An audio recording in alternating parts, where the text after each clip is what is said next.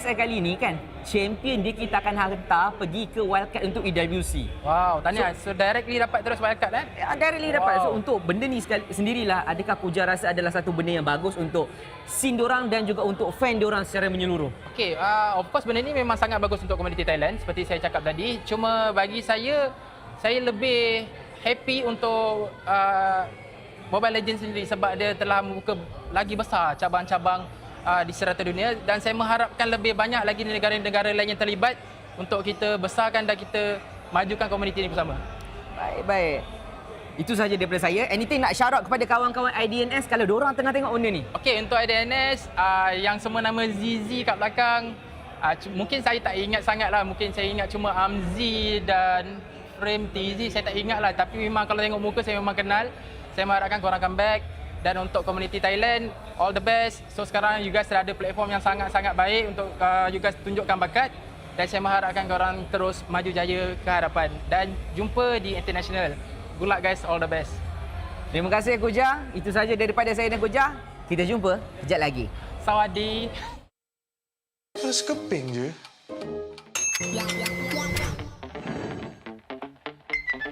Mesti shopping pun boleh. Siap ada diskaun lagi.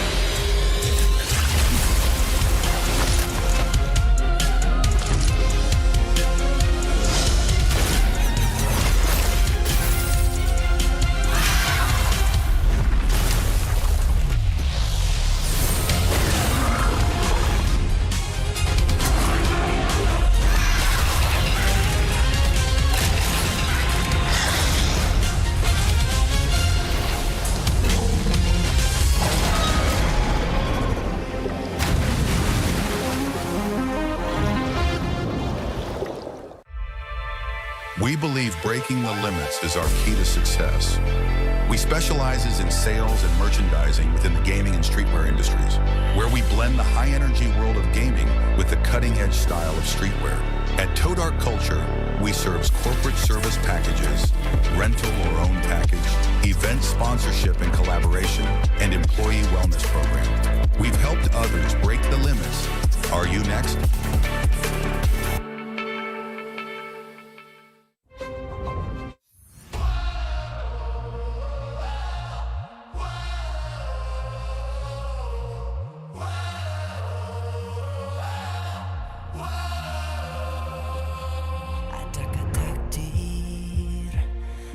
Ditelan air mata, selamanya ku takkan di bawah perjalananku sampai ke puncak dalam perjuangan.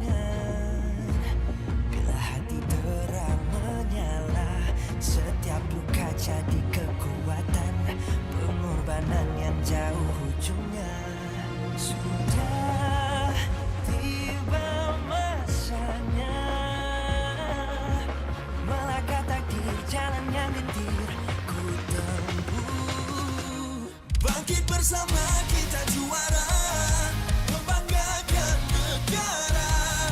Kita kawan pentas dunia, Wira Arena.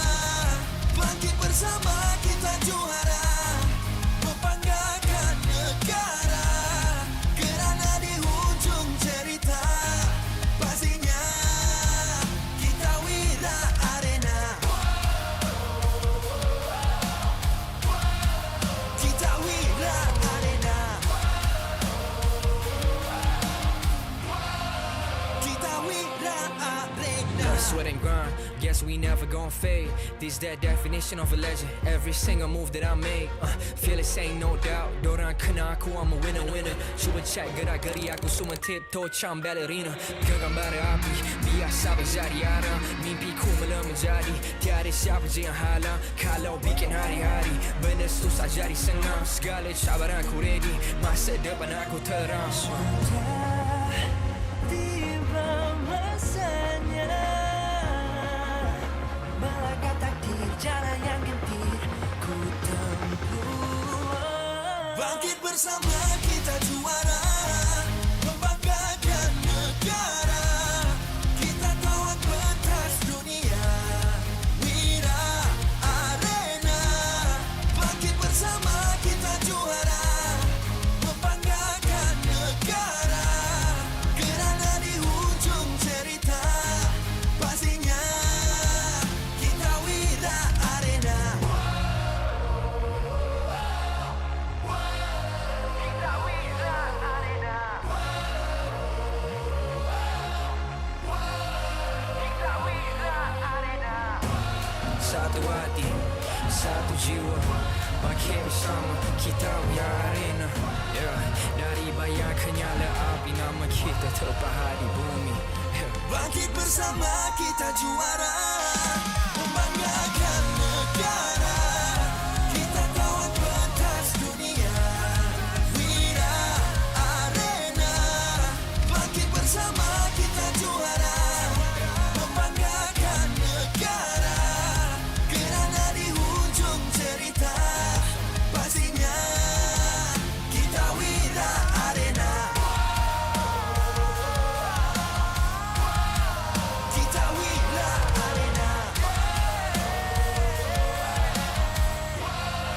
Kita Wira Arena.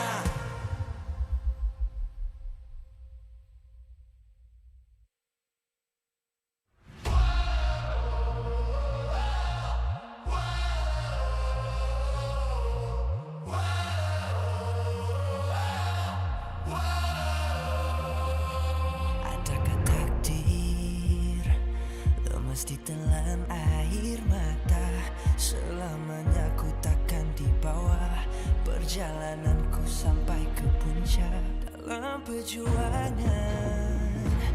Bila hati terang menyala, setiap luka jadi kekuatan, pengorbanan yang jauh ujungnya.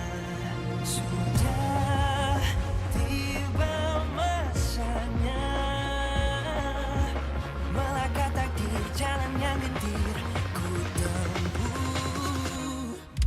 bersama kita juara, membanggakan negara.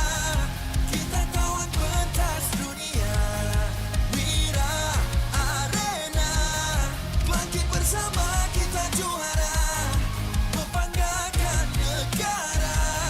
Kerana di hujung cerita, pastinya kita Wira Arena.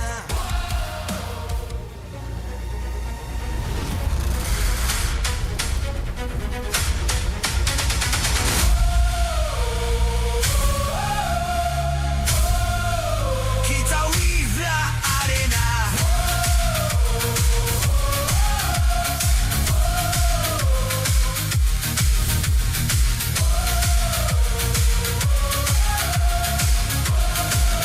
Kita Wira Arena.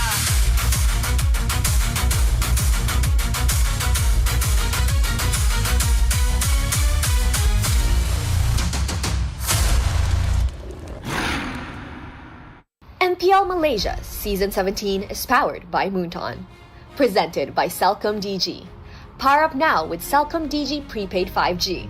Climb to mythical immortal with unlimited 5G power, uncapped hyperspeed, and endless entertainment. Celcom DG Prepaid 5G. Limitless. Made for Gen Now. Bloop, bloop, bloop, bloop. What's that sound? Feels like something is flowing. It's the Infinix GT50 Pro, powered by HydroFlow liquid cooling. No lag, just smooth gameplay. 144 FPS, pressure sense GT trigger, fast and responsive. For MLBB players, this one's for you. Get it now at Infinix official store and TikTok shop, Infinix Malaysia. Official food delivery Grab. Definitely focused when full. When people is hungry, they lose focus. Then, they will have bad aim or bad performance during the game time. Hence, order from GrabFood to stay focused. Cultured by Torak. Torak Academy, a leader in digital creative education where potential becomes success. Powering the future with industry-driven STEM and TVET. Official motorcycle partner, Yamaha. Official content partner, Media Prima. Official streaming partner, Tauntaun. Our strategic partner, Ferry. TNT Co. Obspot. Quill City Mall. Supported by KBS, ESI, Rakan Muda, MESF. What is up, everyone? A very good afternoon here at MPL Arena at Quill City Mall, where the action does happen. This is going to be the final week of the regular season, and also we're about to see who's going to make it to playoffs, where we do have one more spot left. And not only that, the battle for the second upper bracket spot is also up in place. As we can see right now, AC Esports, they look confident, they look joyful, but I'm pretty sure the pressure is within them to be able to make it for playoffs. And as well, the opponents of today is going to be none other than Team Vamos. What an astounding performance so far here in League number 2, trying to solidify their spot for that second place upper bracket in the playoffs. Once again, welcome to MPL Malaysia, everybody. My name is Saidadin. Here together with me is going to be Gideon as well as Sadafa, your casters for the day. Look, today's going to be a good day. I feel like the next best of threes that we're going to witness really is going to set the tone for the rest of the week. Yesterday's games were already looking like, all right, sure, maybe there is more to some of these teams. I don't know. We have to see this last leg right now whip out the best that they got. There's no second chances at this point. I mean, we're talking about the best. We do got the best for you guys. It's going to be the Ice Talent Carry Skin. Make sure you guys redeem that for yourself. But yeah, yesterday's performance was kind of, I wouldn't say lopsided, but quite surprising, to be fair. I mean, RQ Tora, with their losing streak, I thought they would lose another game, but hey, they bounced back with 2-0. Maybe they just got that buff from the Celcom DG as well. Power up with Celcom DG Prepaid 5G Power Pass. Go limitless with unlimited 5G power and uncapped hyperspeed made for Gen Now. Make sure you guys also claim the playing card games for our MPL this season if you guys are here in the venue. But if you guys aren't here and will be here for the playoffs later stages, make sure you guys go check out the booth to be able to claim yourself your very own MPL player trading card. Yeah, it's been nice to see people enjoying the MPL trading cards, right? We've been seeing lots of people open them up. We got some of our own as well. And there's been a lot of cool stuff happening, not just here, but in-game as well, right? Right. I mean, the All-Star event is definitely up right now. 2026 All-Star event available, as you guys can see. I mean, nowadays people are playing, again, I forget the name of the game mode, the Title Siege? Title Siege. Yeah, Title Siege. Our casters, our talents as well, during briefing, they were just spamming that. Poji as well, I've been seeing a lot of spam from him.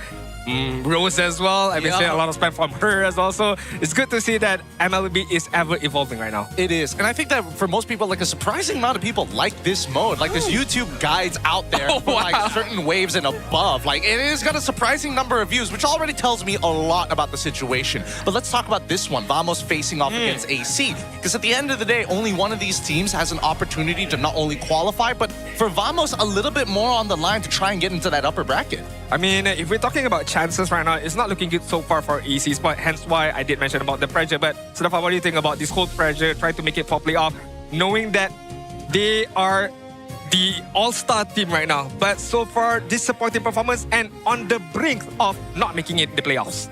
Well, we have to say, all things considered, it is actually the fact that AC still has a chance is a surprise in its own, considering how they've been performing throughout the season. The fact that there is still a lifeline, that we are literally on the second last day of the regular season, and there is still something to play for, is something that they can be grateful to, and hopefully that allows them to bring their A game out, because Vamos is not going to be an easy opponent, right? This is a team that has been on a hot streak, literally clean swept SRG previously, and are looking to go even further.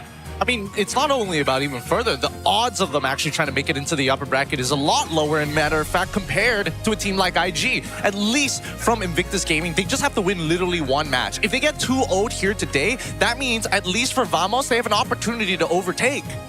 It's going to be an uphill battle for AC Esports. Meanwhile, for Vamos, it's a different kind of story, right? Where they have already made it to playoff, but it's a matter of can they achieve that second place for the upper bracket spot. Do you think Vamos would be better off the upper bracket spot or just play from the lower bracket stages? Oh, that one's really tough to say. Personally, I would like them to start off in the upper bracket, so at least then there is that, fall to grace, and then you start from the ground up. Fair enough. I mean, we're definitely going to be discussing a lot more. But for now, we do have one video in store for you guys. So let's take a look at it together, shall we?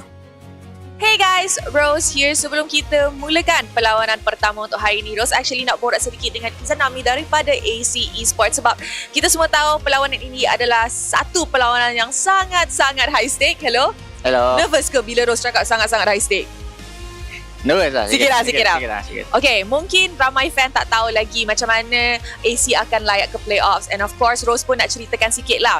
So, sekarang AC berada di dalam situasi yang sangat-sangat bahaya, di mana AC kena menang 2 match baki mereka, and salah satu tu kena menang 2-0.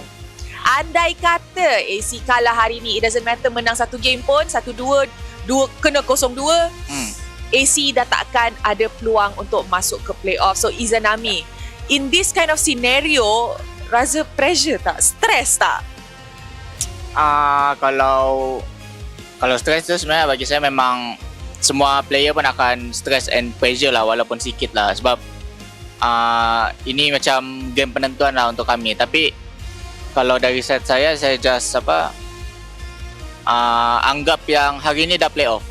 Oi, macam tu mindset hari ni dah playoff. Mindset saya hari ni dah playoff lah, sebab hari ni kan match do or die lah. So basically dia sama macam playoff juga. Kan kalau kami layak ke playoff pun betul. Dia still akan kalah mati ke, sebab kami di low bracket. So saya just anggap yang hari ni kami dah start playoff lah.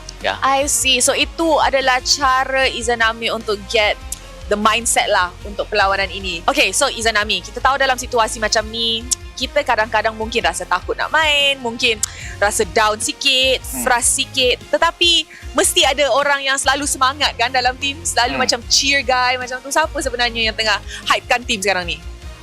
Hypekan team, pendapat saya mungkin Fabian kot. Fabian kot yang macam, so dia kan suka buat lawak. Suka buat lawak, suka menari. Semua. Ya, suka menari, so dia boleh buat macam vibe team tu berubah lah macam tu. Okay. So, I nak tanya, okay Izanami, kita tahu you guys menentang dengan BTRM minggu lepas. And you guys ada lebih kurang 1 minggu untuk prepare untuk perlawanan ini.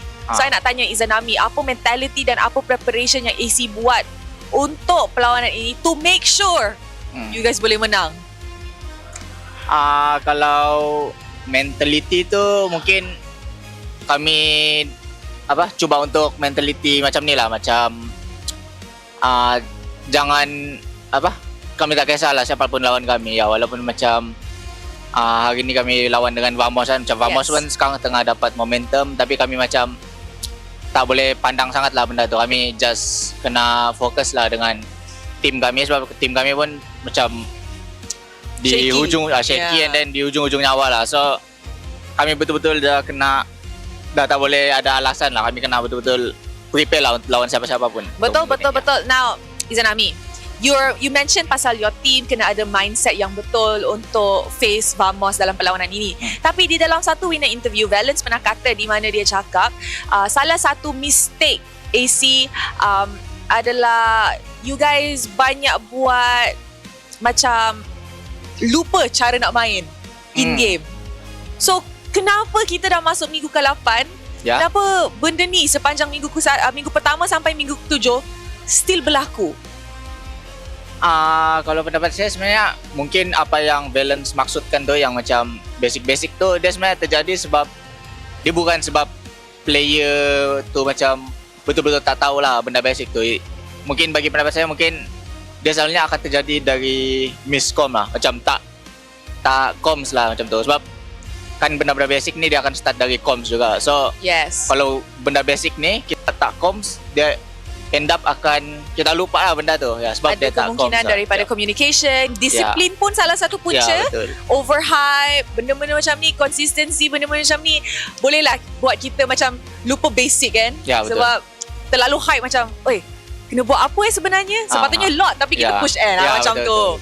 Okay, you know what Izanami, walaupun AC nampak sangat-sangat macam roller coaster untuk musim ni, masih lagi ramai fans AC yang tetap support AC. So Izanami sebagai orang wakil lah sekarang ni, is there anything yang nak cakap dekat fans yang memang really supported you guys? Kepada penyokong-penyokong AC yang support kami dari sebelum start season until sekarang lah, dah week 8, saya just nak cakap thank you so much lah, sebab sentiasa ada dengan kami lah walaupun kami tengah shaky apa semua. And saya nak cakap thank you lagi sekali sebab support kami, and kami akan buat terbaik lah untuk week ini. Amin. You know what Izanami, I'm pretty sure you need all the good luck in the world, so Rose nak cakap good luck untuk perlawanan ini. Good luck, okay? Thank you so much. May the best team go to playoff. With that, mari let's show it back to the castles untuk masuk ke dalam Land of Dawn. All right. Thank you very much, Rose, for that interview. It does look a bit shaky from Izanami's side, but I'm pretty sure he's ever confident to face off a Team Vamos with Nako, Zakif, Klokun, Arrow 44, as well as Sapat is going to be the EXP laner for today. And I think the Team Vamos, they're going to have to bring out their A game. If Izanami's coming in thinking this is going to be the playoffs, typically in a lot of Team Vamos fashion, based on the previous seasons, their last games usually are the most explosive. Yeah, and we've already seen very explosive gameplay from Vamos in general this season, right? They have grown a lot. The players have become a lot more self-sufficient, but with that synergy in place as well, some of the newer players have been showing up. Some of the older players have been proving themselves again. So they are looking to take down their opponents today. When they say playoffs, as in like prepare for their playoffs, I really don't know what that could mean. Because does that mean just a polished gameplay, or does it mean that they actually have like 100, plan A, B, C, D? Is it like we've got step 1 all the way to step 100? I don't know what kind of type and what to expect from AC at this point, because they've been doing for so bad for so long. I mean, I hope it's the latter for the side of AC Esports right now with Aaron Chike, Valence, Izanami, Fabian, as well as Momo. This group of people are too talented to not make it to playoff. But hey, anything can happen, so we shall see what we have in store for you guys. So right now, let's take a look at the main stage for AC Esports and Team Vamos.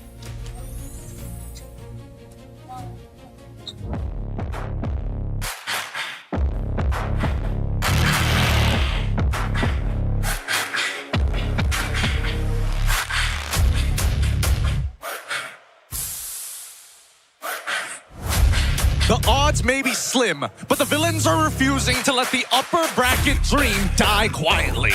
After shockingly the Giants with a statement victory last week, this fearless new generation now marches into battle, needing nothing less than a clean sweep to stay on top. Make some noise for Team Vamos! This is a team that has continued to impress us with Natco and Error 404 forms standing out above the rest and now looking to claim another victory under their belts in their journey to the playoffs and the upper brackets.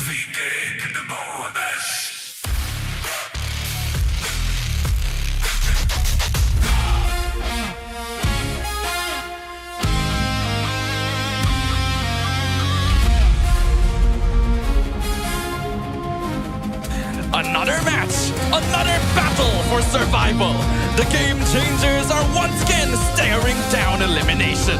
But with Izanami and Balance ready to ignite the battlefield through their deadly mid-support synergy, this squad still believes their story is far from over. This is AC Esports!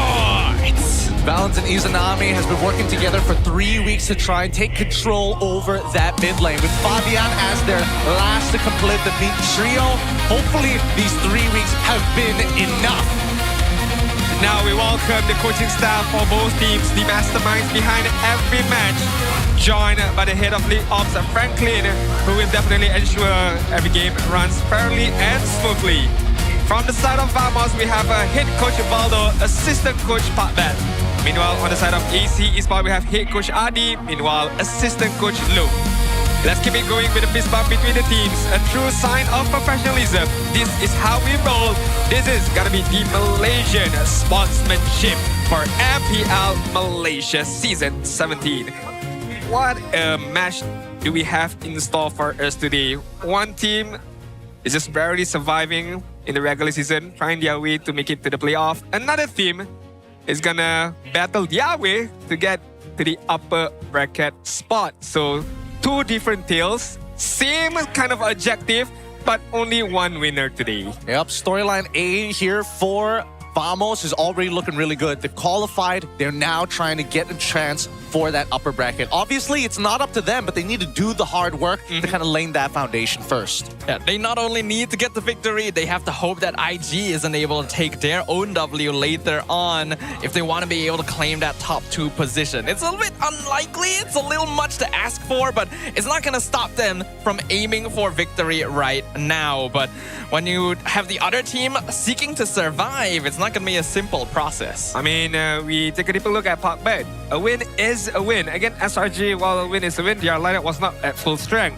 We still made some mistakes in our match against them, but I hope the team takes this win as a confident boost and stay disciplined and in sync. We will continue fighting for the upper bracket slot because it has been a while since we have been there. I like the mentality from Parkbet as well as Team Vamos, and I really hope the, push pedal to the metal. Don't take your foot out of the gas. Straight away, if you can claim that upper bracket spot, if it's still doable, regardless of the chances percentage, you need to do it. You need to be able to do it, because to be the champions of Malaysia, to be the champions of MPL Malaysia, you gotta beat everybody, man. You got to have a stellar performance. You also have to make sure that your games are clean. And unfortunately, those are two things that both of these teams have faced off before. Unclean gameplay, and more importantly, just the desync between each of the members. That's when the teams look the worst. But when they are looking the best, Vamos, I think, has a higher ceiling, and they've shown more reflections of it in comparison to AC. Most definitely a higher ceiling for the side of Vamos, but we did ask Fabian as well over on our WhatsApp chat right now. You like the number 6-7 so much that you even put it on the back of your jersey. Yeah, but hopefully in MPL and why I don't finish in 7th place, only 6. So I'm not sure if I want to say that 6. I don't know, but yeah, I mean, fair enough. You do like the number 6-7, but you don't want to be in 7th place. But so far, you are currently in 7th place. Although there is a chance for you to make it into the 6th place, but it all depends on what you do right now. I do have a statement right now. I don't know if you guys would agree or disagree, but it's up to your interpretation. Okay. We have two teams battling now right now. We have a team that trusts the process. Okay. The young bloods, they don't change much in terms of their lineup. And look where they are now, sitting quite comfortable in the 4th position. Versus a team that wants to accelerate the process by importing players from the outside. And 2 different results right now. What do you think about that? Do you have any your inputs on it? It's a good observation, honestly, because you could look at this and argue that, like, hey, growing new blood is definitely the right choice. You should just never do what AC is doing. But we can't really say that they're incorrect either. There's clearly been some kind of chink in the process that hasn't exactly worked out. But this is not something that is unusual. It's just that perhaps the approach was incorrect in some way. Perhaps something unexpected came up. In the same way, Vamos could have went wrong in any number of places. Man, this is a really good question. I put some real thought into this. I think that the question was already answered once we saw A7 in MPL Latam get made. That was considered a superstar team within Latam, having the best players in each of the individual roles come into one squad. They did not make it to the M series the second time. The first time they did, the second time not as easy. And I think this might be the same situation whereby you're trying to accelerate a process that takes a very, very long time. And unfortunately, I think for AC at this point, it might be a little late unless they're willing to invest another year and a half. I mean, it is a process because we are in the, we're not used to the old format already because all of the teams are going to lock in for at least a couple more seasons. So there is a process in place for them. So hopefully, if AC does not make it for playoffs, I would hope so that they use the time that they had to focus more on next season. But hey, that's a different story. We got to take a look at the result for this game first. Vama's going to ban out the Marcel, Forvius, meanwhile the Fanny, and AC banning out the Moscow, Freya, and Harley. So Harley is open, Zukshit is open at the same time. So I think there is a possibility for one of these heroes gonna get picked up. Quinn is gonna be the first picked up. I did not catch that at all, my bad. Lots of good power picks. Hard to blame you for missing 1 or 2 here because you would typically look at Zusin or Harley as the more obvious options. So far, neither going to be revealed yet. AC goes ahead and grabs that Claude. I expected a high priority for the gold because they already banned Harif and Moskov. It seems like they are targeting Natco quite specifically and just trying to reduce the MMs he can play. Yeah, no, they want to limit the pool. My guess is that they want to put him something on like Ranger and then after that get a Cho later on so he's forced to eventually have to take a Purify. But Glue shows up first. Again, still pretty flexible. Momo has had his time in the sun with Glue, but the same can be said about Zekif, who's been really killing it in the support position with the Glue. Yeah, I mean, last week's performance on that Glue, catching out Innocent multiple of times, solo killing him as well at the same time. So AC, good pick. You know, you're denying the Glue from the side of Vamas because Gwyn can easily switch over to the jungle side for Arrow 404. And I'm quite surprised for AC, they did not prioritize Fabian's hero. Your Suyo, your Harley. I think that is one of the go-to heroes for Fabian, but maybe a different idea for AC right now due to the fact that the jungle is still a plethora of options for them to play around. So Vamas is going to answer with their very own Kalia as well as Carry. So a very simple combination right now. I really like this because it breaks the draft pattern of AC. It's like, you know what? You wanted to punish us down into our gold lane.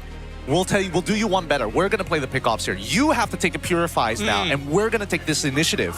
And it's actually kind of surprising that the carry slips through out of everything. I feel like this is one of the original Natco heroes. Yeah. Right?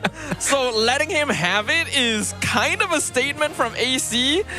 Bit of a curious choice. They will finish off their first phase with the Zetian, which I guess it is a solid solution to Guinevere and the Kalea. Gives you vision, has the passive to push away the melees. But you are right, it is looking like a pick-off comp right now. And AC is going to need to be a little wary of that. I don't know if this is a stretch or not. Maybe a question to Gideon right now. Do you think any possible ways for Vamas to pick up a farm is here due to the fact that they are fighting against a Glue? And I feel like it's a very good composition if you want to protect the carry all around. Or would you rather something more aggressive for Clockun? It's tough to say because the question is, what is the purpose of it, right? If you end up playing Farmus, you have to play a very teamfight-oriented style. Farmus just does not have enough damage to really back up with Kalia. And keep in mind, the mid trio right now, they're okay at fighting. And I only say okay because Kalia kind of helps that early stage of the game to buy you that time to get your skill cycle back down off of cooldown. I think the only way that they're going to put this together is if they have like an early game style mid laner like Lilia. That way you can at least contest that mid lane a little bit more, actually be a legitimate threat. Also, arguably, you can even go for Valentina. I'm not sure whether you want to attack the EXP lane, but I guess we're not going to have that. Not going to have it seen this particular match. Yeah, very unfortunate, right? No Valentina. Vamos, I'm thinking of a Harley ban here, you know, to just limiting the hero pulls out of Fabian, but hey, there's still Nolan if he wishes to go for an assassin-based kind of a hero. Leomont is still there. Not too sure if it's suitable or not facing against the 3 heroes that's been picked up for the side of Vamos. But if we talk about mid lane, God has been everywhere except for MPL Malaysia. So I don't know what's that all about. I mean, I don't know if God is going to make it his way into MPL Malaysia. I mean, Valor has definitely been here quite some time. So maybe it's time for Gord to, you know, showcase himself here in MPL Malaysia. It's a bit of a hard game for Gord to play though, because you do have that Fury the Phoenix on the opposite side. True. Mystic Gush can get cancelled instantly, and then there's the glue that can dive you as well. I do agree with Gideon. I feel like Lilia is probably the more direct safe choice. It's funny to think that Zusin is being completely ignored as well. One of the highest pick rate heroes in the league currently.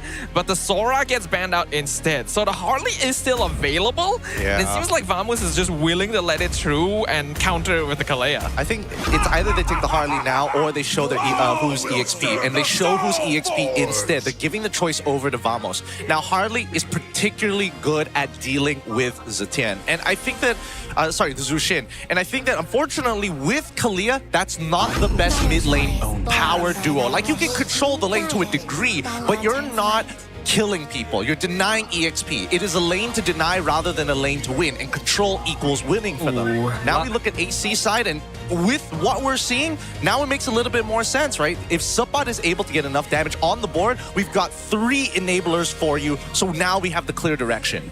This is like a, you know, on a silver platter right now. Arlott as well as Gwyn. If they do pick up the Harley, it's going to be, for me, I think it's going to be a very tough game for Harley. Yes, you can go in, do a poking damage here and there and then backed out. But one wrong move, you got Arlott, you got Zuxin, you got Kalia, you got Gwyn, you got 4 out of 5 people who can catch you off guard. So it's going to be quite a difficult game. Wow. And they picked up a Joy. That is... There's no good picks.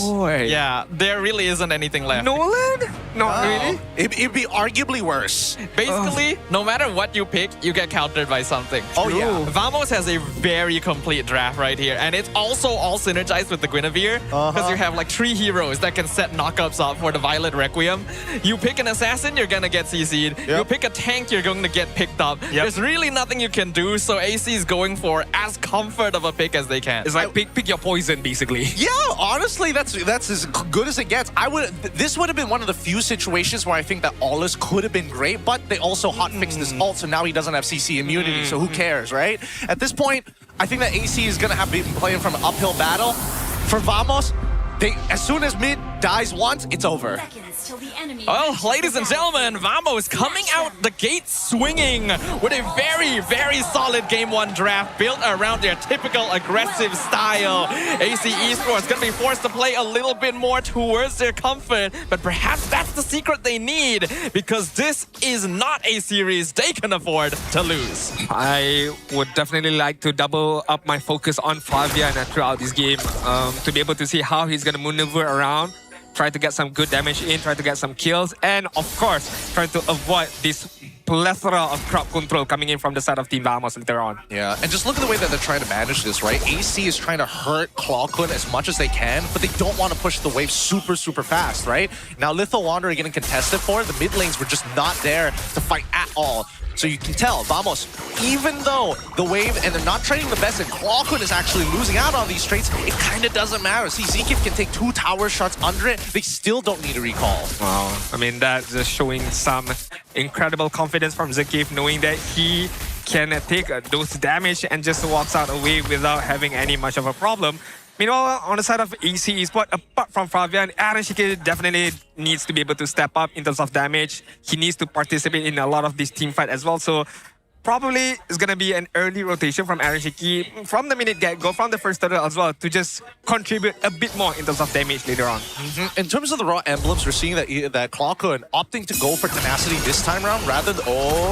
Trying to go in, Keep comes in from flank to get the pick up into the Violent Requiem and instantly first blood to Error 404 at the level 4 mark before the turtle. It's perfect. Very nice. Very, very nice. Right at the edge as well, might I add. He stole that too. Yep, and making sure that Fabian's life is difficult is exactly what they want. As soon as he has a level advantage, all of these turtles are basically uncontestable. Go in, spatial migration, lifts up Momo. He just hits level 4, gets stunned. Penalty zone gonna be used. Final slash. Momo flickers out. Fury and Phoenix dodge perfectly. Fabian gonna zone them back, but now Zkeep comes in. Doesn't have Tsunami Slam yet. Electrifying Beats comes in, but Clockun joins the fight as well. 4-man surround on the Joy, and Fabian falls. Yeah. If they don't get the instant kill, they have to walk away. They cannot win these long, elongated fights. And especially unless, if Arlet is around, especially in the early stages of this game, like, I don't know. I don't see it happening. Oh, the Flicker Tsunami Slam, not even gonna allow Valens to leave. He already used the Flicker before. Another kill goes their way. Yeah, talking about an uphill battle, guys. This is a mountain of a battle, not gonna lie. From minute get-go, 3-0 in terms of kill. Almost a 2K goalie from the side of Team Vamos. And it's such an easy comp to pull off, right? You pull one in and then you just immediately Violet Requiem and you get instantly the kill. What was that? Oh my god. Arashiki's so bold. He knows the Tsunami Slam isn't there, but at the same time, why take damage? Doesn't get the double wave, unfortunately, which is great. Team Vamos are still maintaining the exact control that we're looking for, and because of that previous fight, Zapat, with those 2 assists, making sure that it's difficult for Momo to continuously trade. Now, the fact that Clockun is controlling that mid-wave, forcing his enemy to back off, it does not look good for AC Esports. The bleed just get even bigger right now. The wound just get even bigger right now, to be fair. Team Vamos, they do have the lead. What they need to do now is just push the envelope, be more aggressive. They know that they have a good lead in terms of itemization, level, as well as map control. So AC Esports, question is, how do they come back from this? I think logically, Ace, hold on. Tsunami Slam gonna be used once again. A balance. Fear to Phoenix is good timing. Violet Requiem comes out. Penalty zone catches 2, and they're actually gonna be able to surround them with electrifying beats. Error 404 goes down the penalty strike. Double kill for Momo in the mid lane. There you go. That's exactly what they're looking for. Again, they just have to punish the engage. Most people think that Tsunami Slam is the inevitable problem, but if you can stop the follow-up damage, it's almost just as good as blocking the ult. Definitely, I mean, good penalty zone from Momo right there to set up Fabian for that electrifying beats and managing to get a double kill. It would be nice to give the kills to Fabian, but here, at this instance, for AC Esports, they take whatever they can get right now. Any sort of kills, any sort of lead they want, they will take it. Beggars definitely can't be choosers here. Any sort of kill will be huge for AC, and 2 kills into Momo helps make up for the EXP deficit that he was facing in the lane. Now that he has 2 kills, he's pretty strong. Oh, flicker the belly zone. Violet Requiem used to cancel. Good shot from Error. Final slash catches his enemy in the backline. Error secures the turtle. Like correct means comes out. Tsunami Slam cancels it out. Catches Momo. Grab gonna land on Zapat. He's dropping very low. There's a lot of damage being done to Vamos, and Zapat will be first one down. Killing spree for Momo. Zkeep gonna need to flicker out of that situation as well as AC takes a W here. Very unlucky actually, because that started off decently well for Vamos initially, and even Nako. For Nako, he takes no punishment, picks up a mid-wave, and also chunks out that mid-turret. But in that fight alone, I think that AC Esports now are recognizing we actually have a good amount of poke damage against these guys. We don't have to do much. Let Vamos be the first ones to find the position, and more importantly, use that ult. As soon as they triple up on those ults, our counterattack is almost just as good, assuming that Valens can find a priority target. And I think Vamos understand that as well. If they want to commit, if they want to commence a team fight, they need to be able to catch out Momo or to just watch him out for that penalty zone. Right now, Arashiki. Error 404 trying to go on the Claude. Not able to... Oh, Arashiki forced to go back. Smart. Very good idea. Smart plays right there. Again, it's take the aggro first, force the BMI out. That's the one movement ability. Nako, he still has duration within his spinning light wheel. So again, it's really just about communication. I mean, they are communicating very much well right now. Looking like an all-machine team, Team Vamos right now. AC Esports did have a glimpse of hope trying to claw their way back, but hey, all hope is not lost as of yet. But maybe Tsunami Slam, they caught one, and that's a pretty important target. That's Momo. The shutdown goes into Error 404. Ooh, I feel like once you get Tsunami Slam, just let go of that phone, man. You're gonna insta-lock from everybody from the side of Team Vamos. Yeah, if you see 3 people, you might have a chance to live. 4 people, it's done. More importantly, if Nako's there, it's like that's when you put down the phone. You're all good. Man, I'm dead. I can't My life is flashing before my eyes. Talking about getting caught by Zuxin, by Kalia, by the Quill. Like, what can you do in that instance? So right now, AC Esports, once again, they need to be, I wouldn't say be more creative, but even if they start this team fight, it's going to be very, very difficult from the penalty zone as well.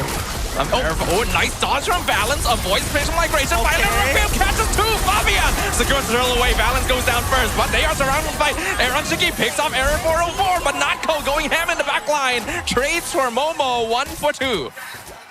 That was pretty darn good. I'm not gonna lie, that was very well thought of from Valence. Like, he knew there was a good chance that he was gonna get hit by this, and they're going to use the magic thumb. Oh, Vital Slash! And the Purify comes out. Nice. It allows them to take the tower. God bless Aaron Shiki took the Purify. That's why you take the Purify. But yeah, coming back into that fight, just waiting, not only waiting for the Tsunami Slam, but making sure that you are going to be first contact rather than Fabian. And unfortunately, Team Vamos just pulls the trigger a little too soon. Most definitely right there. Team Vamos needs to be aware that once again, if they are the one who's going to initiate first, they do have to take consideration of the counter plays from the side of AC Esports by the penalty zone, or Valence just flickering out of the way and try to get a good grab on anybody. In terms of itemization progression, take a look at how far ahead Natko is right now. Almost what, 1.7, 1.8k gold lead in terms of Aaron Shiki right now, who just picked up his very own DHS. I mean, it's pretty good so far, right? But the question is, how long can he maintain it for? Because right now, AC is putting all their resources into Aaron Shiki. From this point onwards, Fabian, if he's coming in for those big fights, ideally he would like to kind of maintain the gold against Aero 404. But since Aero 404 has died twice, these neutral objectives are now turning into bigger team fights rather than the actual objective, which is to get the extra EXP and gold. Oh, wait, hold on. Penalty zone, they do catch Natko first. Comes out, Natko gonna need to flicker out. Comes in from the side. Crimson Beacon used. Violet Lagoon catches the joy, but the Blazing Duet losing a lot of damage. However, Team Vamos is more than tanky enough. They're sustaining everything, and they're killing everyone. Double kill already picked up by Natko. Aaron Shiki is the last one alive, and he is in no man's land, basically. Spatial Migration catches him Tidal Strike as well, and that is going to be a team wipe for Vamos. How did they survive that entire Blazing Duet? I mean, here's where we got to see the initial mistake, right? As soon as we saw the Fury of the Phoenix, it was already too late. The penalty zone was already coming down. They needed to call the Fury of the Phoenix half a second earlier to catch him in it to chain the CC. If the CC chain was good, that's when you're expecting people like Valence to flicker forward to find the big catch. And I think there was a couple of Winter Truncheon was purchased right there. It did look like it, yeah. Because I feel like that was double Winter Crown, my bad. Winter Crown was purchased right there. So that negates all the damage from the Blazing Duet at the same time, apart from what Gideon mentioned on how they did not synchronize well in terms of their chain CC right now. So a big mistake, a big blunder from AC Esports, and good news for Team Vamos right now. What was a 2k gold lead is a 5k gold lead right now. Yeah, that was a huge opportunity as well, right? Because you're expecting Natko to never get hit by this penalty zone, and Momo finds the once-in-a-lifetime angle, and they just couldn't capitalize on it. Now, with the lore coming down, they're expecting the Holy Shields to break. The real question is whether or not they get an inhibitor. And if they get the inhibitor off of the very first lord, that's already a huge winning scenario. Question is Vamos gonna be more aggressive? I don't think so. If they don't find the opening, I think they're just gonna take whatever that they can right now. And looking like it, maybe just one more wave. They will try. We shall see right now. Yeah, they're gonna try and force this in. Natko can just stand there, pelt the tower away. Flicker Final Slash for somebody! It's a Violent Requiem, but the penalty zone comes out, cancels it out. Fear the Phoenix is good. Tsunami Sling gonna be used on Fabian. Catches the joy. Mega kill over to Natko. They lift on Momo, feed him into the carry grind machine, and Natko finds a double. Once again, Gideon, once again, penalty zone connected, but afterwards, what else? Clawhood. This time it was Clawhood picking up multiple targets, right? I mean, obviously, Aero 404 was also trying to peel. Same goes for Supat for starting the engagement in the first place, but man, with Clawkun on top of everything. Good It's flick. not looking good. Oh no! This does no damage. ZK does end up being traded away, but Natko is an absolute beast right now. Monster kill for him. Killing spree for Error. Balance is grabbed, and he has no choice but to be hostaged away from his base. Another double for the carry. Dang, he doesn't die there off of that? Man, really unfortunate. Truly nothing going for AC right now. I feel like Nako is just untouchable right now. I mean, yeah, you penalty zone him, you grab him, you literally threw everybody at him, but he just won't die. He just won't die. Won't go down. He is one tough cookie to crack here. So far, Team Vamos has really achieved a good balance of finding the engage while still being able to peel pretty consistently for their win conditions. I think that Vamos is playing a good game right now, and unfortunately for AC, the misexecutions have cost them an 8k gold lead at this stage. I don't think the Lord is attainable, and I definitely think this might be an endgame scenario. Unfortunately, I do have to agree with Gideon as well. As much as I do love a comeback story, but it looking very, very slim for AC Esports right now because they did their best. They did whatever that they can do. Start off with the penalty zone and would hope that the Fury of the Phoenix would connect. It did not. They threw in glue as well. Yes, it stick on Natko, but everybody was dead on the backside because Quinn was be able to catch everybody out on the backside, Clawkun at the same time. So it's just AC Esports. It's not like they are not trying, but whatever they're doing right now, Team Vamos have every answer. All of the question being asked by AC Esports. They just gotta try and delay it, basically. The only win con that AC has at this point is hope that the game lasts another 6-7 minutes. And by then, you might have enough farm on Aaron, Shiki, and Fabian to actually do some damage. A shutdown onto Nako would also be pretty big, but he's been positioning really well. Yeah, I think at the end of the day, the draft is just too skewed at this point, right? Like, I feel like Fabian is really losing a lot of his impact because he can't be the one baiting out and starting out these fights. He walks into the Venus flytrap, the mouths are going to close, and he's going to die straight away and get digested. So I think the only person who can really do something is going to be Valence and Momo, plus Izanami's Fury of the Phoenix. But I feel like they can get away if they just hold the Fury of the Phoenix just a little bit longer and let Valence and Momo bait a reaction. There's so many minions pushing into the base right now. Hasty will be able to clear up the top wave at least. The Lord starts pushing in. They do have a good amount of damage. Final Slash actually whiffs, doesn't really hit anyone. Okay. So Fury There we go. comes out, stun stream, Blazing Duet, gonna be used as well, but Error just dodges away, and now Momo's gonna be the one stuck in front. The grab connects with DQ, but that's not really the target you want to pull. Aaron will get the kill at least, but Natko, look at the Shredder! The triple kill comes out of the goal lane, and now the Crystal's gonna be the next target as Vamos aims for the end game and closes out game number 1. How good would you have to be for you to whiff a skill and to bait out the opponent and they got baited out and you got the upper hand because you can reinitiate back with your very own Shredder, which is going to be the carry. That is literally what happened, I feel. I feel like that, some might call it a whiff, some might call it a blunder, but I think it was calculated for Sapat to miss that final slash. I mean, it's okay. Even if he whiffs the final slash, they have other entry points, which is why the composition is so dangerous, right? Just because somebody initiates doesn't mean that it's the true initiation. They are what we call fishing. They are fishing for people, fishing for a reaction, and that's exactly what they got. Nothing much I can really say about strategy. I would hope that the drafting gets better because they are coming up with one hell of a plan from the side of Vamos. Ooh, such a strong lineup. 3 Guinevere combo heroes given for free. And then AC spent multiple bans specifically to try and reduce Natko's pool and somehow forgets that carry was his OG. And it definitely was. I mean, what? Almost double-digit kills? 10 overkills? Nearly.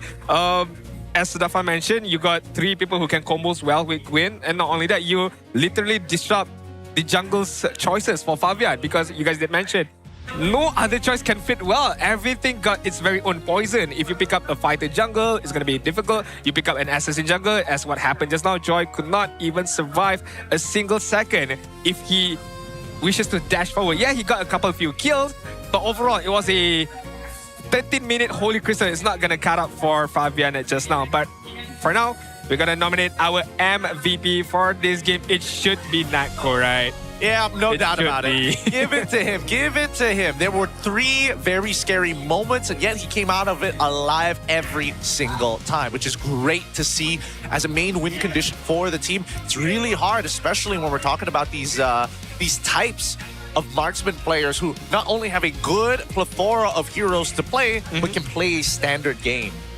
It's so scary to see Nako perform, and he's been popping off ever since the second half of the regular season started, to the point that teams are respect banning against him. But his pool is wide enough that he doesn't need to worry too much about that.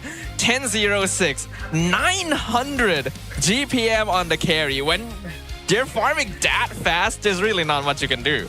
I mean, that also speaks volume in terms of the differences in terms of goal between Nako as well as Arashika. At one point, we even saw like a 2k differences between both of these goal laners. And not only that, because looking at the neutral objective contributes as well to the overall economy from the side of Vamos. 8 total turrets. Almost all of the neutral objectives is given to Vamos. Only 1 turret was given to us at the side of EC. But that turret numbers where EC could not even touch Vamos' turrets, it speaks volume for what happened in this game. A lot of volume, but I'm looking at specifically Clawhood with the 16 assists. Just the fact that he's been part of like nearly all the fights in the game, and not to mention that he was just holding his own really, really nicely. I think that right now, Vamos, I like this. I like the way that they are playing. I like the ideas. I like the draft. This is like a full package that I can get behind. On the side of AC, I need to see game 2 first, because I feel like they came in with an initial idea to try and punish Nako, but I think they need to expand it out just a little bit more. Yeah, they got thwarted a little bit too quickly. It's a good idea, it's a good concept, but they weren't able to finish it out. I think it really is a big problem when your tankiest hero cannot poke and prod the map, because really, there's no one that can open up map vision against this kind of lineup. You just gave away a bit too much to Vamos, and I can't really even blame AC too much about this, because I don't think any other team here can pull this off the way Vamos did. Yeah. I think that Vamos gave a very unique look. But then again, a lot of these heroes usually don't get away in the first place, right? Yep. So let's see, because I think that AC will then now go to blue side and try to change it up. But let's look at our key players of this game. Obviously, it's going to be Natko in 2 of the biggest positions of the carry, as well as the rich guy. But let's give it up for Momo. He found 3 huge opportunities each time. That penalty zone nailed Natko right on the head. I mean, he is the most, I would say, calmest player out of all in the side of Team AC Esports. And hence why he would be able to get the opportunity to get a 3-man penalty zone, or most importantly, to catch Natko out with the penalty zone. Was hoping that he would get a bit more help, a bit more assistance from Izanami, from every members of AC Esports. But unfortunately for him, Natko is just too elusive right now. Yes, you catch him out with the penalty zone. Yes, you catch him out with the glue.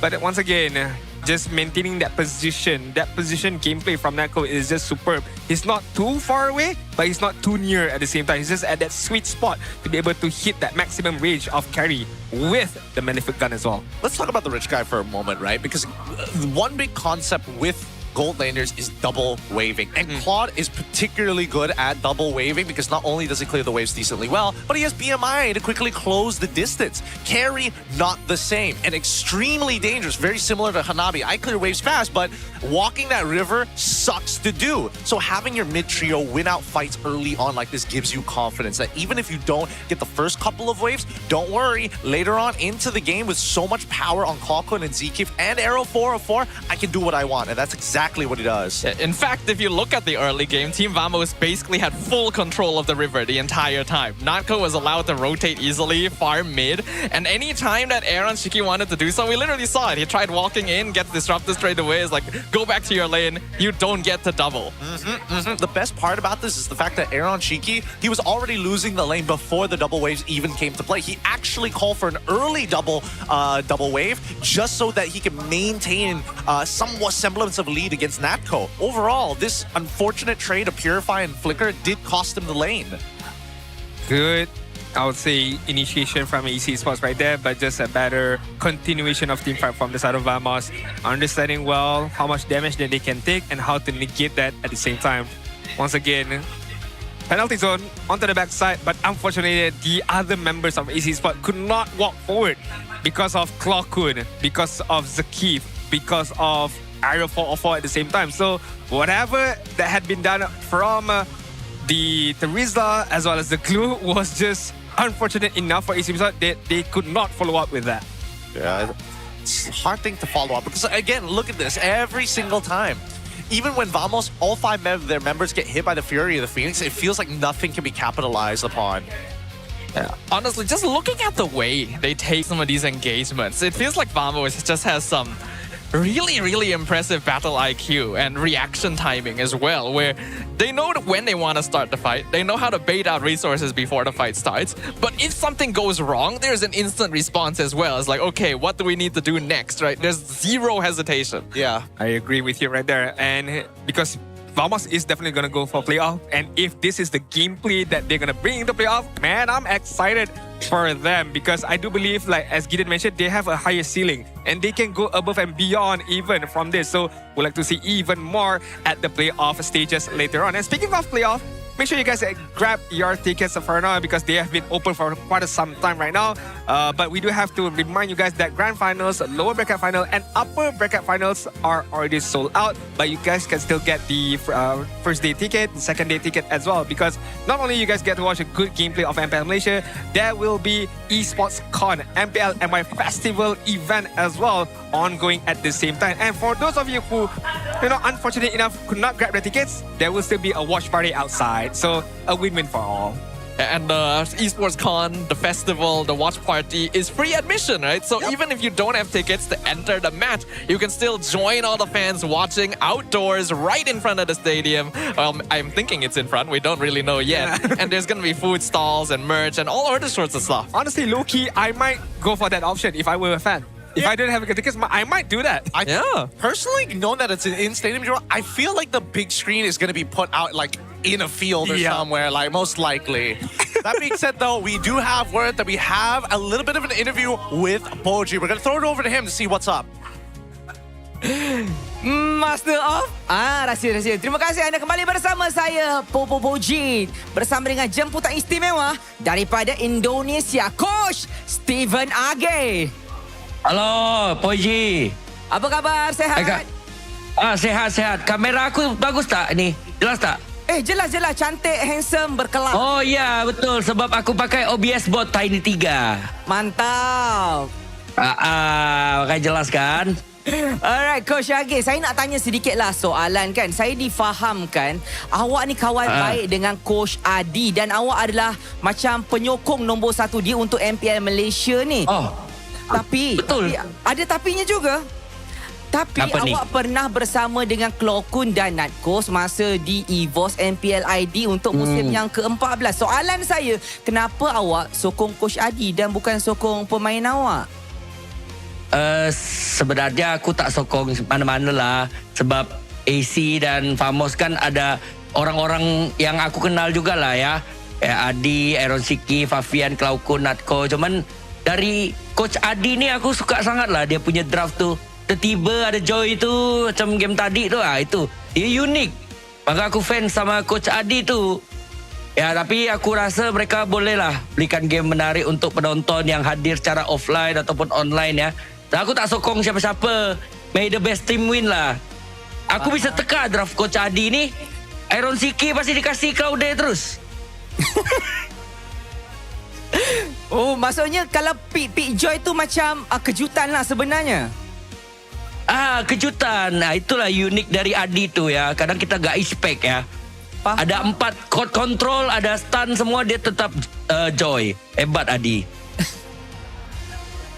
Okey, tapi saya ada soalan jugalah sebab AC kan, dia sebenarnya macam awak cakap dah dengan picking hero yang boleh questionable picking, dan pada masa sama juga AC ni untuk musim kali ni bukanlah satu musim yang baik sebab mereka tak konsisten. Even masa mereka menang lawan BTRM hari tu dekat dalam interview, mereka ada cakap dekat dalam match yang kedua sebenarnya mereka sampai terlupa basic untuk bermain dekat dalam game.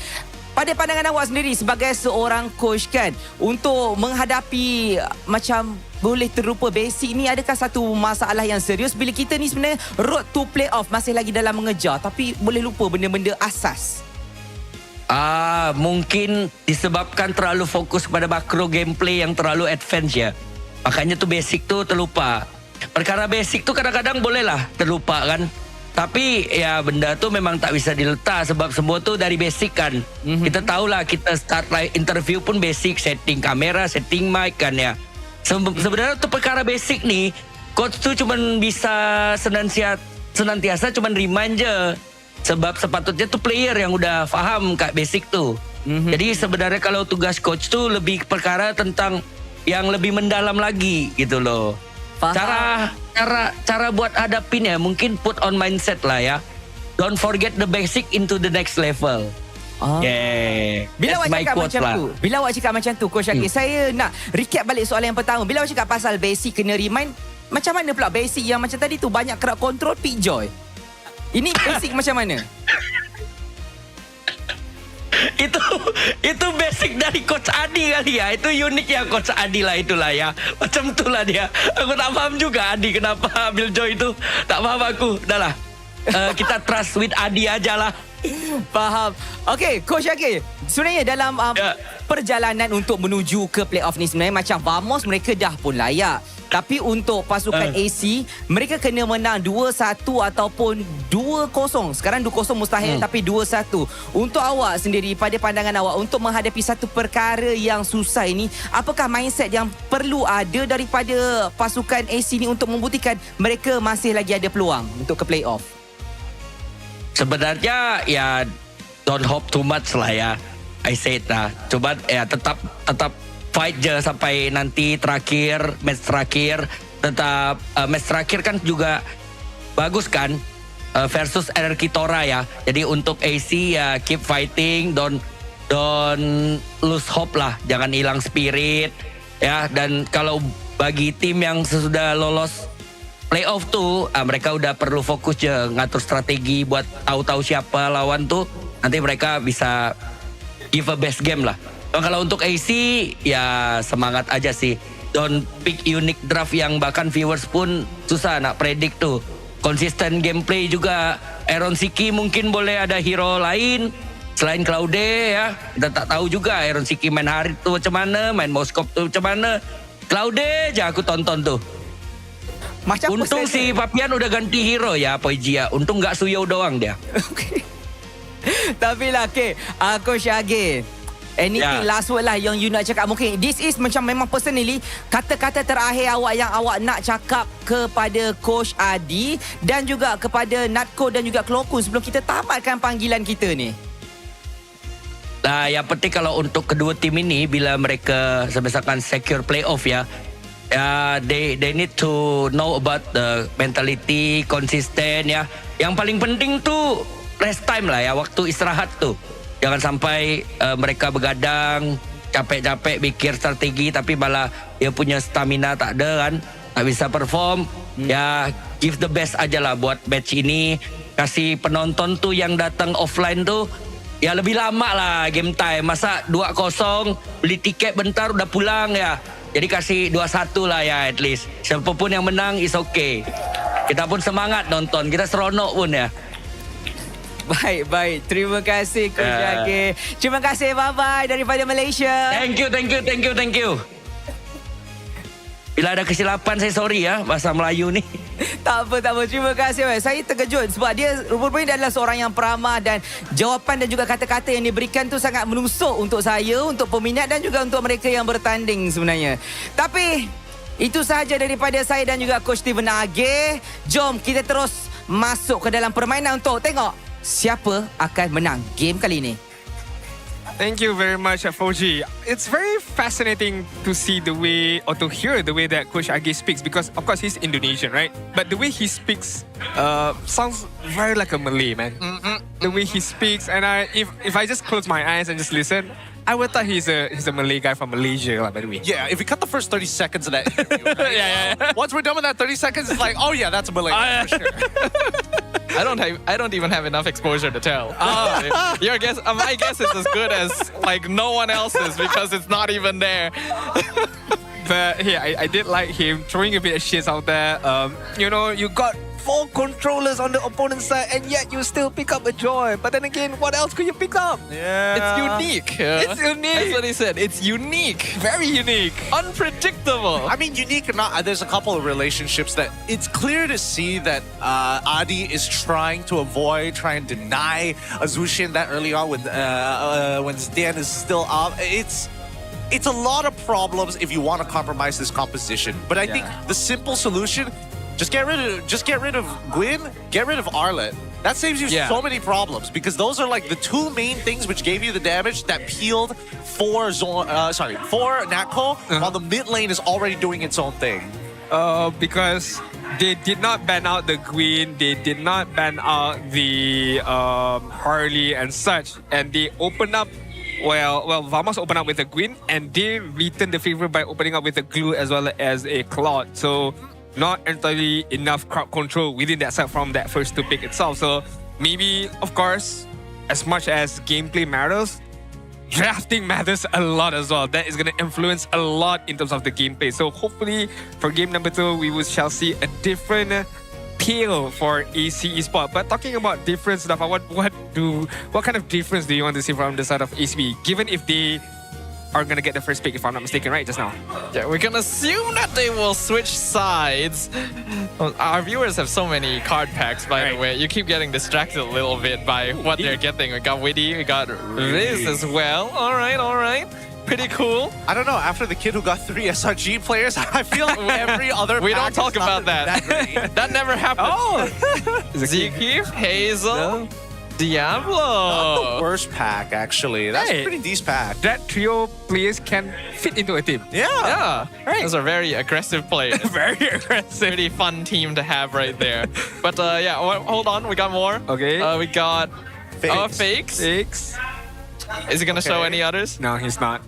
Wait, that's Zay. Okay, the bench warmers. One more? Lanina. Please, one more bench warmer. Go Jess from IG. Kurt Teasy. He's not a bench warmer, unfortunately. Mainstay mid laner. Well, speaking of the draft, right? Okay. I think on blue side, what Adi was doing on red side was to play for denial. How many comfort heroes can we deny out of our opponent while still trying to put down your best player, which in this case is going to be Natco. I think he needs to scrap that plan. Yeah. I think he needs to play for his own mid trio. The side lanes, we'll see what we can do for you, but at the beginning, play for your mid tree. Yeah, I think we gotta really give props over to Coach Bahkbet as well. Do you know how ridiculous it is to be facing a team that's trying to deny you and you somehow manage to flip the draft into denying them instead without even banning heroes? Looks like we're going to see the Harry first pick from AC. They are indeed on blue side this time. I have a feeling Glue +1 here for the side of Vamos, because Zakir have every single ways to catch out Harith as what he did against Innocent last week. So I do feel like it's a Glue game for Zakir, but the one more pick, I'm not too sure because he can go multiple ways right now. Harley's still there.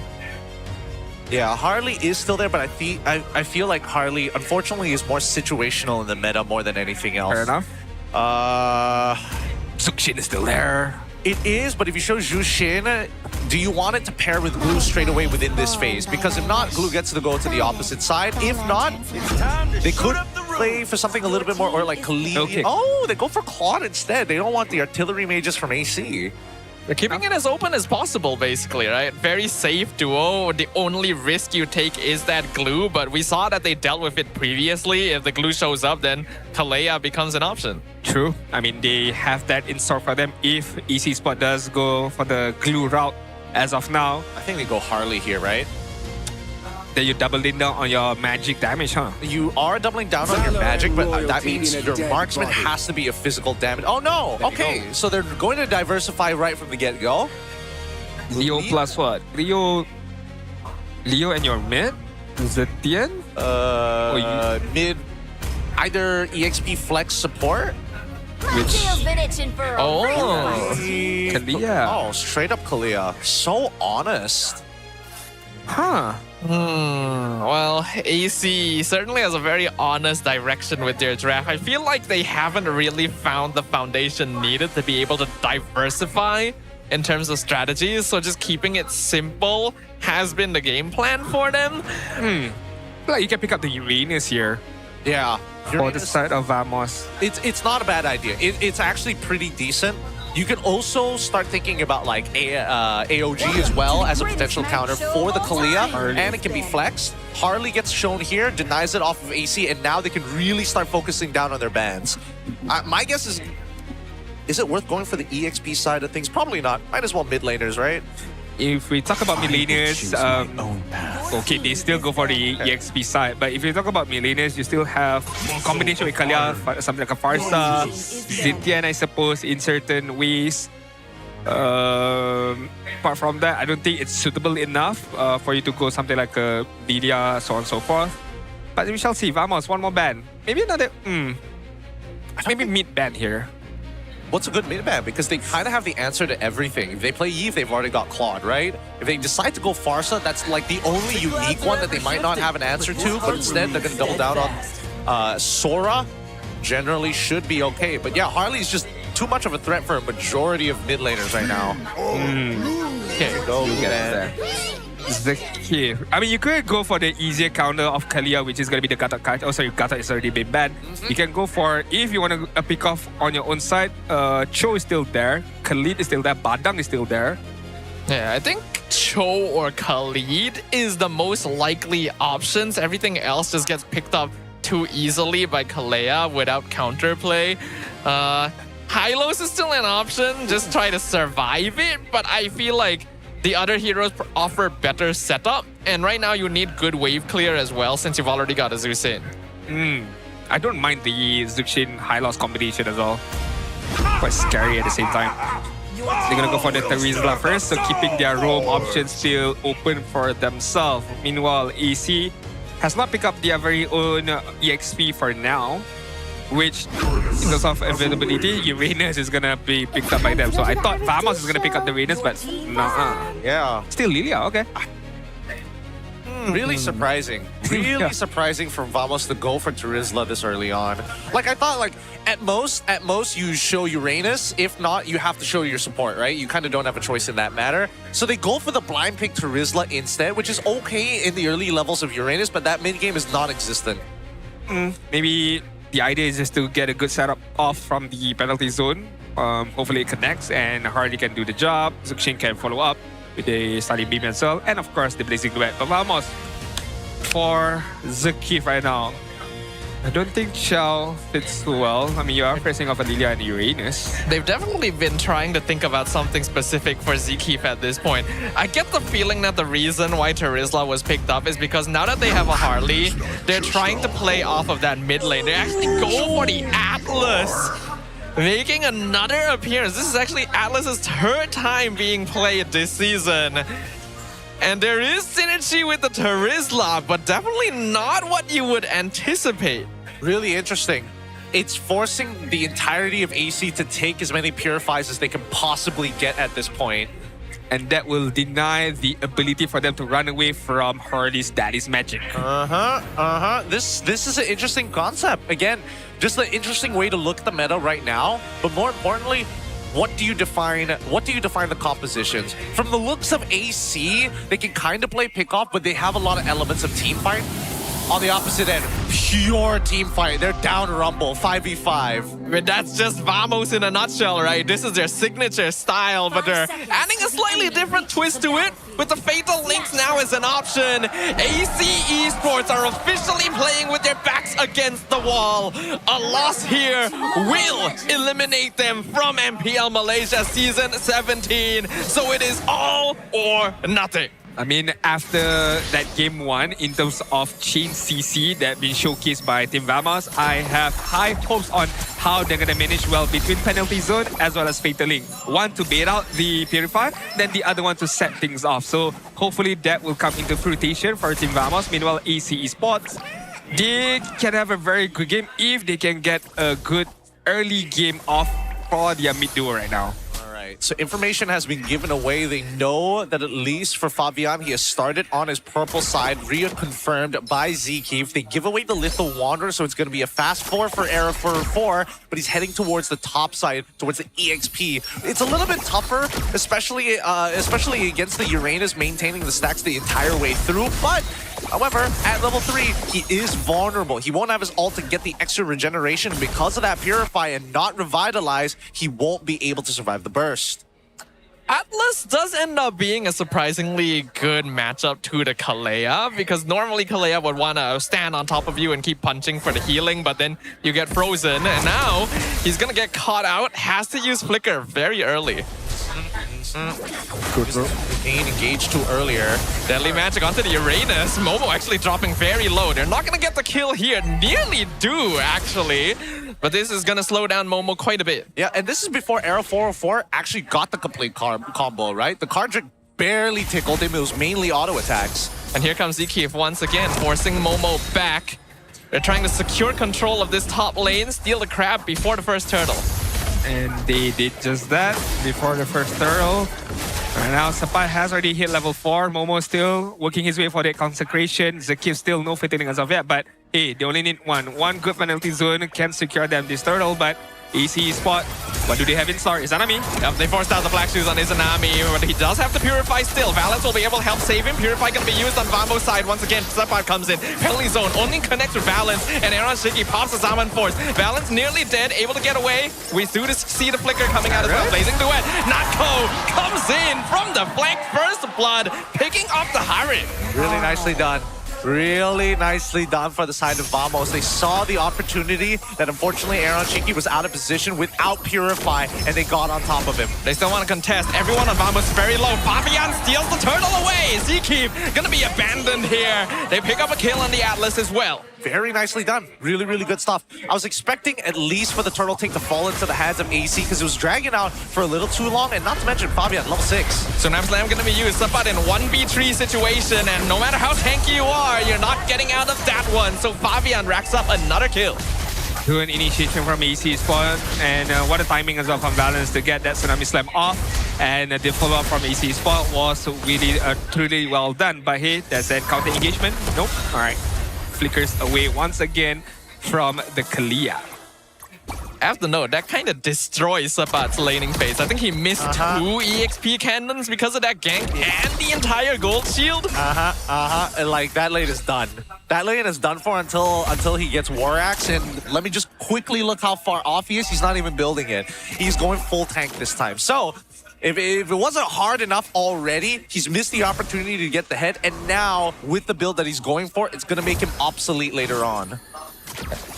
This is exactly what AC Esports has needed. They're playing the Liam Ward comp. The more kills you get, the harder it is to deal with him. Tsunami Slam, they're going to force the Purify on Natko. Deadly Magic comes out on Valence, and he's just going to throw his body in, sacrifice himself to let his team get away. Yep, Arrow 4-4, right place, right time. Luckily able to punish that. At the bare minimum, we see that the majority of the team Vamos rotations are towards the bottom side of the map, while AC actually opting to go for something different, right? They're splitting up their forces a little bit more, but the main focus is actually closer towards Fabian. Now the fact that Sapat is a bit behind in terms of level lead as well as farm is going to be hard for you to pull things off in terms of one of you going to bait out the Purifier and the other one trying to set up, because Sapat, if he walks us in, he's gonna be taking a lot of damage from the Dilias bomb, from Harith, or from even Diomon at the same time. So, not too sure how Vamos is gonna change things up. Maybe Zkeef will be the one who will set things off with the Fatal Link to just bait out certain Purifiers out of AC Esports. I have to do it earlier rather than later because all Purifiers are currently active, and even the Flickers, we see AC take the first couple of steps. I don't think Vamos can contest this one. Really good zoning. Zkeef only can provide vision as Momo stops him from getting anywhere nearby. The turtle will be secured by AC Esports, and looks like Error will just settle for trading the top tower. Or not. Nope, he won't get it. Miscalculated, unfortunately. Miscalculated. Usually you would see Zkeef playing more... you'd usually be seeing Air 4-4 playing something a little bit more, you know, physical damage type nonsense. But this time around, Not going to have the extra bonus. In the meantime, though, second wave does crack it wide open, and that's exactly what you want to see for the side of Team Vamos. Is now we now notice that at least for AC Esports, whatever they've developed so far, it's negligent, but at least they're not in a deficit. It's gonna be quite some time before we get to see another team fight, because both of the teams are just gonna play it safely between them. No initiation as of yet, because both of the teams also have a good amount of purifiers to just purify away any single crowd control that is that might come out from either of these teams right now before the second turtle spawns. So maybe just chill, relax first. Yeah, for now, AC Esports at least have control over the situation. They've got most of the river priority, thanks to having generally winning lanes. And Team Vamos, unfortunately, not going to be able to start anything too safely since their archery purifies. So the Fatal Links either needs to be used as bait or needs to wait for something else to force it first. And there's not a lot of that. Yeah. What's really hard is if you are the big initiator, you're going to get a lot of the purifies out, but there's no guarantee that you're going to be able to secure a bunch of these kills. Not to mention that at least for Izanami's part, kind of drawing the line in the sand, right? He's making it hard for any of the Vamos members to walk up very comfortably. I mean, even Arrow 4 as well has not been as aggressive as the minute get-go for this game number 2. Has slowed down a bit in terms of his aggression right now, but maybe a fight might be commenced. They're gonna pick up Momo and drop everything on the Uranus, placing duet finishes him off, and Nako doing a lot actually, forcing Fabian back as well. Sabat probably gonna sacrifice himself here. Silent Point doing a lot of damage. Fabian down to 5% HP. He'll be able to walk away, but he can no longer join the fight. Tsunami Slam picks up Nako. That's the key kill. Double over there on Shiki, but the deadly magic, not enough to burst him down. The healing from Balance allows him to survive a little bit. Saved him at the very end there. Good passive heal from Valens. That could have been worse for Aaron Shiki right there. If it wasn't for Valens, pretty sure Harley from the side of Arrow 4 will get an easy kill right there. But a good initiation from Team Vamos, but good recovery as well from AC Esports, especially Valens, catching Natko out without that purify right there. This will be a free turtle now. AC Esports officially in control of the situation. Aaron picking up a couple of high-profile kills previously. Tsunami Slam once again going to find Sapa. Drags him in with the Phantom Steed. Fatal Links not available. Zeke going to go down. Killing spree for both the Leomord and the Harith. Valence will be traded away, but they get way more in exchange for that one. They'll pick up Momo one more time, but he's more than tanky enough to survive. Error just going to be playing the split push game. I think this is the condition where I want to see Team Vamos play from behind. As we all know that in terms of the way that they play, they always have the good lead, 5k gold lead, good early initiation, but Nako just gonna get decimated by Aaron Shiki. But right now, it's a different case for Vamos right now. Yeah, I mean, it's sad that Nako dies like that, but, well, what to do? He's got no access to Flicker, and he probably got caught with the BMI on cooldown while he was rotating. Either ways, AC, great position, right? And I agree with you. I do like to see Vamos, I want to see Vamos, how they kind of break their shell from this one. Because we've seen the adjustment from the side of AC. They know this is their strongest point. Izanami is basically going to go untouchable as long as he has his Purify. Fabian's got a lot of relevant damage as he's about to hit level 15, 9 minutes and 20. I'm guessing he's going to hit 15 in about like 20 more seconds or so, but it doesn't look like there's anything for him to farm, so maybe 30. Either ways, all of it is dependent on whether Valens finds a Tsunami Slam. The question is, what is the response after? And I think they should get Momo involved. Momo is going to start opening this map. He's going to get picked up a couple of times. He's not going to care. He's got Oracle, and I think he's building into a Radiant. Yeah, he's already got the Radiant. Yeah, he's super tanky right now. Basically, Vamos has to throw everything on him at once to actually pick off this Uranus, and then they won't really have anything left afterwards. AC can quite safely allow Momo to walk around, open up the map. He actually does a pretty respectable amount of damage himself as well. And now they're going to find Error 404! Valens with the catch. Good catch. What a timing as well. Before the Lord spawns as well. So this is going to be a free Lord for AC Esports. Not only that, they're going to extend even further in terms of their level lead, in terms of the map control as well. And Vamos is going to sit out and wait. So they chill for a moment. This might turn into a full one for one. But when's Vamos going to get the next item power spike realistically, right? I'm expecting this first Lord, it's going to be like a no-fodder push. We're not going to get any inhibitors. It's just the outer tier 2s, and then it'll turn it into about roughly a 8k gold lead in favor of AC. Vamos, on the other hand, I'm looking at the lineup, and I'm looking at the items that they're currently at. The Trinity is complete. Oh, God. That was close. Looks like Naka will be able to get away, and Aaron Shiki actually going to be left behind. A massive shutdown going in the way of Error 404. Another bait, and it works well for Team Vamos, but Lord is gonna push on the top side. Pretty sure Team Vamos have what it takes to clear this slot. Not gonna pop the shield right now, but hey, the key zoning out Fabian. LZ keep gonna freeze Fabian for a moment, but here comes Valence, and the 3-man penalty zone comes in!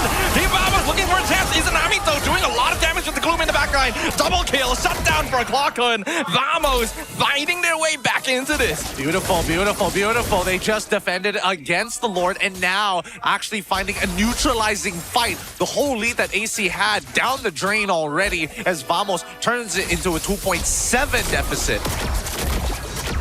Oh, nah. Okay. We're not going to be able to get that buff. Izanami is just going to steal it away. Neko just providing a bit more poking damage, but it's going to take a lot more than that to take out Momo right there. But hey, Vamos, so far, handling the pressure really, really well. Playing from behind quite well as well. But hey, AC Esports is still in the lead.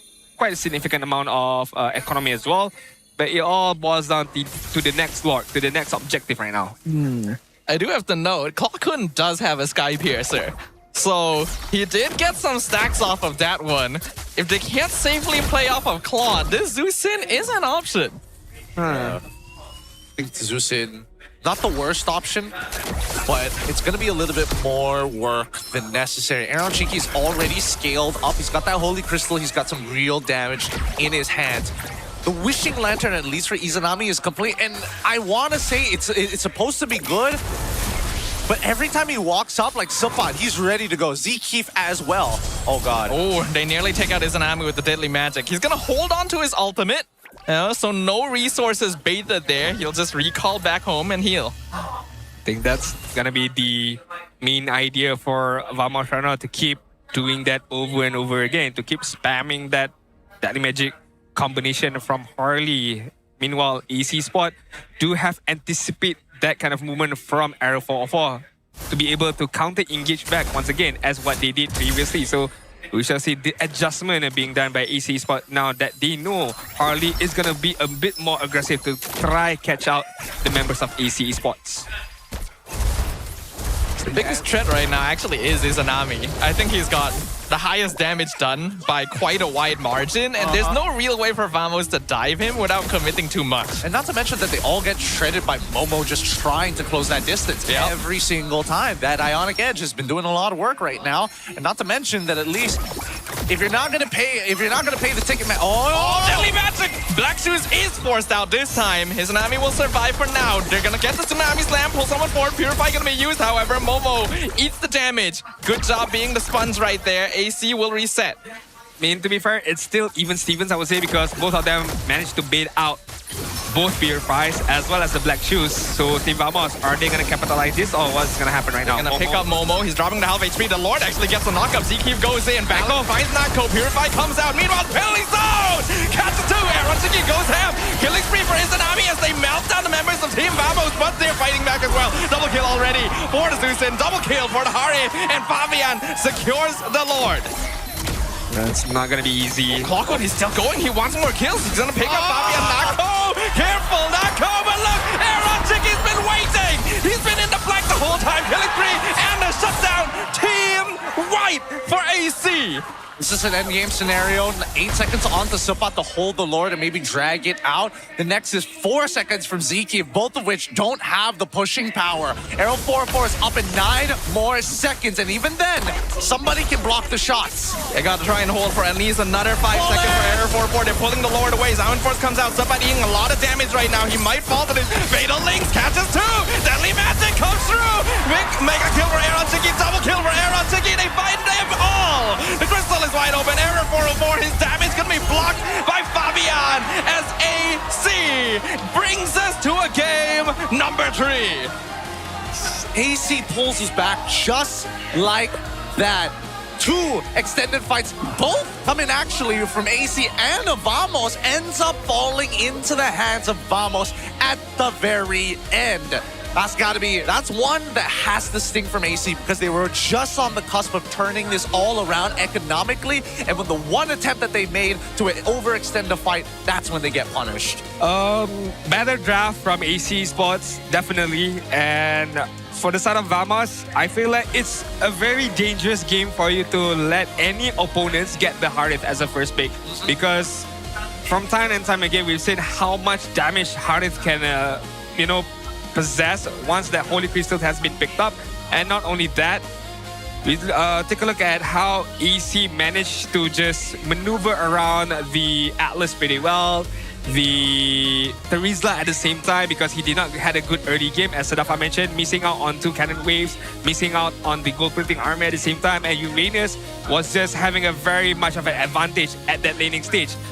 And Gideon also top up to that point as well on how that early stages will still be okay, but come that mid-game, Terizla is a non-factor already. You're just there for the ult, and then you're just a huge wall that can absorb damage.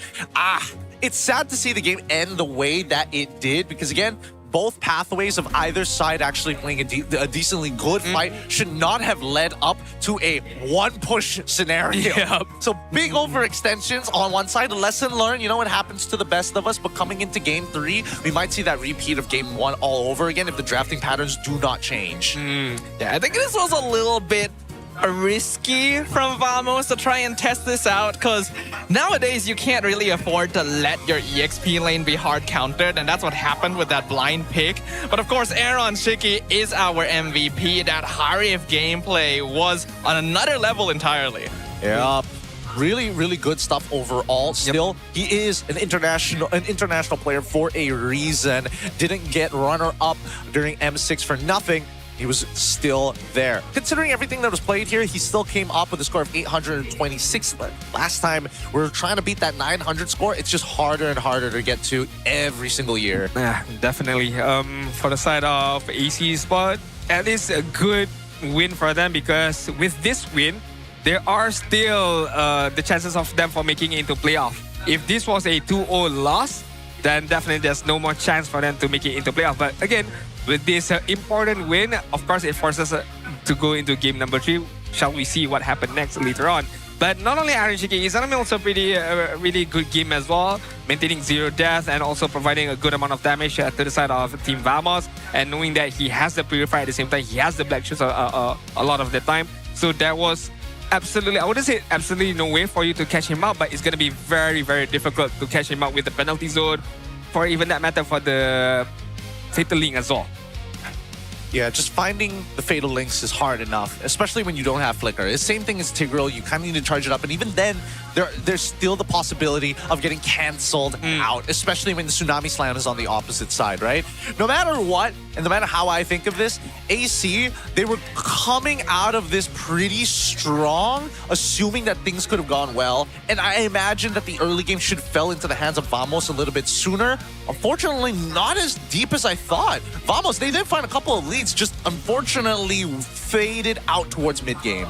I think it really does come down to lane prio, because AC had heroes that naturally win side lanes, and then they were also clearing fast in mid lane. I literally said during the draft, you have a Zeus in, you need a roamer that can clear fast. Atlas is not really it, and I can see why you would pick this, is to force Purify so that Error can do his thing. But it also means that you are not allowing Zekeef to do his thing. True. Right? Yeah. You're kind of like treating him as a sacrificial pawn in this game. And that feels like a waste. I don't think it's the worst, right? Because he's supposed to be a supplement of... He's supposed to be the supplement of Gatot. When you don't have access to AOG, the Fatal Links... Well, in theory, it's not as big, but at least it's a counter engagement. And that's why we were even seeing like things like Tigreal also being in consideration in the draft. Even so, AC and as well as Vamos aren't done just yet.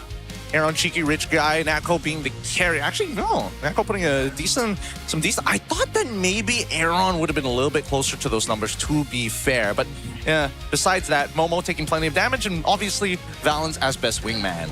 in terms of Nakus's damage that lays into it, we gotta understand that it hits everybody in the side of AC Esports if it's positioned really, really well.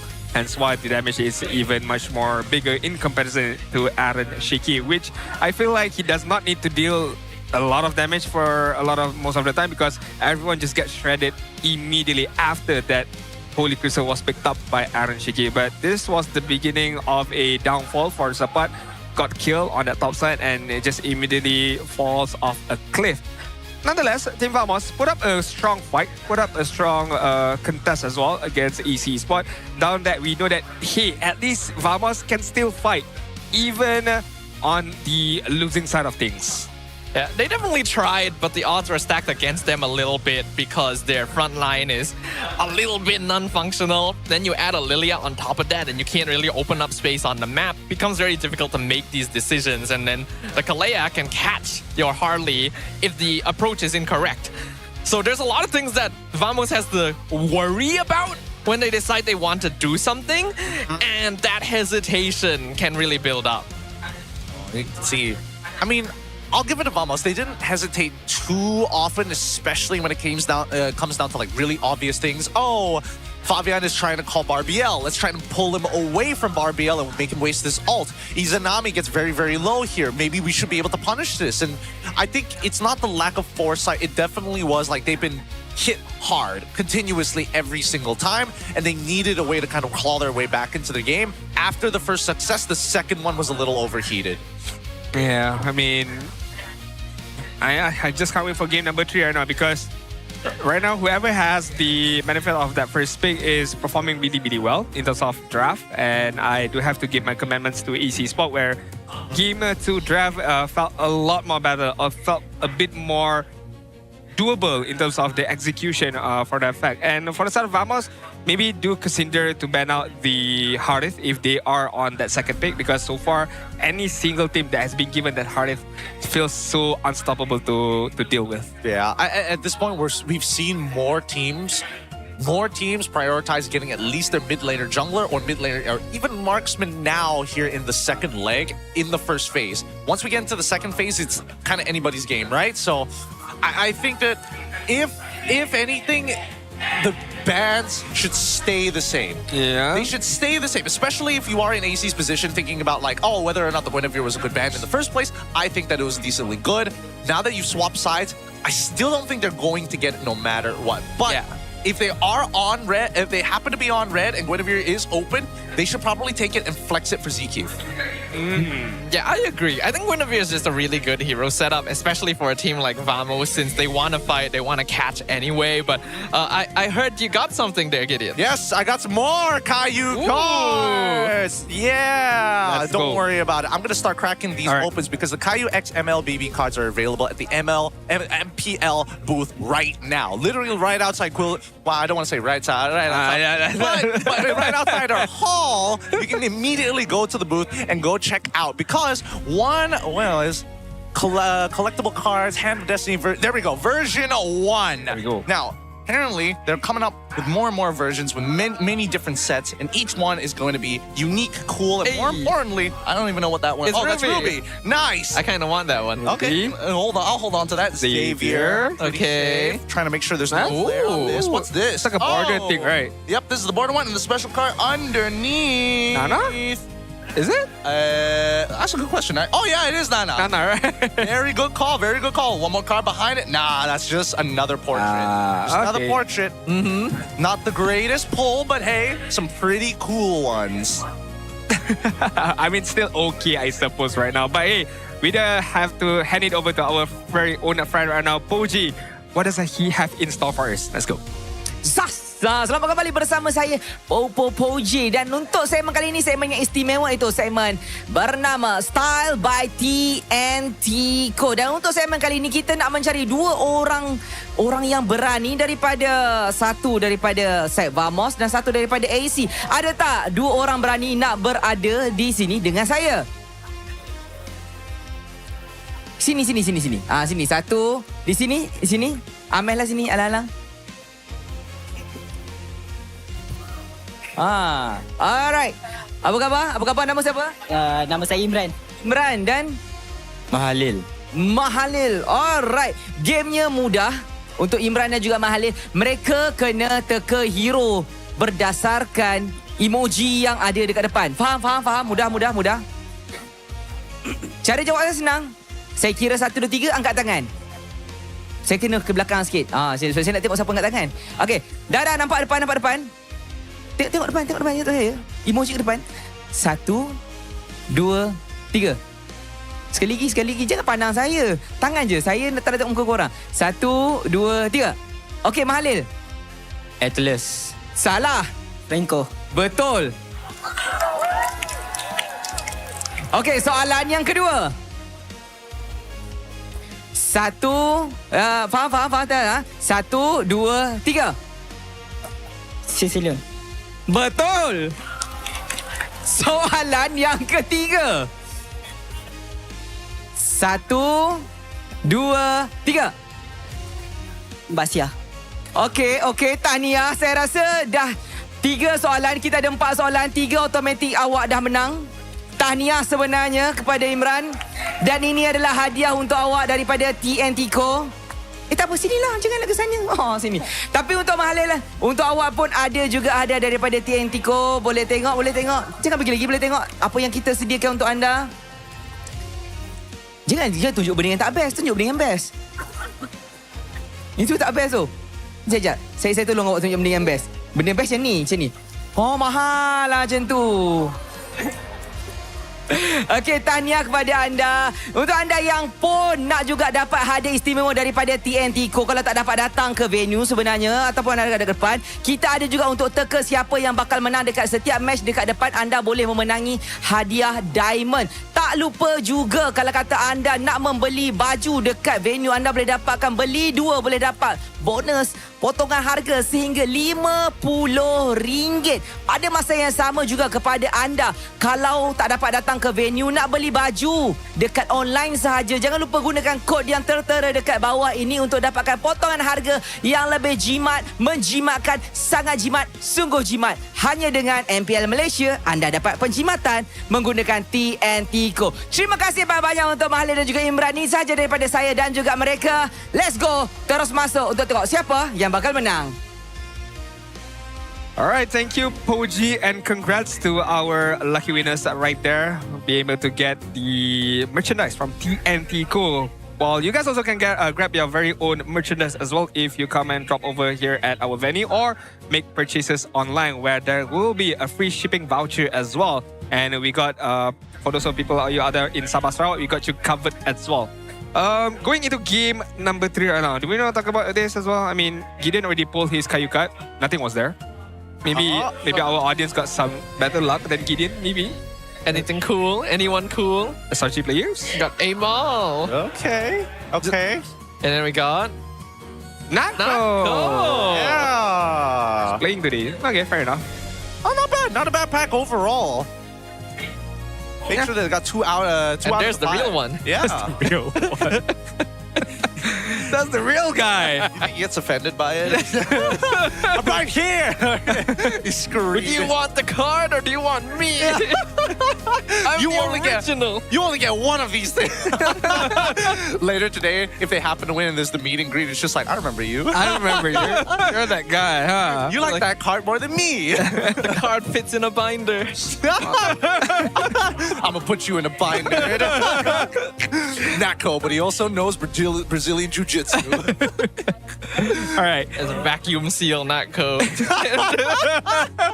And you, the fan is also a black belt Brazilian Jiu-Jitsu user. Just all and out brawl outside the defend meet and greet. Alright, we're gonna jump into game number 3. I know this is gonna be the deciding game for Team Vamos as well as AC Esports. And with that victory, once again, AC Esports keeping their chances alive still to make it into playoff. But still, they need to be able to win this game to give it a fighting chance because they do have one more game after this. Not literally after this, but I'm pretty sure it's gonna be next week if I'm not mistaken.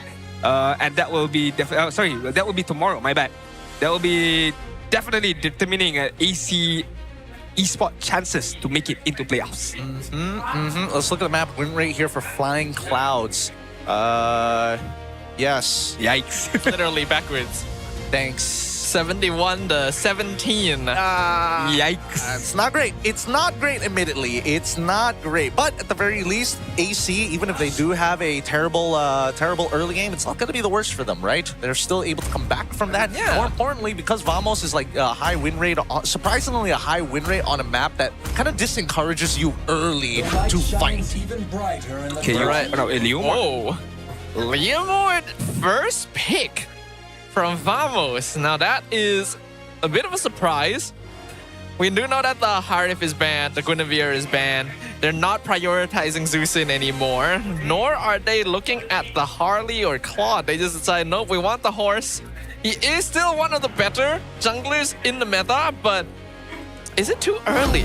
I think they want to disincentivize the Valentina, right? They're like, you could pick Valentina now, but there's Zetian, there's literally all the best mid laners out right now. So they go for the Zushin, they go for the I did thought about the Kalia, but I felt like it's gonna be too much of a giveaway if you pick up very much early on. But AC still did it. Maybe they have an idea behind it, but we shall see what will be the idea behind it. And we can see the personality of the team somewhat, because we literally said during game 2, AC is kind of honest. You know, they're just gonna show what they get, and it worked for them previously, right? They revealed the Zeus and Kalea quite early on in the previous draft, and it worked. So they're like, okay, why just do it again? Gatot now. Yeah, Gatot, and then you don't even have to pick your mid laner. Gatot +1 here. I mean, it's not the only way to kind of deal with the Kalea, but I think it's like the most efficient with the least amount of resources. Zetian as well. Ooh, okay. I like it, honestly, because if you initiate with your very own EOG, you will still have the Fear of the Phoenix to follow up with, and of course, Phantom Steed to just decimate anybody in front of you. So that could be the idea for Vamos if they want to initiate first. If not, of course, you can easily counter-initiate with Fear of the Phoenix or AOG. AC right now, I'm starting to think they might pick their goal leader here. And they are going to pick up the Cloud for themselves. I don't know if that was necessary. I don't know if the Claude was necessary here, because I'm trying to think, what else can Fabian play? Like, I want him to get his hands on something comfortable, right? Suyo? That's the thing. I thought that Suyo was going to be on Red 3 rather than like maybe consider putting into R4. That's the only thing that's strange, because now Vamos has like a new route of attack, right? It's like, okay, we could have gone down in dealing with just gold laners. We're expecting just gold laners to get banned out from this point onwards. But let's say he picks a jungle. Now, both sides are both disincentivized to focus down on one singular lane. Vamos, on the other hand, are just going to target junglers at this point. Pretty much, right? You just ban out the Suyo, maybe ban out the Nolan as well, and then all of the more viable ones are gone. I guess Harley probably worth more of a ban at this point, right? Suyo, Harley. Then we already know that Fabian doesn't really lean towards the Nolan that often, so you already put him in a less than comfortable spot. Which begs the other question, if AC bans out another goal laner here, and my thought process is maybe a carry here. What does Natko please for himself in terms of goal lane? I know there is other options like Granger is still there, but is it good enough for him to use it without any prior follow-up or a prior setup for himself? Because you would pair up a Granger with a Cho or a Kalia, that would be much easier combination. But with a Gatot, maybe in terms of distance-wise, you just gotta play with the maximum range of the Sonata, I guess. They could, but the question is, what do they need the gold laner to be? Yeah. And I think that in terms of like, usually gold laners always fall into the category of, I want to scale, I want to provide the most amount of damage by the end of this game. But now you look at Leomord and Zetian, and you feel like, okay, you kind of have the damage. Zetian doesn't exactly scale very well into the late game. Leomord does a little bit better in that case. So if you go for Granger, you're looking for somebody who is willing to kill low targets, right? If you're looking for someone like Carry, 100-0 straight away. Uranus. Yeah, I think with the Uranus around, Granger becomes a little more difficult to play. If you really want to try and win lane early, we have seen Clint a couple times, but I don't think Natko has really played it. So could be a lean towards late game scaling like Obsidia instead. I do like the Obsidia picked up for the side of Vamos if they do pick it up. Another wildcard throw here will be Bruno, but I don't see a world where they would play a Bruno. And this is It's not impossible. Yeah, but just a hunch, I suppose, right now. But in terms of what do they need? I mean, apart from Gole, they need an EXP laner right now. So it's going to be the Arlok as well as the Obsidia. So right on from Sadafa right there. AC right now. Jungle. Joy again. Into Obsidia Arlen? Probably not. They did that against 4 controllers. Dude, it's Yishin Shin. Oh, it could be actually. They can't scale. They don't have enough to scale. They can't just expect Claude to do everything. It has to be YSS, right? Hayabusa. They're gonna go for a Hayabusa as well, but even Hayabusa is still very punishable. Yeah, definitely is. It could be Yi Sun-shin. Yeah, that seems like the most likely option. We know they're not gonna go into tank, especially since they do need more damage. They do go Nolan. All right. Okay, something for the early game, I suppose. I don't know here. I think this was... The Zeusing Kalia is a really weird opener. It's not the best opener, but at the same time, like, there's so many ways to play around it. And I think a large problem of that is, like, just Gatot alone. I think they might need to win out Momo's lane. I feel like because once Uranus gets it going in the side of Vamos, I don't see somebody who can take him down, apart from, of course, a full build Obsidia later on. But till that time comes, I feel like Momo has the tools to be able to, for AC Esports to work with and build up a good advantage. He does. And you bring up a really good point, because now if we look at the lane priorities, Vamos unfortunately don't have the easiest on pretty much every single front. On the opposite side, they've got some great early game to play with. They can scale. They've got a full, complete lineup. Well, we got the TLDR of everything. We're back in the land of Dawn once again, ladies and gentlemen. Game number 3. Vamos battling for the upper bracket slot. AC battling for their MPL survival. Let's jump straight into it. Oh, very early engagement from the side of Valence right now, but so far, nothing as of yet. Absolute brawl right there with AC coming out on top thanks to Valence's healing. I don't understand. Why do they not want to just, like, level 1, just early clear it? Early clear, like, what are you trying to trade against? May I get you guys to look at our screen right now to just, relieve some of the intense gaming moments that we have. I know for you guys online out there will not be able to see what's going on, but something is definitely going on in our stage right now. Hey, don't worry about it. I'm pretty sure somebody tripped over a wire or somebody accidentally pressed the wrong button here. But even so, at least we get a clear vision on our side. Unfortunately, for one of our casters who had his monitor turned off, at least the monitor is back on for him.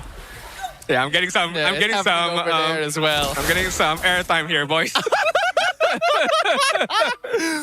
That's it. I've never seen this problem ever. That's a new one, yeah. This is one of the newer technical issues, but let's get back into this because AC... It's a feature. It's a feature for premium users. All right, Aaron Chicky. You're looking for Aaron Chicky. Phantom Steed, Purify You. Nope, he does give up on the trade. Not gonna force it too much. Valence is there as well. Did he not want to dive it? I felt like that was very diveable for free. I feel like it too, but I guess they just don't know who might be behind him. I mean, forcing out the Purify, I think is good enough, I suppose, for the side of Team Vamos, because that means Obsidia can be a bit more aggressive against Aaron Shiki later on. But looking at the turtle right now, 5's gonna take it. Yep. Freya the Phoenix, unfortunately not able to steal, and now Valence gonna get caught with the final slash. Subbat picks up the first blood. It's pretty good. Good catch. They're still hovering around at the very least, but the early game, not the... They're actually diving for this. They found Fabian just by himself in the jungle, and now they're chasing down Izanami as well. The Phantom Steed, Subbat picks up another double kill. Momo gonna be forced to flicker as well. A full dive into the jungle by Vamos. What are we doing? Are you okay, my guy? What are we doing? You look, he's contemplating life choices. Yeah. Let's just say, I'm pretty sure they're not doing it right now because of that. Okay. But if we just did something simple as, when you see a battle spell, you quickly type in what time you saw it into your chat. So you can reverse engineer at what time it's gonna come off of cooldown. Fixed variables. Flicker has a fixed amount of time, and it's not like Zkeep is playing Pull Yourself Together. Especially with Vitalize. Like, come on. Like, how do you not know that you cannot one-shot him there? Unfortunate, I suppose, from the side of AC Esports when we talk about basic stuff. But he high stakes pressure maybe gets the best out of us. So it's one of those days right now for the side of AC Esports. You don't want to dash into that. Whoa. That was another trust me moment about to. He's practicing. He's like, don't worry, I gotta make. I'm on Kalia. It's a lot harder to get into the fountain with her, but at least she can get back out, right? Yes. Luckily enough, there was no particular stun in that particular moment. If not, that was Sapat shows up. Let's just fly the slash in. You want to dive in? Yeah, sure. Let me help you right there, boy. But fortunate enough for Balance to get out of that tricky situation that he himself put in. Technically, it's a form of stunning, right? If you shock your opponent, like you stun them. Like, whoa! They look at you and they're stunned. What's going on? Never seen such movements before. Gotta keep it unpredictable, but right now, as expected, Momo's doing a phenomenal job at just making sure that nobody gets out. However, Subbot on the previous fight getting 3 kills. There's Ready. Phantom Steed, Bearded Phoenix, 2-man final slash is good. Bearded Phoenix will be used as well, but damage is not quite there yet. Subbot's in back line. Aaron Shiki secures the turtle, as well as the kill on Error 404. Isn't only gonna be traded away. The kill goes over to the Obsidian, but Momo going ham with the shutdown on Subbot. That's gonna be a big gold injection for the Uranus. Yeah, and Natko, it's really good to see that Natko, he's kind of participating, but not really. He wants that second wave, but he also wants to be able to weave in just 1 or 2 auto attacks, pick up any targets who are too low, but most importantly, get his skill 1 on multiple targets. Just keep in mind, his passive is to build up these auto attacks, right? Those little 15 damages, they all start adding up together. When you got like 100 of those bone shards coming out, it's a ridiculous bonus. I think for Obsidian, it's good enough for you to participate. Even if you don't get the kill, at least you get the stacks to build up towards that later stages, right? So good engagement from Natko as well, even though he did not manage to get a kill in that particular instance, but so far doing quite well. But AC Esports, in that particular moment, in that particular instance, I feel like good commandment I have to give out to them to be able to fight that off pretty well, get the turtle at the same time, and get a kill onwards to Aaron Shiki at the same time. So a winner situation for AC Esports right now. Momo. Phantom Steed, Error 44 wants to punish Momo, but he's just gonna consecration his way out of the pit. Continuing to be a nuisance in the enemy side of the jungle, this Uranus pick. Yep. Doing a lot for AC Esports this series.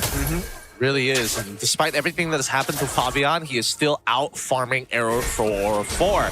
Again, that's to be expected in a matchup of this caliber.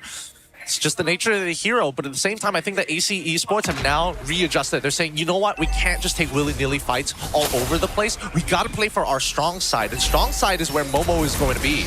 Ziki gonna try and hold the front. Phantom Steed, Error trying to come in from the side. Subbot gonna find Fabian. Fury the Phoenix perfectly timed to lock down the Nolan. Blazing Duet comes in. Aaron Shiki doing a good amount of melt damage, and Error 4-4 gonna be chased down by Momo. Meanwhile, in the back line, they've already taken out one. Ziki gonna fall, but Subbot still buying a lot of time. Valence jumps back in on top of Natko, stops his progress. Subbot gonna dash in, get the kill onto the Kalea, flicker himself back out of the situation. Once again, the peel from Natko just surviving himself, getting good amount of stacks, and I have to give it out to Subbot as well. Going into the back line, catching Fabian off right there was the initiation that Vamos needed. And AC Esports did their best to counter-engage back. Meanwhile, with Aaron Shiki, did not get any kills, but hey, he did participate in that team fight as well to give AC Esports a fighting chance. I think it's just the Fury of the Phoenix, right? That's the biggest problem that AC is dealing with right now. Like Subbot, he can get into position, and AC recognized the distancing. However, when they get hit by the Fury of the Phoenix, all of a sudden, it becomes a landmine. Phantom Steed comes out. Look at Momo. He's doing so much. Error does secure the turtle. Blazing Duet on top of the Leomord. Z keeps in the backline. AOG back out defensively, and Momo will finally fall. Separated so far from his team. Yep, Subbot was keeping 3 members back single-handedly at this point. It's too much for AC to deal with, and Subbot is 5-1-1. Like, he is unnecessarily strong despite having to face off against the Uranus. Loving this miracle boy from Arrow 4 and a good retribution battle right there. So far, a lot of pressure was put onwards to him with the Uranus as well as the Kalia at the same time, but he kept it in check. Won that retribution battle, and of course with the help of Subbot zoning 3 members out of AC Esports right there. But this game is slowly but surely is in the favors of Natco right now. As long as he's keeping farming, keeping everyone in check, Vamos can have a very good late game potential. Nonetheless, AC Esports still have the clout that Vamos needs to be able to worry about. It's about timing here. It's about making sure they've got vision. Both sides are playing pretty similar compositions across the board, right? Their main goal is to peel and create opportunities for their gold laners, and they have two different ways of doing so. Oh, Flicker. Tsunami Slam can be used. Phoenix is well timed to save Arrow 404, but he's dropping too low, too fast. He's gonna try and run away, but gets caught out by Izanami. The rest of Amos not able to save him, and back off from AC. Already solid disengage. They're gonna catch Sapat once again, but he goes back in. Finds two. AOG comes in. Purify gonna be used by Arrow. He's still alive. They get the pick up on Sapat. He's trying to heal. He gets the double kill, but Fabian will pick out the shutdown. Unfortunate. In the middle of the chaos, Sapat, he gets the double kill at the bare minimum, but unfortunately for him, he needed to try and find ways to set up that final slash to hit a priority target, whether it be Aaron, Shiki, Fabian, Izanami, doesn't matter. But big battle spells have already been used, and that might be the difference maker for the upcoming Lord fight happening in 5 seconds. Lord spawns in 3. Sapat should be able to get back and rejoin that fight, so let's see how they play it out. This is a good fight from both of these teams. Both are not backing down. Both are not willing to throw in the towel just yet for the side of AC Esports. Once again, I have to commend Aaron Shiki right now, still keeping 0 death counters with 2 amount of kills, and obviously maintaining the position and at the same time to be able to use that basic duet, and of course the basic attacks once again. They blitz that so low. They do get the Hunter Bone on balance, doing a good amount of damage to him. AOG gonna be used in place with the Fury to Phoenix, and they find Aaron Shiki. He's gonna be the first one down. Balance trying to heal, but he'll fall. Killing spree for Natco. They're gonna chase down Momo as well. 3v1. He's tanky, but not that tanky, surely. And we've got the Sky Piercer stack as well. Double kill. Nice, very, very nice for Vamos. And now this is where it starts getting slightly better. Every minute that passes, Natco gets stronger, and they just have to play around him. And Vamos recognize that. I'm not too sure how Aaron Shiki was caught out right there, but Sapat's gonna have to dive back in there. A bit of a misplay. Oh, they got caught out, but no! Connects with Fabian! Natco is unstoppable! Natco saved that situation. Made it worth it. Made it so much more worth it. That's snipe, boys. That Hunt of Bone. I mean, we've seen a lot of good Hunt of Bone from Lolias, but now from Natco, pretty on point. 5-0-4. Getting a kill, and most importantly, it was against Fabian. That's gonna stop him a bit in terms of the momentum that AC Esports has. Well, the damage from Natco is so relevant at this point. He's maxed it out. He's already gotten the amount. How many? 25, right? Yep. Maximum amount. Really good stuff. And also 40 Sky Piercer stacks at the same time. Things could not be going better for him. And Encourage as the blessing. Wow, they're giving him everything. Not even conceal. Wow. Just protect Natco at all costs right now, even if it means giving up your life for it. So that's the main idea from Team Vamos and AC Esports. They know what they need to do. Find Natco at any given situation. But it's not going to be easy, Chief. With Purify, with Zerkif, with Clockwork, Fury of the Phoenix, there's a lot of protection on Natco right now. Yeah, at this point, no. Unfortunately, because of Sky Piercer, he doesn't get the benefit of going for a situational item. So he has to make a choice. Either he goes for the Malefic Gun or he goes for a situational item like the Winter Crown or a Wind of Nature. At this point, either would be fine. I would argue for the Winter Crown, but I think just the Winds of Nature might just be enough. Everybody else can't really close the distance.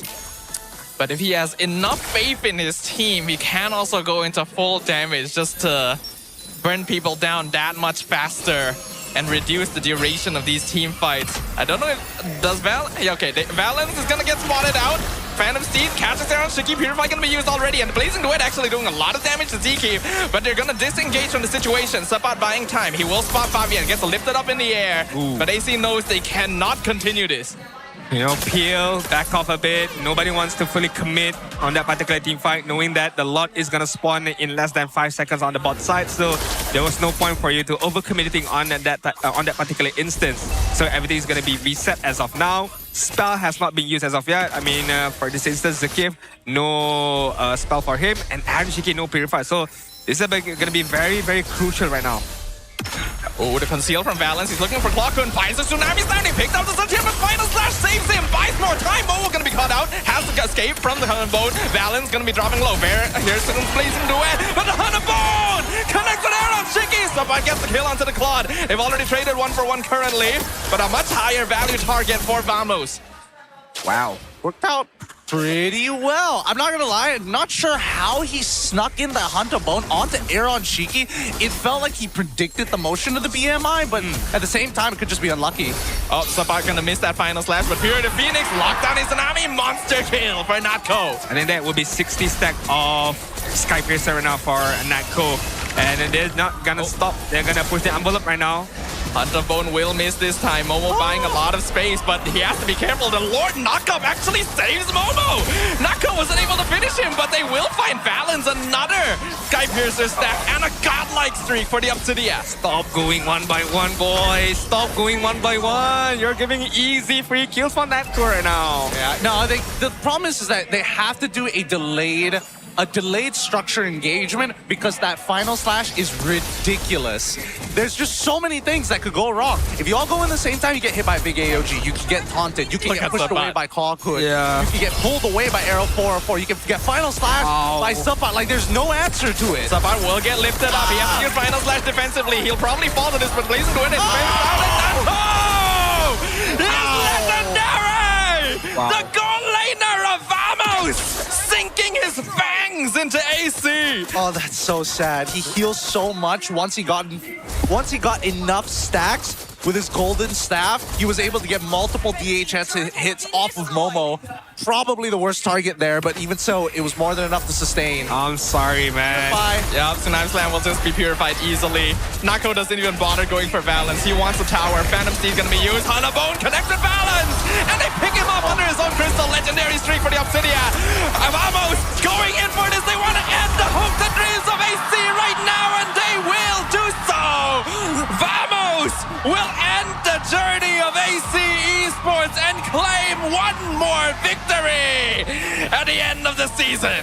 Oh, what a way to close things off for Vamos. And boy, I think we might have a new Raja marksman here in Malaysia right now. And that boy name is Natko. 0 death, double-digit kills. Insanely calm at any given situation right there. The fact that before that last push against that inhibitor, he did not use the Purify. I thought he did.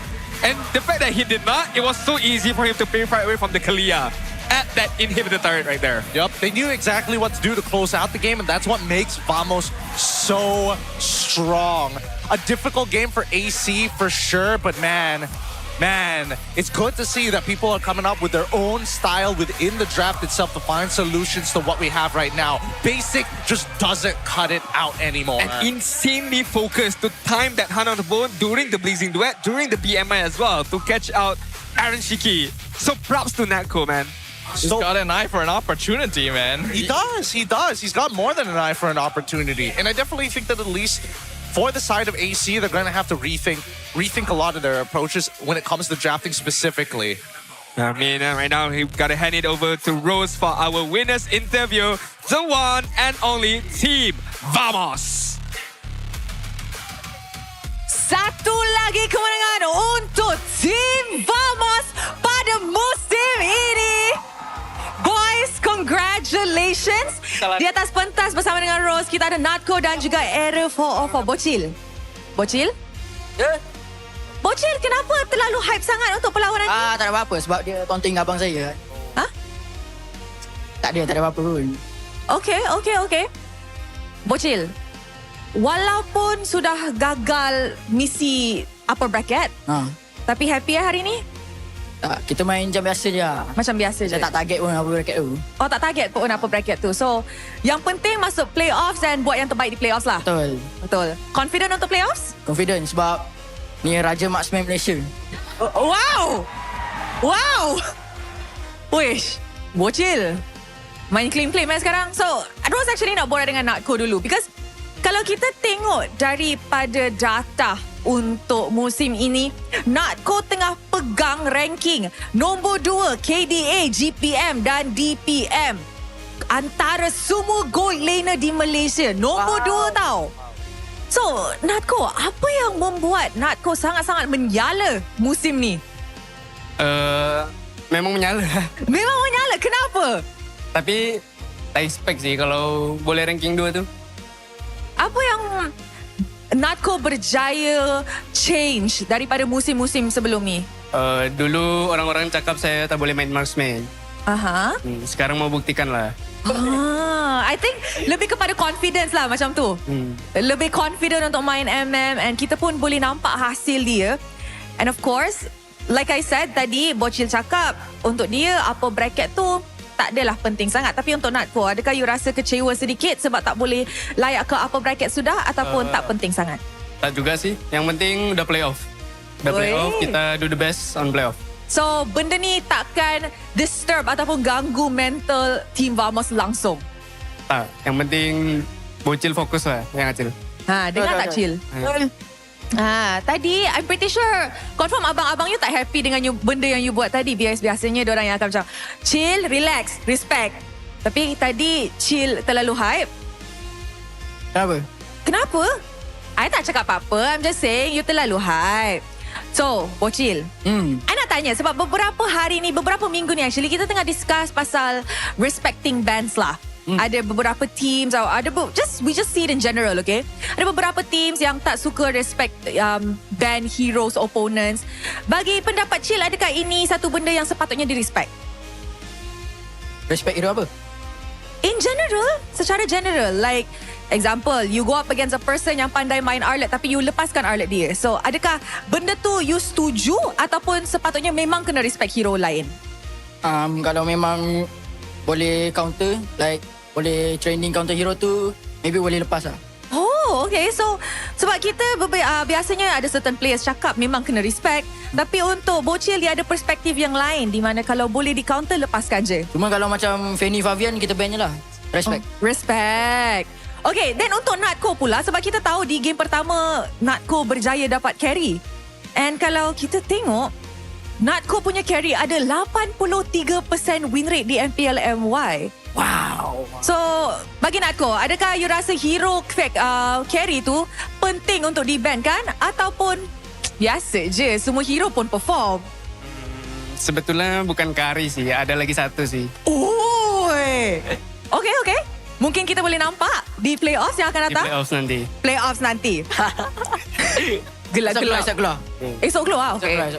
Bocil, sekarang ramai orang tengah cakap Vamos looks solid, looks perfect. Tapi of course, orang luar tak tahu apa sebenarnya tengah berlaku di dalam Vamos. You rasa ada lagi ke benda-benda yang perlu diperbaiki untuk playoffs yang akan datang? I think banyak lagi lah. Saya rasa sekarang ni bukan 100% yang kita boleh buat. And saya rasa lagi banyak benda yang boleh improve. Semoga playoff ni kita boleh capai 100% lah. Okay, so sekarang berapa persen? Sekarang 70. Okay, I like that. So sekarang ni kita actually nak tengok satu gameplay yang berlaku di dalam Land of Dawn tadi. And I need your opinion on apa yang jadi. So, kalau kita boleh tengok ni, ni di game pertama. So, waktu team fight ni, lot ada macam lebih kurang 25 saat, 20 saat lagi untuk nak spawn. Apa yang membuatkan you guys just fokus untuk all out ni, despite there is a risk that you guys boleh kalah team fight ni? Sebenarnya, kita tak nak fight pun. Nak tahu je. Nak tahu je, terfight? Cuma diorang yang start fight kan, lawannya. Okay. Itu adalah satu benda yang menarik. So memang fokus on the tower tapi tak sengaja terfight jugalah in the process. Siapa yang buat call?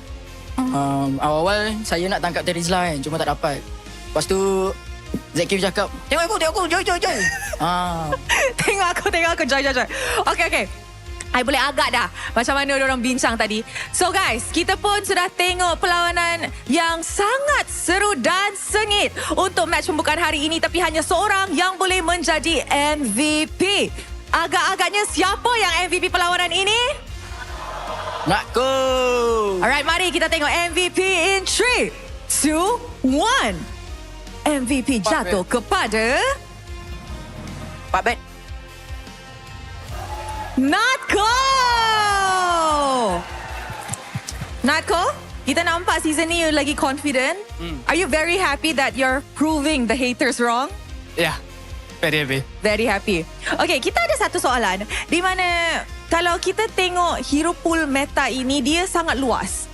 Dia bukan satu meta sahaja tapi pelbagai meta yang kita boleh keluarkan di dalam Land of Dawn. And kita tengok pun ada team yang prioritisekan flex pick, ada yang prio comfort pick di phase pertama of the banning. In your opinion sebagai player, Rose just nak tanya, adakah ini salah satu punca kenapa banyak tim susah nak konsisten untuk musim ni? Sebab banyak benda yang boleh berlaku just from the draft alone. From draft ya?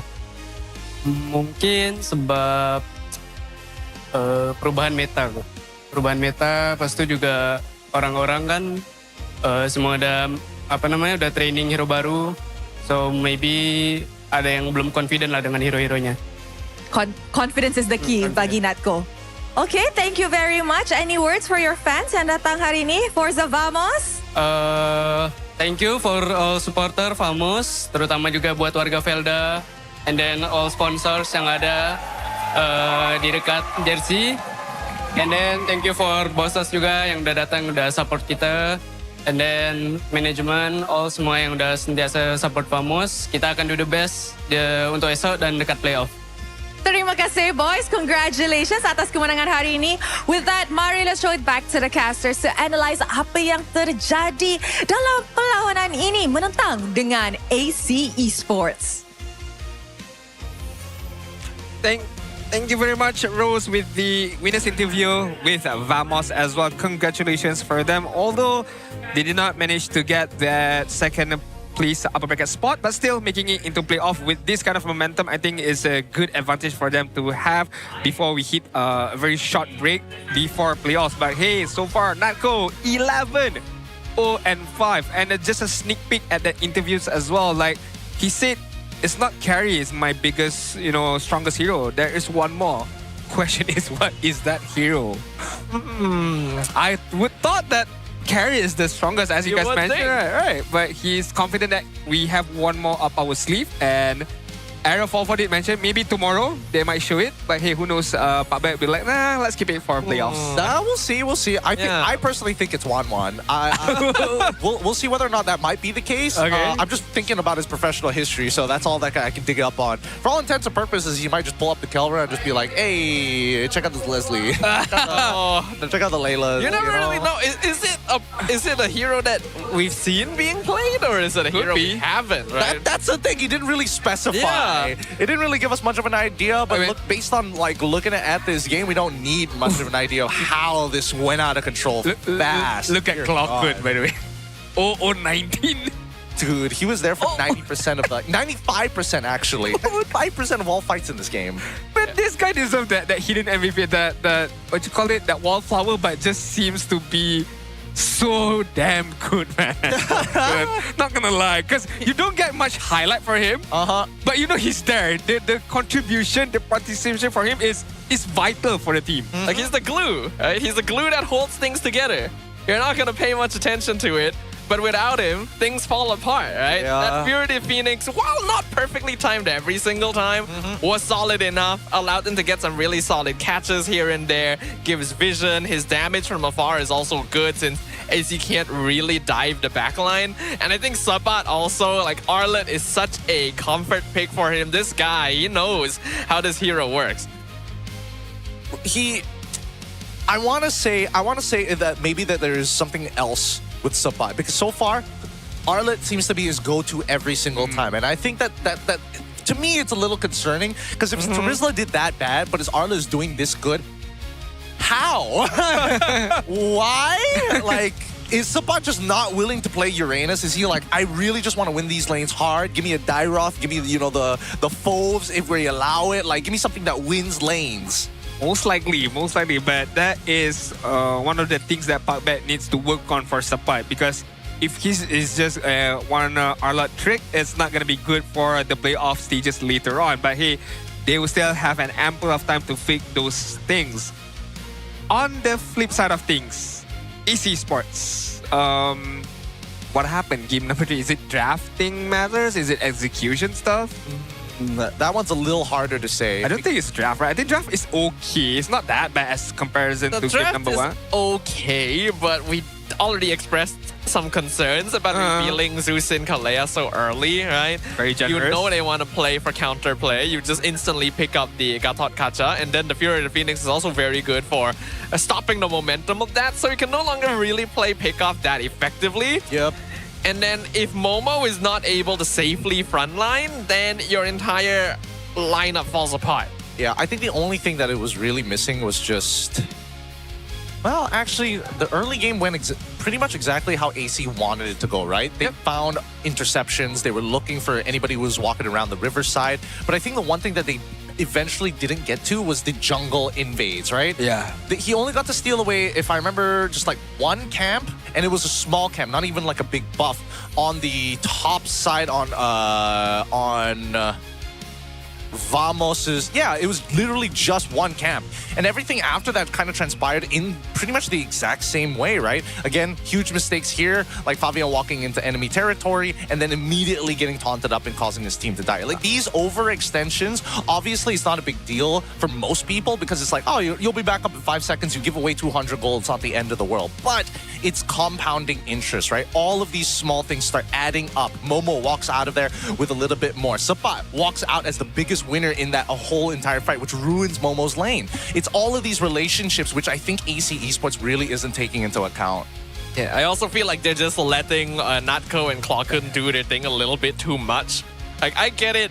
You're more of a front-to-back composition, but maybe try to disrupt their positioning just a little bit, right? I think they can stand back there a bit too safely. Just do their damage, rack up Sky Piercer stacks, rack up damage down stacks. The Hunt of Bones did land very, very well though. So even at times when AC wasn't looking to fight, Vamos were usually the ones taking the initiative. Yeah. Gotta take a look at the Blazing Duet and BMI Hunt of Bone. I think it's gonna come out later after this, if I'm not mistaken. But that was, again, cool, calm, collected from Nako, understanding when to use it, how to use it, at what position to use it as well. Because you gotta remember that Hunt of Bone can be the double-edged sword. You can put yourself in very much danger if not used well. But hey, Nako got it covered. Plus with the supporting members of Vamos as well.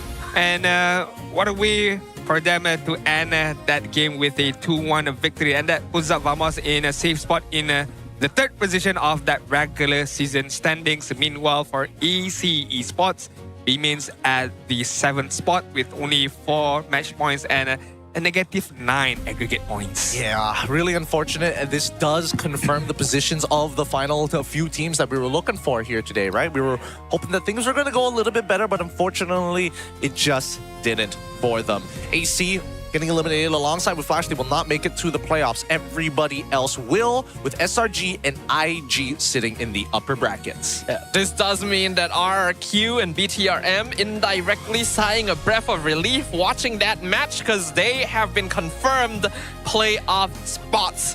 Now it's just up to that seeding to see where they're going to end up in the 4th to 6th place and who they're going to be facing off at the very beginning. That will be very interesting because you have Vamos, TR, RQ, BTRM. You just don't know who's going to fight off who. That will be determined after tomorrow's match. But so far for that 4 teams alone, if I were a betting man, I don't want to bet any single stuff because it can be either team gets the win when it comes to playoff, because you got to remember, we have a good amount of break between now and playoff.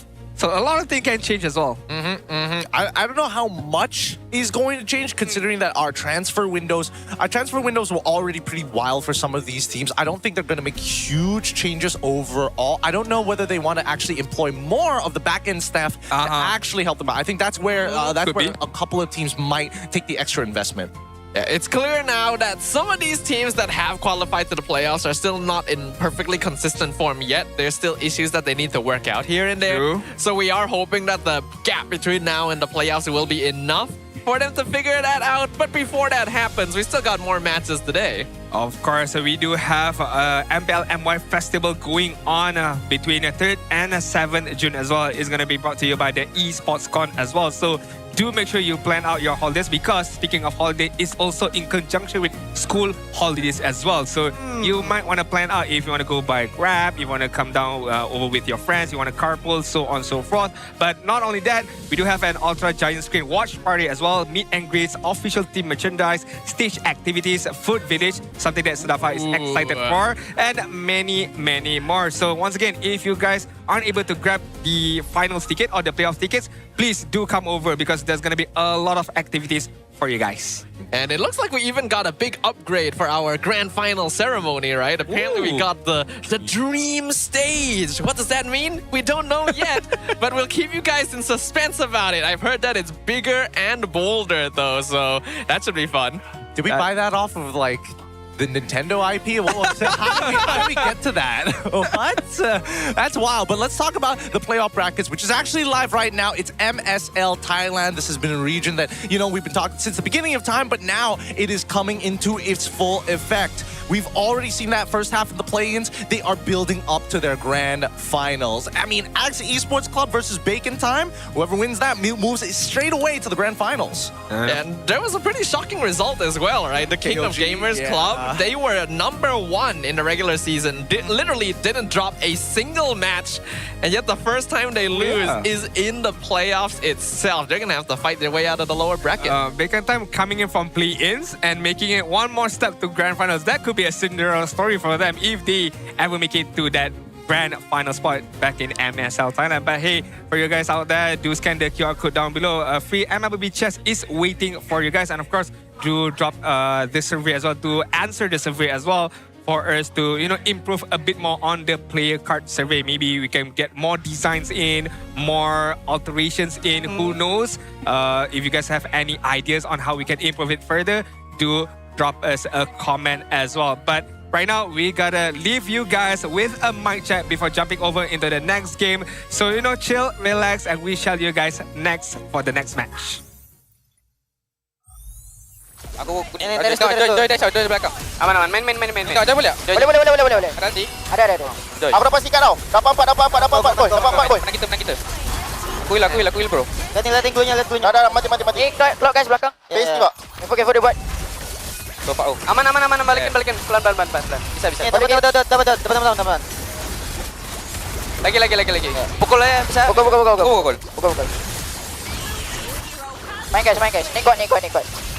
Boleh tak ulok? Boleh je. Bisa. Tak ulok. Tahu dah. Okay. Aku stun.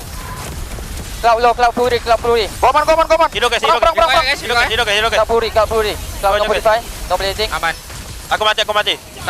Look, last hit. Nice boy. Nice. Balik. Asul. Kat untuk Ali tu guys. Jangan angkat. Aman. Ali on the way. Nice. Salah nanti dah. Plus second clock guys. Aman. Tiada wave guys. Boleh. Tiada wave. Okay. Ya. Tiada wave guys. Nice one. Nice boy. Let's go boys. Nice. Let's go. Guys. Ya. Air. Kalau dapat ten. Dah tem flicker. Kiting lagi. Depan lu. Mati ya. Mati. Kiting. Oh, ya tu itu. Kiting.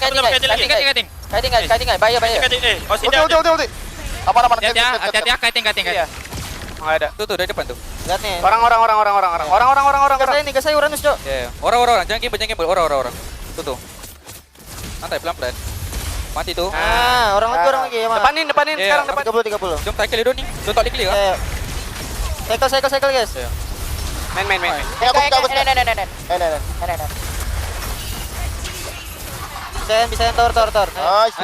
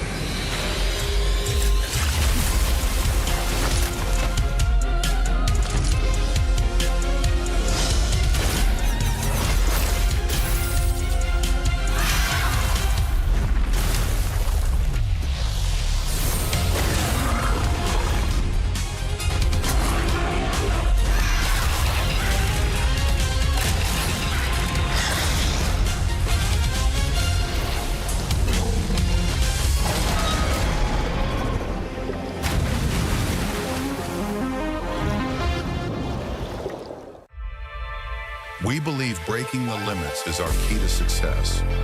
We specializes in sales and merchandising within the gaming and streetwear industries, where we blend the high-energy world of gaming with the cutting-edge style of streetwear. At Toe Dark Culture, we serve corporate service packages, rental or own package, event sponsorship and collaboration, and employee wellness program. We've helped others break the limits. Are you next?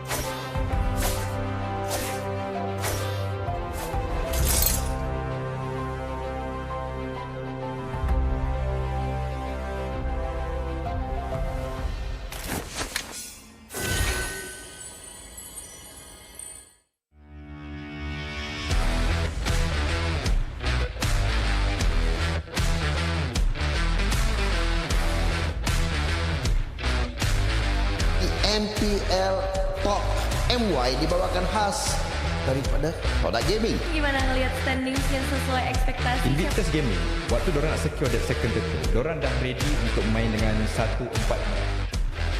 Cultured by Todak.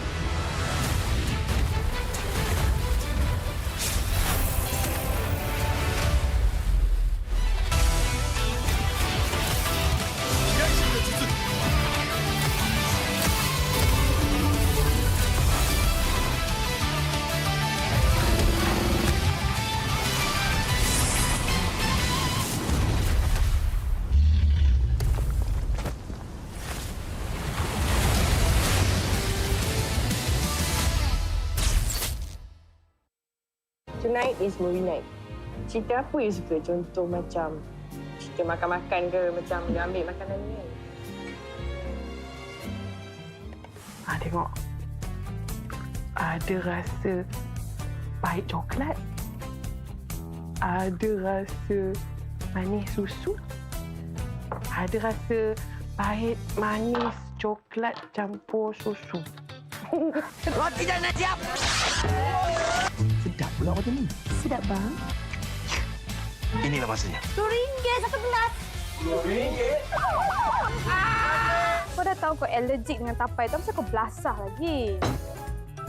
Sedap, cute. Zon. Sabar, Zon. Aku pun lapar, Zon. Kami faham, Zon. Kami sahut sabaran segmen tu untuk menuju ke wawasan tu. Ayo, kawan-kawan.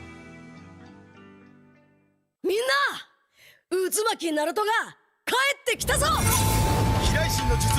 俺ってば父ちゃんを越す火影になる。愚かなる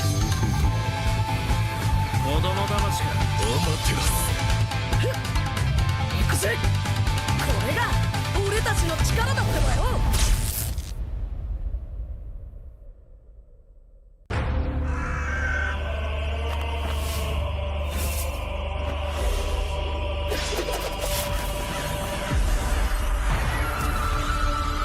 アマテラス。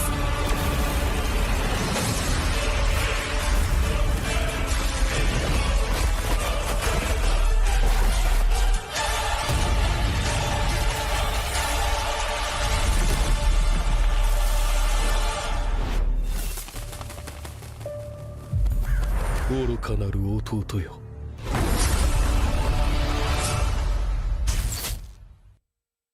Saya tengok ending semalam. Tak ada tonton. Tak ada tonton.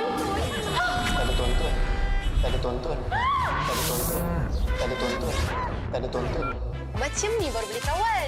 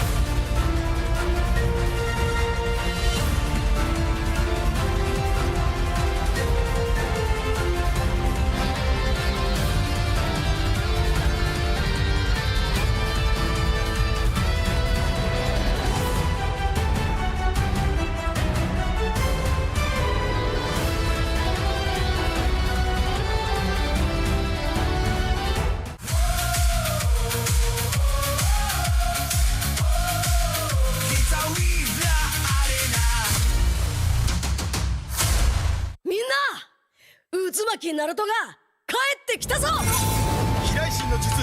俺ってば父ちゃんを越す火影になる。愚かなる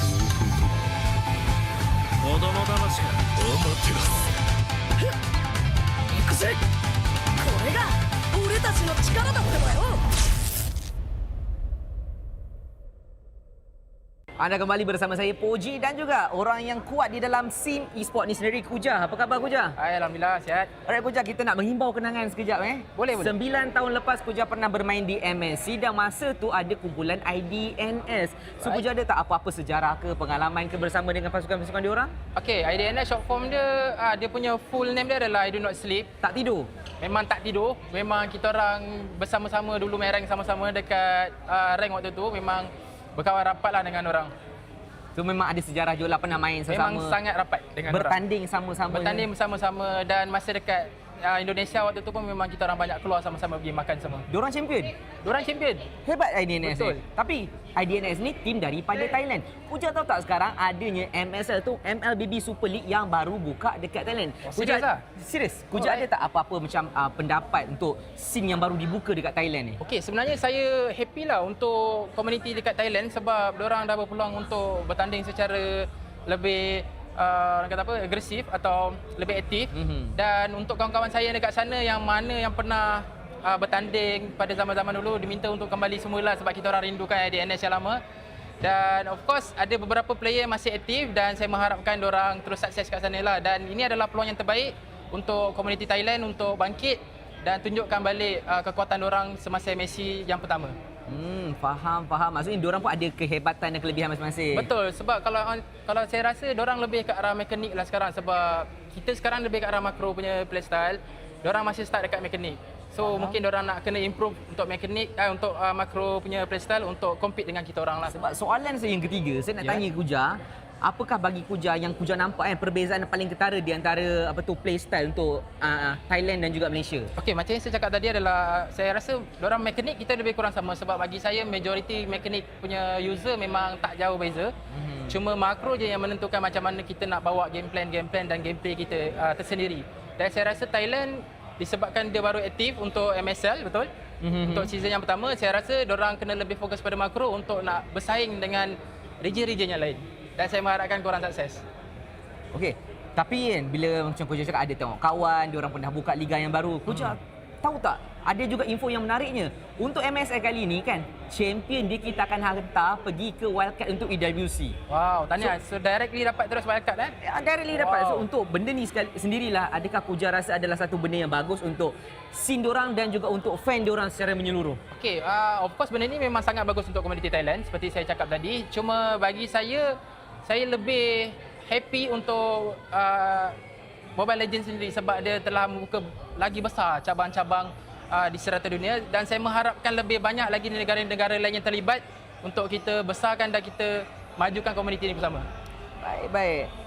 Itu sahaja daripada saya. Anything nak shout out kepada kawan-kawan IDNS kalau diorang tengah tengok benda ni? Okey, untuk IDNS yang semua nama ZZ kat belakang, mungkin saya tak ingat sangat lah. Mungkin saya ingat cuma Amzi dan Frame TZ, saya tak ingat lah. Tapi memang kalau tengok muka saya memang kenal.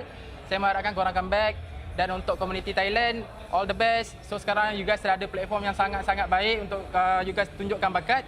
Dan saya mengharapkan korang terus maju jaya ke hadapan. Dan jumpa di international. Good luck guys, all the best. Terima kasih Kuja. Itu saja daripada saya dan Kuja. Kita jumpa kejap lagi. Sawadi. Rasa keping je.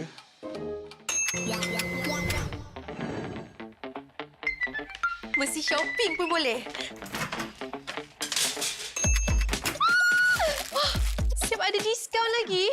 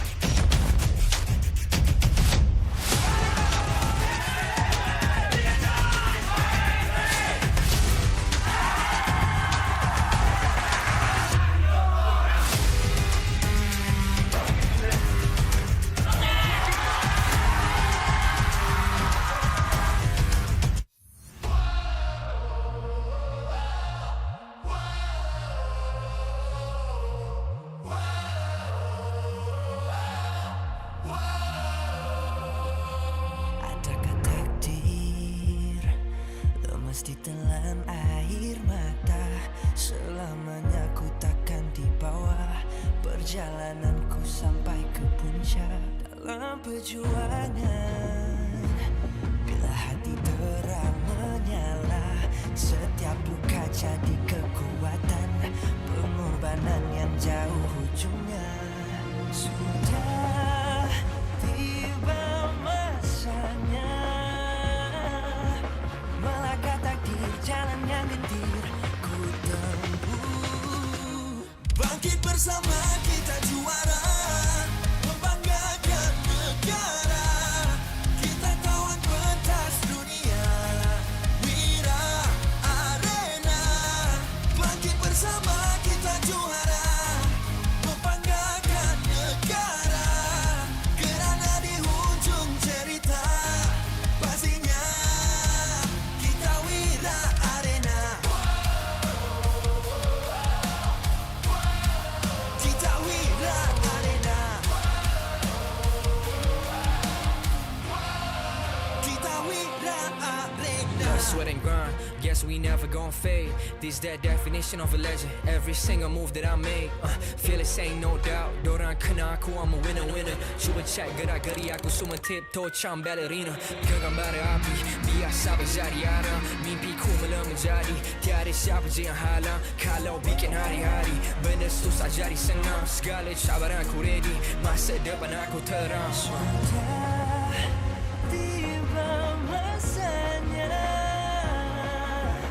melangkah takdir, jalan yang gendir ku tempuh. Bangkit bersama kita juara, membanggakan negara. Kita kawan pentas dunia, Wira Arena. Bangkit bersama kita juara, membanggakan negara. Kerana di hujung cerita pastinya kita Wira Arena. Kita Wira Arena. Kita Wira Arena. Satu hati, satu jiwa, bangkit bersama kita Wira Arena. Dari bayang kenyala api, nama kita terpahat di bumi. Bangkit bersama kita juara, membanggakan negara. Kita kawan pentas dunia, Wira Arena. Bangkit bersama kita juara, membanggakan negara. Kerana di hujung cerita pastinya kita Wira Arena. Kita Wira Arena. Kita Wira Arena.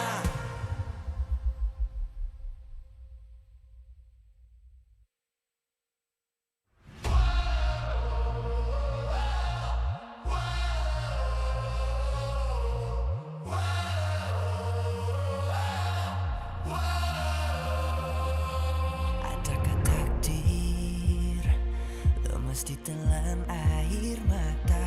Selamanya ku takkan di bawah perjalananku sampai ke puncak. Dalam perjuangan, bila hati terang menyala, setiap luka jadi kekuatan. Pengorbanan yang jauh ujungnya. Sudah tiba masanya melangkah takdir, jalan yang gendir ku tempuh. Bangkit bersama kita juara, membanggakan negara. Kita kawan pentas dunia, Wira Arena. Bangkit bersama kita juara, membanggakan negara.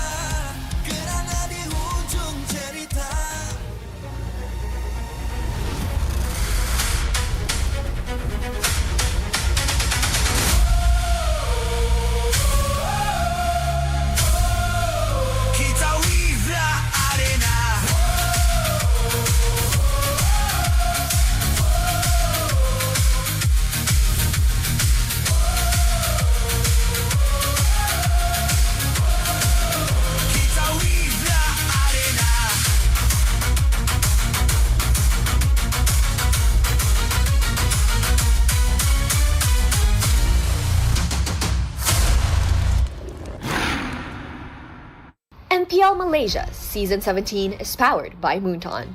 Presented by Celcom DG. Power up now with Celcom DG Prepaid 5G. Climb to mythical immortal with unlimited 5G power, uncapped hyperspeed, and endless entertainment. Celcom DG Prepaid 5G. Limitless.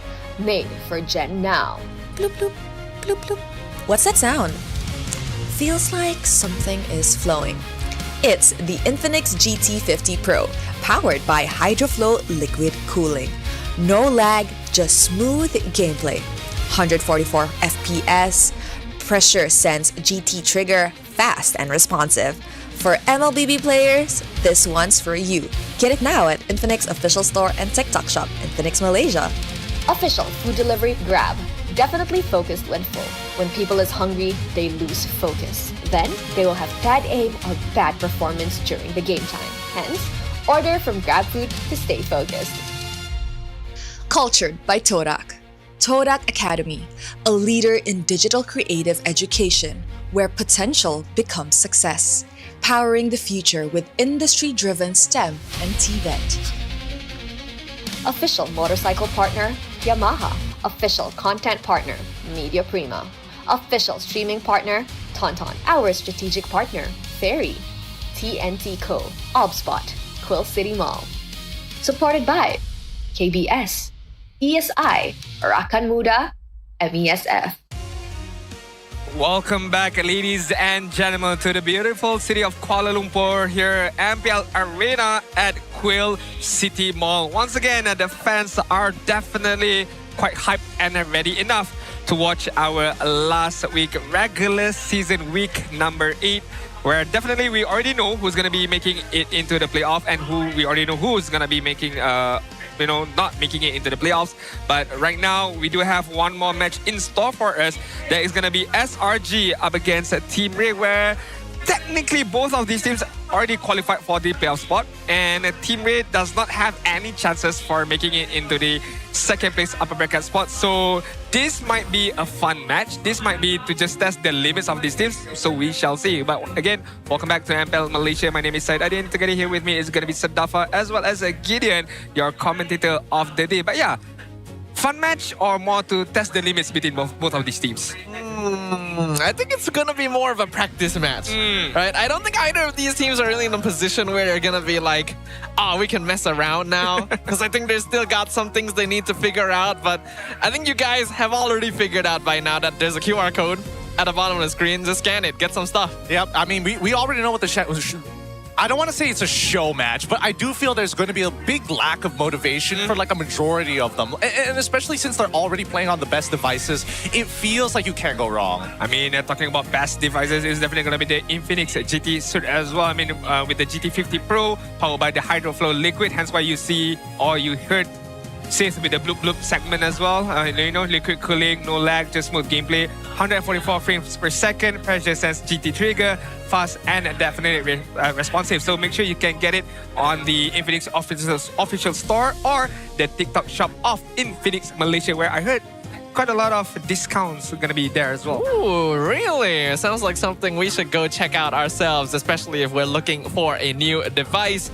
But yeah, we've got a couple of matches coming by after this, and we also need to tell you guys that there is a Todak X MPL collaboration coming soon. We got special merch for it. So if you guys are coming by the MPL NY Arena, we're not going to be here for much longer. Visit the Todak booth for some merch and more details. Yep, this is going to be the last week we're going to be here. We know where the playoffs is going to be, so pick the merchandise up now while you still can, and maybe you can swag out with the rest of us during the playoffs. Now, without anything to worry about, right? We don't have to worry about the upper brackets no more. I feel like, if I'm in Team Rey's position, obviously I'm not a professional player, but I feel a little like we did all this prep already, right? Might as well. So you think they're gonna mess around? I think they had a plan in mind. They're gonna play the plan. I just don't think they're gonna play the plan at 100% or 120% like initially. I might agree with you right there, but I would hope so in terms of let loose a bit, because you already secured the playoff spot. Upper bracket spot is no longer there for you guys to be able to consider. I mean, in terms of seeding, yes, but it's not really in your favors because if other team loses, it's gonna shake things up. But anyways, back in MPL MENA, GK Esports has already secured their spot for MSC. So congrats to them. Talking about MSC as well, quite early on. I mean, we still have weeks more to go, even months, I suppose, before MSC kicks us off. Yeah, no, a month and a little bit more until EWC MSC actually is going to begin. Really excited for it. It's great to see that at least one team is qualified. The rest of us, sooner or later, you're going to see the rest of the MPL start catching up, which means, at least for GK, they're going to be looking at the rest of the world. Yeah, that is a big advantage, I would feel so, because... Well, depends when the patch hits. That's the main problem. True. I mean, maybe you can get a deeper look at players' behavior, I suppose. But because in terms of format, it's going to be definitely changes here and there. But anyways, team head-to-head between SRG as well as Team Rey. Same games amount of matches have been played. Only one game of a difference. But in terms of numbers-wise, it's not big of a difference. Total damage dealt is a bit significant towards SRG. Hero pool is very significant towards Team Rey. And I doubt it's not going to stay at that figure for any longer. They might throw in a bit more out there. I kind of wish we got the stats for the weakest and strongest maps as well, because weakest and strongest is subjective, you know? It could literally be like 75% and 80%, you know? And some numbers would help there, but in terms of the numbers, it does lean a little more in general towards SRG, which is to be expected. This is, of course, a familiar lineup, but still having some of those growing pains since Uni is going to be playing on that EXP lane along with Innocent, Yume, Stormy, and Skies. Yeah. Cram has how many more? This would be their... I'm trying to do the math in my head. If I'm not mistaken, if let's say all goes well for Selangor Giants, Cram can only be played on Grand Finals. On Grand Finals? On Grand Finals, yeah. Okay. If they don't drop a single game coming into playoffs. Assuming that even if they extend this into a 2-1... Because it's a game. Matches. It's matches, series. It's series. Yeah. Okay. So, with SRG not having to worry about that at all, I think that the strongest and weakest maps actually reveal a lot about the teams. Flying Clouds in particular is a really big indicator that your early game is good, but with Flying Clouds, it's harder to implement it because of the map mechanics. And now we look over as well as Team Rey with Lolios, Ivan Martizzi, you just got, and Siska. Their strongest maps, both their weakest maps happen to be within Dangerous Grass. Strongest maps is actually Flying Clouds for the side of SRG. Team Rey, Broken Walls. I mean, that makes sense, right? Jesgar likes his tank jungles. Broken Walls usually the best map for tank jungles. Allows you to rotate, allows you to deal with invades a lot more easily. And we know Rey wants to play a more aggressive style of game, but they've been in a little bit of a 50-50 state recently where sometimes things go well, sometimes things don't go very well. And previously, we even saw them get kind of counterplayed, right? The kind of few leads that they had. Yeah, a little bit. I do feel that the playstyle of this particular lineup happens to be a little more egocentric, right? And not in the sense that somebody is selfish, but you need your players to be selfish to execute at a high level. And when they hit, everything just falls in place. If Siska hits like a fat Benedetta all into Petrify, suddenly the whole team knows what they're doing. If he doesn't do that, and this can be said about every single one of the players on Team Rey, that's when it's hard. With a team who has good defense, it becomes difficult for Team Rey to get far ahead. You don't see them take too many advantages. If we talk about roller coaster of the team, I feel like Team Rey definitely suits that criteria, because in League number 1, they performed quite well. I mean, it started off quite slow, and then they pick up their momentum going into finishing League number 1. And then coming into League number 2 right now, they're cooling off a bit. I mean, coming from a losing streak, a losing game as well. Yesterday, they lost against RQ Tora 0-2. Not looking good for them, even though they have made it to playoff. But hey, that will be talked even more, discussed even further. But right now, we're going to head over to our main stage to invite SRG as well as Team Rey. Let's battle it out. Let's go.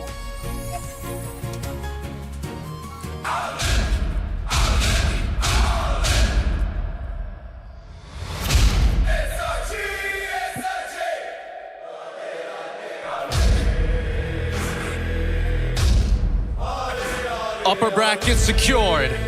First seed locked. Mission accomplished. Or so it seems. Because when the Giants step onto the battlefield, they know only one speed. Domination. With playoffs approaching fast, they are charging in, determined to keep their momentum blazing hot. Let's cheer for the Selangor Red Giants! With Yums and Innocent both appearing to be at top form, a lot will rest on Uni's shoulders to hold his ground against Siska to keep the Red Giants on top when they face off against Team Rey.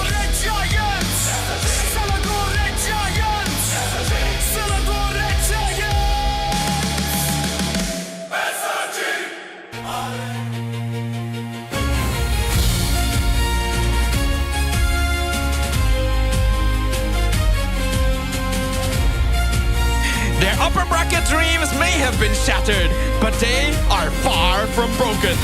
Fueled by the sting of defeat and entering tonight with vengeance in their eyes. They are determined to close the regular season with one final statement. This is Team Rey! And Ivan and Martizi match up to Yums and Stormy. Can Just Gar perform today? Next, we welcome the coaching staff of both teams, the true masterminds behind every match. Joined by the head of League Ops, Franklin, who ensures every game runs fairly and smoothly. Coach Arcadia, the head coach of SRG. Ozaraveki, the assistant coach of SRG. Meanwhile, Team Rey head coach Caleb, as well as assistant coach Saint DeLucas. Let's keep it going with a fist bump between the teams. A true sign of professionalism. This is how we roll.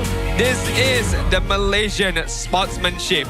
SRG up against Team Rey. Not much to fight for right now, but of course, for the side of Team Rey, seeding might matter depending on who they're gonna face off when a playoff comes later on. For the side of SRG, it's funny enough. Let's just picture this. Whatever happened to Cram, let's say it happened earlier on the season, right? Ooh. And then they not accidentally, they purposely lose a few games to just start things off in the lower bracket so that Cram can play earlier on in playoffs. But right now they can't do that because they are in the upper bracket spot. They can purposely lose when it comes to playoff the upper bracket spot. They would drop down to the lower brackets, but still it'll be okay for them, I suppose. It would be the same amount of time, but one path is like slightly less pressure to execute. Correct. Yeah. Anyways, we will discuss a bit more on that. But Lolial does have some quotes for us. Struggling to reset. The coaching staff was right about the players' inconsistency. After losing a few matches, I started to lose my confidence and winning mentality. I couldn't probably reset myself or find a way to bounce back. In game, I hesitated a lot, and that led to poor decisions. Now that TR can no longer secure the upper bracket slot, we can go all out in our final regular season match. In the match against RRQ Tora, I think a lot of people were surprised that Team Rey would get swept so one-sidedly. Yeah. But I also think that a lot of it did come down to the positioning of the players, especially in the late game. Lolil was getting caught out more often than he has been basically the entire season. He's been very, very stable, very solid with his positioning, and just made some fundamental misplays in the late game, which is obviously the most crucial stage for a marksman. You can tell that the pressure did get to him somewhat, and I'm hoping that what they say is true. Now that their position is fixed no matter what, no pressure, just play the game the way they want to. I would hope that not just for Lolial, but for the entire team of Team Rey, be able to reset fast because, of course, playoff is approaching quite quickly as well. So if they aren't able to do that and they aren't able to achieve the consistency that Kuja always demanded from them as the head of esports for Team Rey, it's gonna be a bit of trouble because we know that they can get a good amount of victories. We know that they are confident enough to get that victory, but in terms of staying consistent is the main problem right now for Team Rey. I'm going to play devil's advocate. Okay. I'm going to say, let them lose. Let this boil over. You'd rather lose now where you have no chance whatsoever to drop from your upper bracket, or at least a playoff spot. So now with zero pressure, right? If this particular problem seems of inconsistency is mainly because it is mental, let this boil over emotionally so they have to have that sit down. This could make or break a team. This could make their relationship with each other stronger, and we could get a better Team Rey during the playoffs because of it. I can see where you're coming from. Yeah, may as well test things out when the time is safer, right? Ooh, look at the artwork from that fan, by the way, in the audience. Really nice right there. We got some talented people. We got some talented people here. Good thing that there's a lot of people here today. So I'm pretty sure there's a couple more who probably have something to say about it. Very talented, not gonna lie. But the question is, another one. There we go. There it is. And we find it. Wait, was that drawn during IESF or nah? I mean, if Stormy wants a VTuber model, we've got the inspiration. That's true. Pretty sure she took a reference out of it, right? I mean, first time watching as well, match face to face. Insane. So, and bringing that drawing up on, I would say, on the camera, it must be good. Must be feeling good. Look, we're getting to a point where people, like, we take for granted how often we see these superstars walk by. Yep. For other people, it's life-changing. True. Yeah. True. Definitely true. Like, these players grace the screens. To be able to come here in person and see them play right in front of you really is a different experience, especially for that first time. So hopefully that gives SRG the motivation they need. They got the Stormy School of Mid Lane and Wizardry once again. That's so good! I was trying to figure out what that second word was. Oh my god. Wizardry and Mid Lane, huh? Yeah. Yup. Dude, that is the best poster ever. I've seen that poster so many times now. Oh, that's good. I wonder if it's the same person. That's good. That's really, really good. Not gonna lie. Or it's a really big family, but they cycle out one person at a time because they can't get tickets. And they pass the poster on. So yeah, you shall take the responsibility now. You're part of this legacy. The rest of them are in school. So that's why one kid at a time. I mean, we got 8 weeks, right? So one kid at a time. So to cover up all 8 weeks. So right now, it's Sluggery Giant. It's gonna be broken walls. So we might see a tank fighter jungle for Justgar, maybe. We shall see. Depends on how the draft progresses. Chip as well as Green is going to get banned out. Meanwhile, on the side of Team Rey, banning out the Fanny as well as the Freya. So Harith is open, Phoveus is open. I'm thinking SRG might ban the Phoveus here.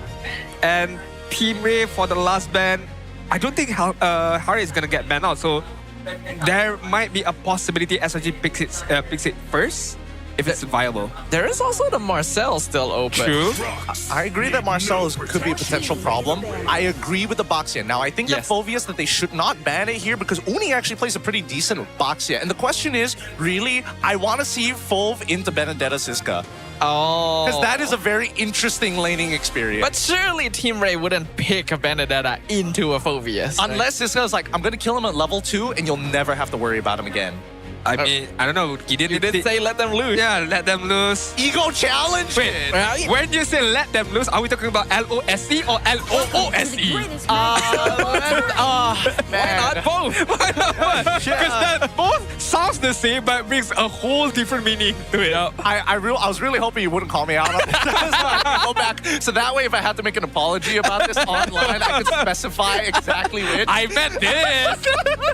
Okay, I mean, it's still up for grabs, by the way, the Phoveus plus Benedetta matchup for both of these teams. It depends on what SRG is thinking right now as the first pick because Marcel is still there as well. I mean, a lot of stuff, in a matter of fact. You can't really open with like Harith since Phoveus is there. True. The Marcel has been kind of hit or miss here. It's very high prio in other regions, but here it's a bit dependent on the teams themselves. Looks like SRG will go ahead and snap it up though. Smile for the camera, boys. SRG picks up the Marcel. Team Rey right now is going to open up with a Suyo. Phoveus? Harith? No, Harith can't be. It's going to be this Zuxin. Okay. Yes, very, very nice. Liking the opening. I like the opening as well. I think that Marcel is a very big indicator of the level of chemistry with your team. If people are not prioritizing Marcel, that means they're not confident with their chemistry. This is, I'm just hypothesizing. Okay. There's no guaranteed evidence behind it, but it kind of tells a little bit of a tale of certain teams here in MY and other teams across the regions. Now, TR, with the opening of Zushin as well as Suyo, I definitely think that this is one of the stronger openings that they have because now we can start thinking about, hey, our support options can still be flexible into EXP if we need to go that way for the first phase. They already know they're going to be heading up against a Marcel, so leaving that for a little bit later would be smart. SRG going to follow up with the Phoveus and the Liam wards, so still pretty solid hero options, and yup, it is going to be the Glue.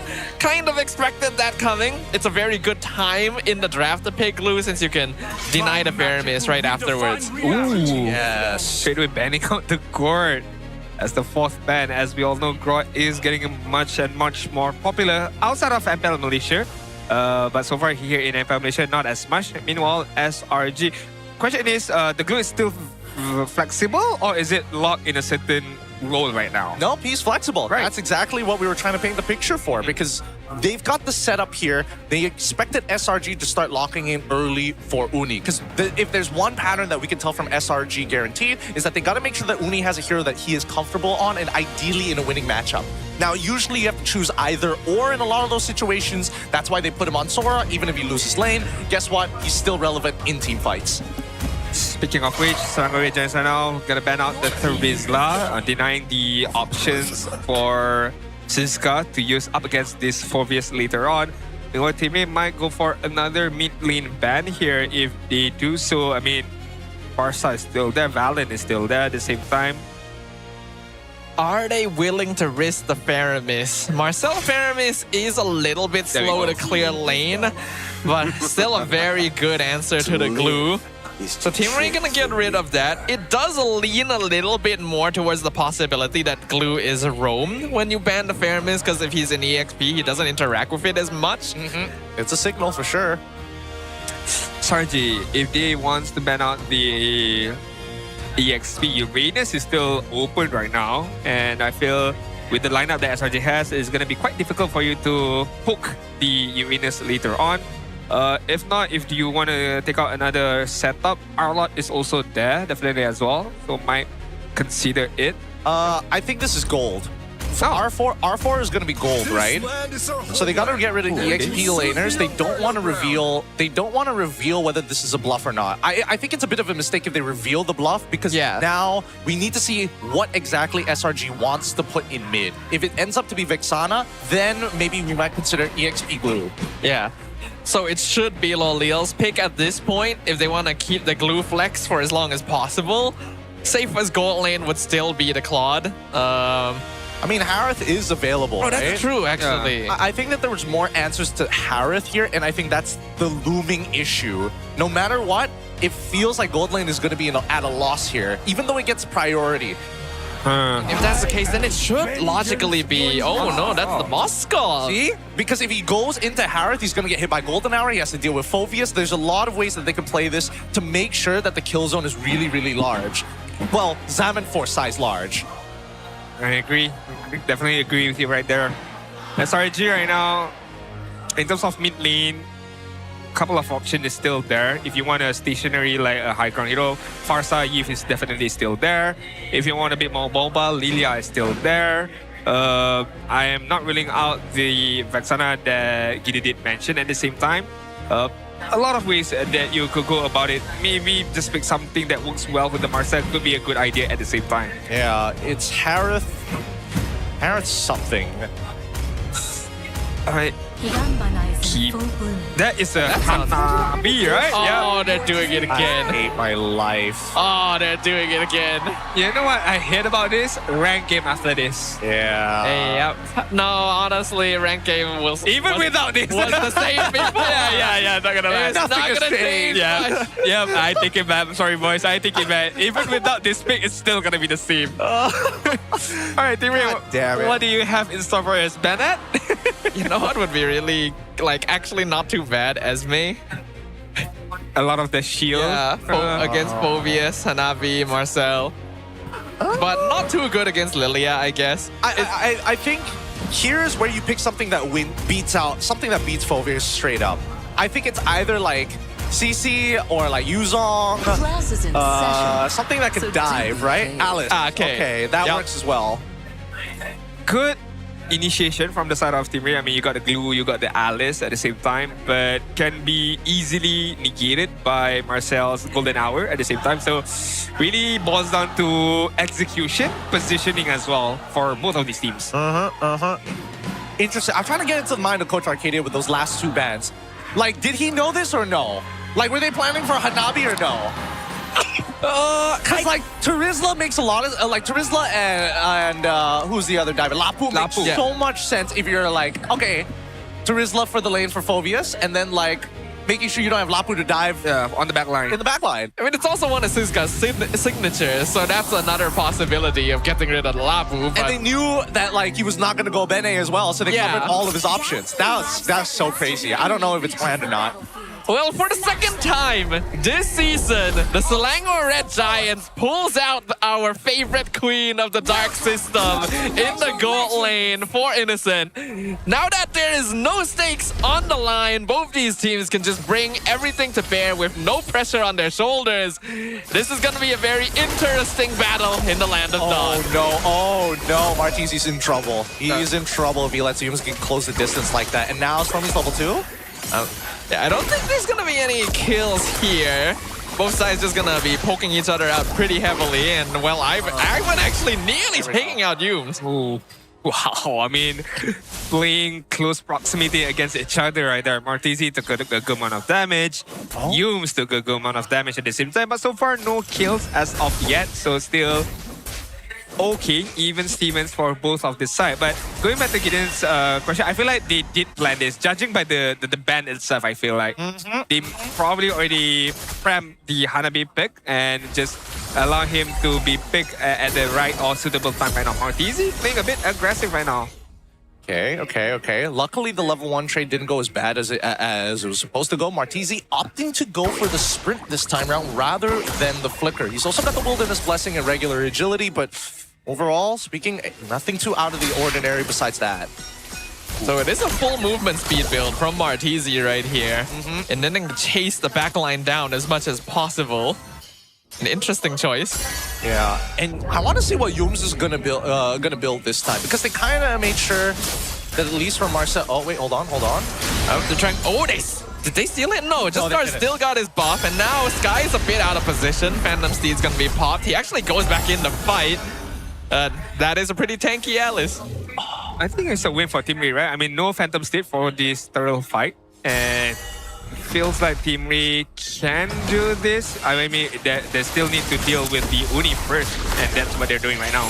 Good chunk onto Uni, drops into half HP. Uni gonna re-engage. Siska actually gonna get caught out. Chrono Rune flickers forward, lands on 2. It's a blade surge, but Stormy will blast down. Siska, both EXP laners go down. Really good comms from Siska there. Like, he knew he was gonna 100% die if he flickers in, so he made sure that he's really selling the fact that he's gonna commit. And they're still gonna try and fight this. Yumes actually gets a 2-man freeze. Flicker can come out from Ivan. Skies with the Phantom Steed out again. Ivan gonna take a lot of gloom damage and great zone control from Stormy, not allowing Rey to approach the turtle pit. Should be free for SRG. Ivan very low. I don't think they should try and fight this. This guy gonna return to the battle, but Jescar also gonna be chunked very, very low. Uni doing a good job, though maybe getting a bit too far. He's gonna get sniped away by the Evil Quelling. Yumes, hello. Do they want to continue? I don't think so. Interesting. It was interesting the fact that Uni commit that flicker to zone out Jescar, but I felt like he did not need to do so. I feel like he could have just stand there and be the block, the wall for him, but hold that thought. Martizi, full burst. Martizi had no chance there. Ouch. Then I take my statement back. It's okay for SRG. The fact that they got a kill. I was gonna be like, that's it. I mean, yeah, you got the turtle, but you sacrificed Uni at that spot. But then again, you got a kill back, so it works out for Selangor Giants. I mean, in terms of long-term trades, that actually worked out well. Like, I was wondering why Team Rey was letting them sit on the turtle for so long. Like, they were giving it like a lot of space, and they were really basically just playing around their cooldowns. A lot of their composition is playing around cooldowns, right? Martizi, if you pick somebody up, it's not like he can forever keep on picking you up over and over again. There's still a cooldown period of which he has to wait to restack the opponent with butterflies to eventually levitate them. The same can be said about Yumes, but imagine that on an entire team. Ivan, Martizi. Ivan needs his 1 and 2 ready to go at any moment. As soon as he doesn't have 2, he's basically useless, right? Okay. Yeah, I don't think much is gonna happen down here. It is kind of hard for Team Rey to contest space just with Stormy's existence, though. The gloom placement means that no one can really walk up safely, especially if they've been chunked out beforehand. And even if Rey is able to catch someone, oftentimes it's Jaskar who has to follow up for the finish, and Suyo does not want to walk into Lilia's minefield. Absolutely. Preach, brother. Preach. And Martizi, again, this is about control. And Stormy, as long as he can maintain as much attention to himself as possible, he should be okay. Black Shoes? Ooh. Yep. Black Shoes walking the other direction. No Lilia Alto for next turtle, so that's not bad. It'll come out relatively... out of all the cooldowns, it's not too bad at level 1. He's about to hit like... Lilia's having a tough time, boys, now on the because the flicker forward Uni! He found Jaskar! And he's gonna crush him under the weight of the big purple man. Golden Hour comes out, freezes multiple people, but Yume's gonna be caught out by Martizi. But look at the AoE damage, the double kill for Uni. Skies picks up one on his own. Martizi being forced back to the tower. Flicker forward from Stormy too, just to finish him off. Casual ego challenge, man.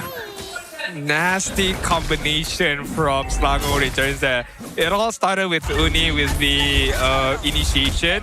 The golden hour was popped right on time before the Throne of Ruins got hit against the side of Selangor Giants, and it continued once again. Uni with that double man knockup again towards the side of Team Rey, and it was won by Selangor Giants. But to be fair, Lolial at least managed to get a turret on the bot side to ease a bit of the wound, but so far the wound has already gotten quite big 5k gold lead for SRG. Yeah, it's getting kind of wide. A 1.4k lead specifically on Innocent. Like, he has dominated this lane. He's got that full level.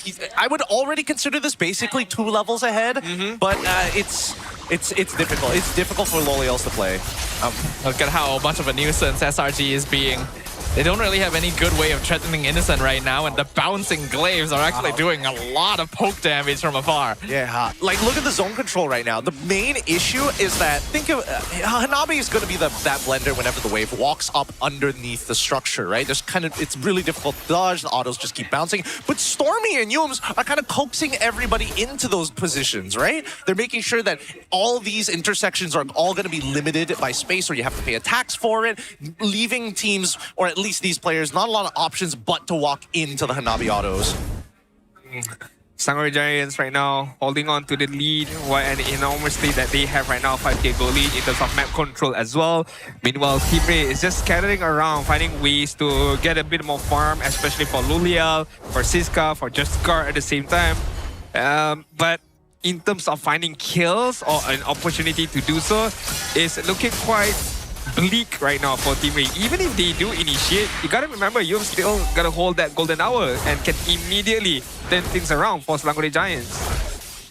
Yeah, Team Rey doesn't really have any way of opening the map currently. Anyone that walks up is gonna either get caught or melted down to half HP instantly. And that includes Ivan. Without that vision, Team Rey cannot really do much on the map. They have to just try and delay.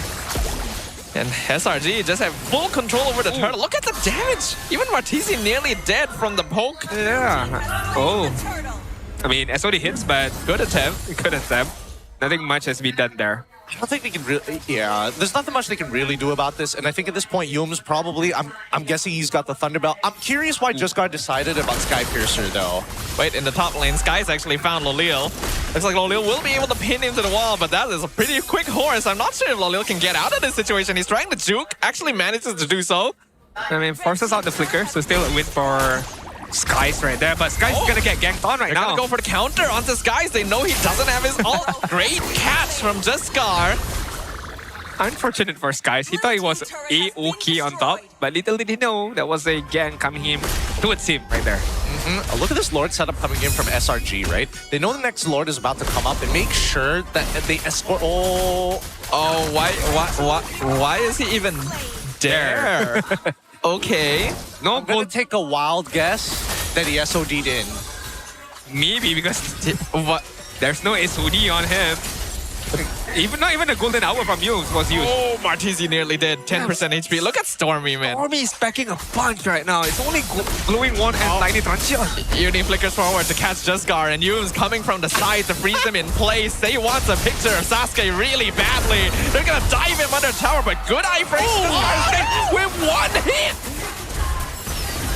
That's insane. And now the Phantom Steed is gonna be popped down. Martizi drops low. No casualties for now, though. Oh. The moment you need a Sky Piercer, man. Dude, He got so lucky there. It's Super. crazy that he literally walked at the perfect time between the minions, so it was too far away to target him, but enough to clear the distance of the second minion. That is ridiculous. What are the odds? If he stood still, he died. If he walked backwards, he died. Oh, God. Lucky enough for him.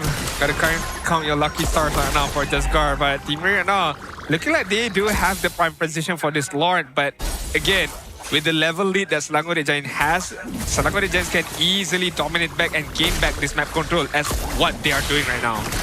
Yeah, the zoning's a little too strong. Uni instantly finds Jesgar, forces him back, and Humes chases him down as well. Sky is just going to be blitzing the Lord along with Innocent. Meanwhile, Lolil going for the split push down bottom. The Lord will be secured by SRG. Uni still doing a good job of holding front line. Golden Hour going to freeze too. Do SRG really want to force this? The funnel's a little bit awkward. Grab, going to find one.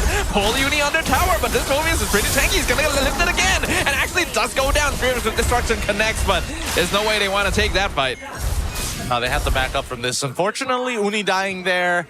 A little sad, a little sad. His flicker almost up as well, but he tried to play it as best that he could. Even so, this is still a pretty good situation for SRG overall, right? Big spells already out. Don't have to worry about Ivan's flicker no more. At least for the time being, man, actually getting some value out of this. Just Gar with the Sky Piercer actually coming up pretty big in these fights. Definitely. I mean, stacking up bit by bit right now. 4 kills, if I'm not mistaken. Yeah, 4 kills in his very own hands. But I mean, the same thing we can say about Yumes. The more or the longer this game progresses, that Thunderbelt is going to stack up really, really well, and he's going to be one tanky photographer right now. It's going to be very difficult to handle. At the same time, Selangor Giants are going to prep for this push. Lord is marching on the bot side. Team Rey, in terms of high ground defense, aren't that significantly strong right now.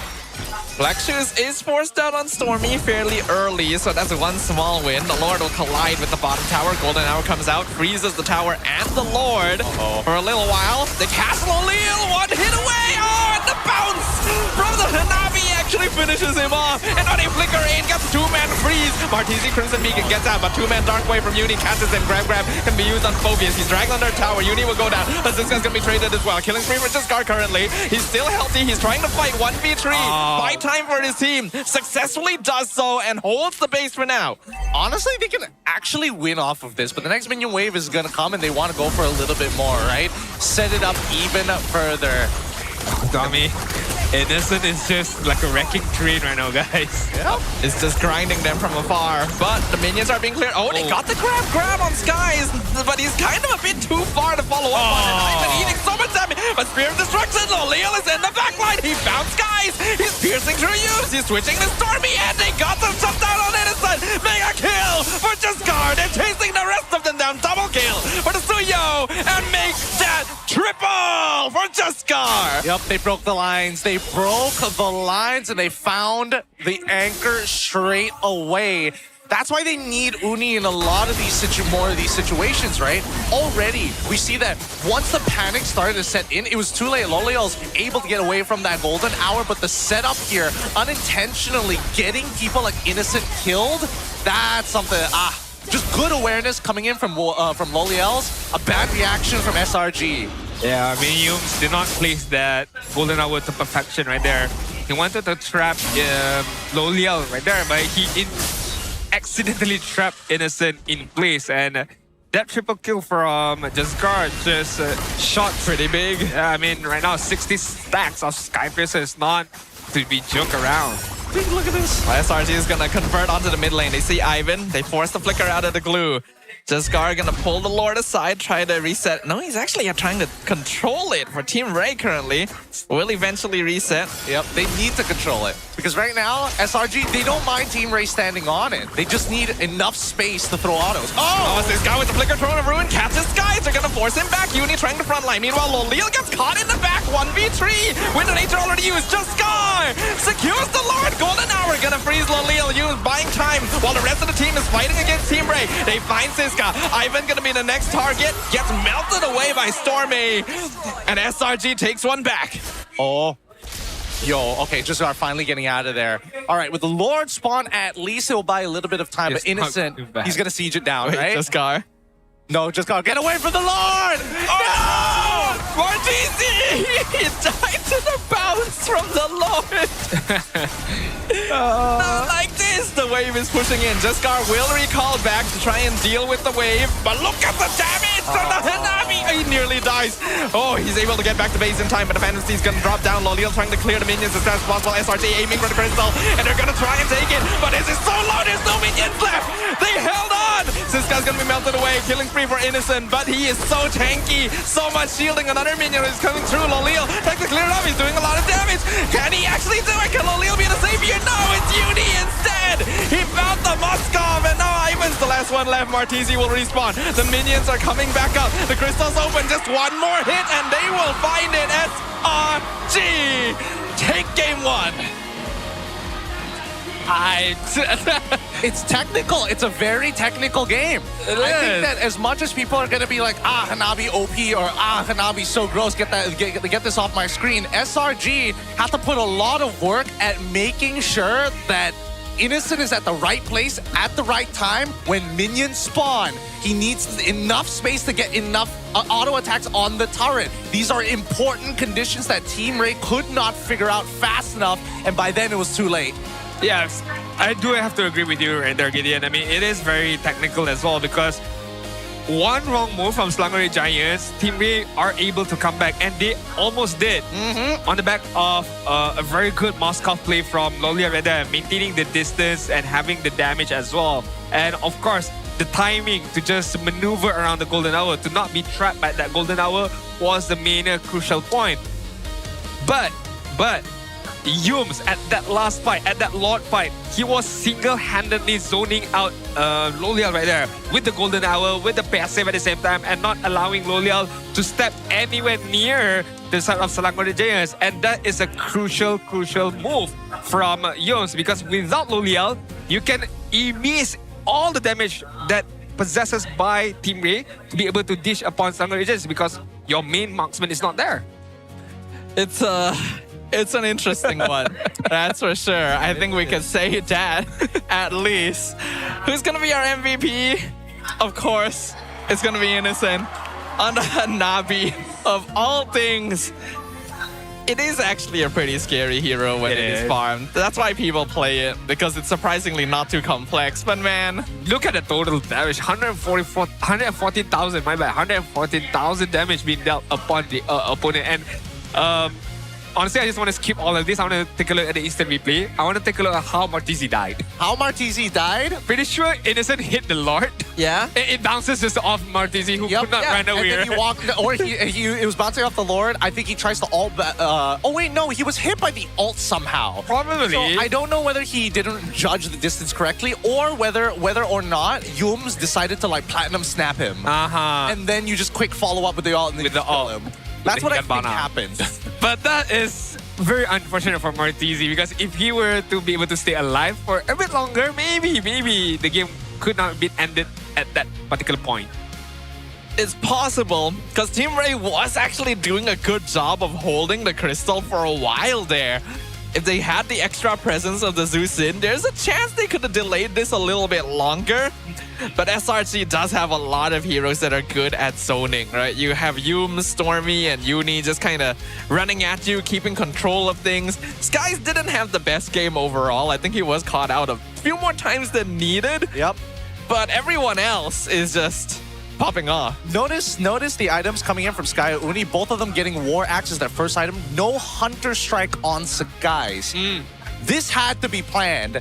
That's how you know it. Because now it's like, I don't need a quote-unquote bruiser tank up front. I need somebody who can make it, who can either reposition them or slow them down enough so that I can come and kill them. Everybody on the side of SRG is playing the zoning game, and Innocent is the one holding the Glock.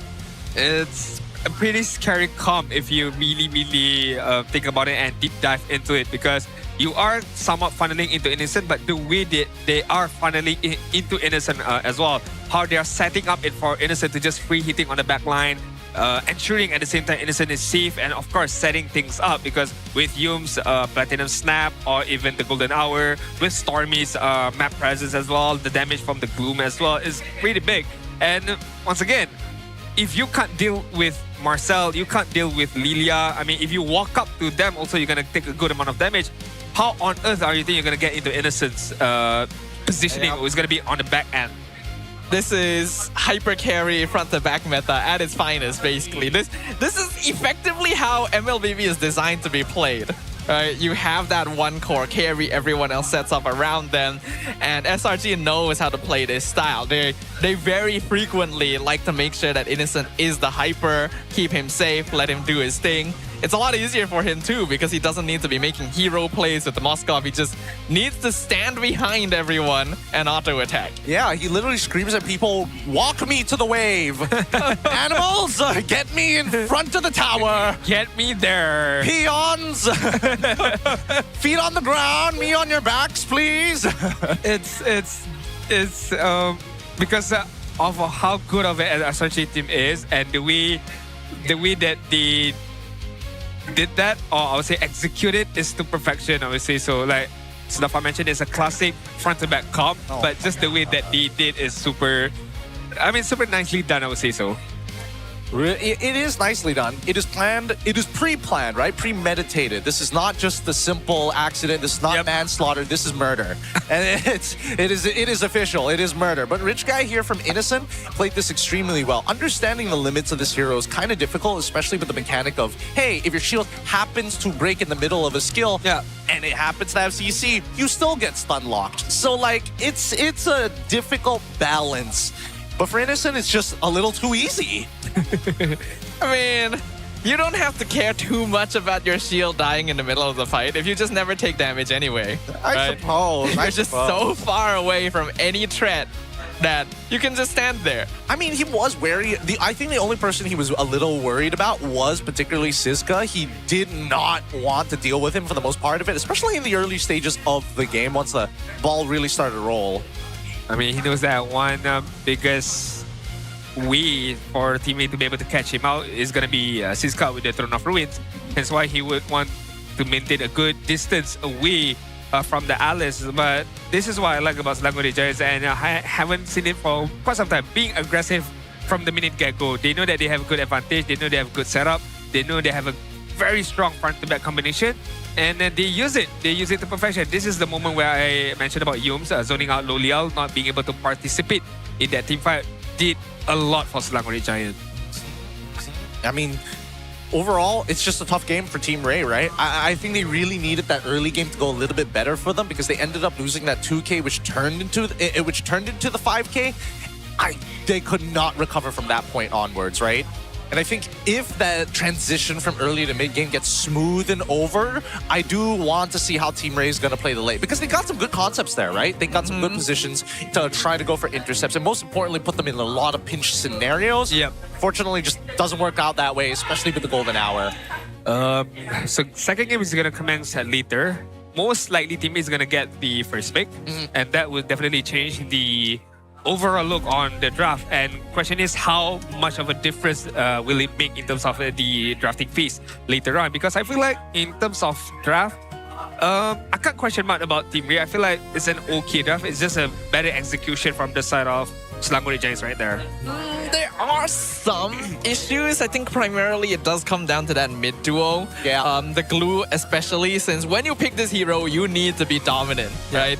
Glue is meant to be unkillable first couple levels. Yep. If you're not able to do that, and you can't with Lilia, it's kind of tough. For now though, we have a video for you guys prepared before we hop into game 2, so check this out. Selama 16 musim, a generation was built. Tetapi hari ini adalah detik permulaan baru. Ladies and gentlemen, MPL Malaysia Season 17! Early, Ivan gonna try and walk away from this, but gets lifted up once again. Baron Fiend finally committed, and here comes the portal. Team Rey is coming through! And Fabian is gonna be steamrolled underneath the deck. Musim ini berbeza daripada yang sebelum. Dalam era baru ini, peluang untuk melahirkan juara baru senantiasa terbuka. Tiada apa yang dijamin. Segala-galanya boleh berlaku. Jadi, apa lagi yang anda tunggu? Saat untuk menobatkan juara MPL MY Season 17 semakin hampir.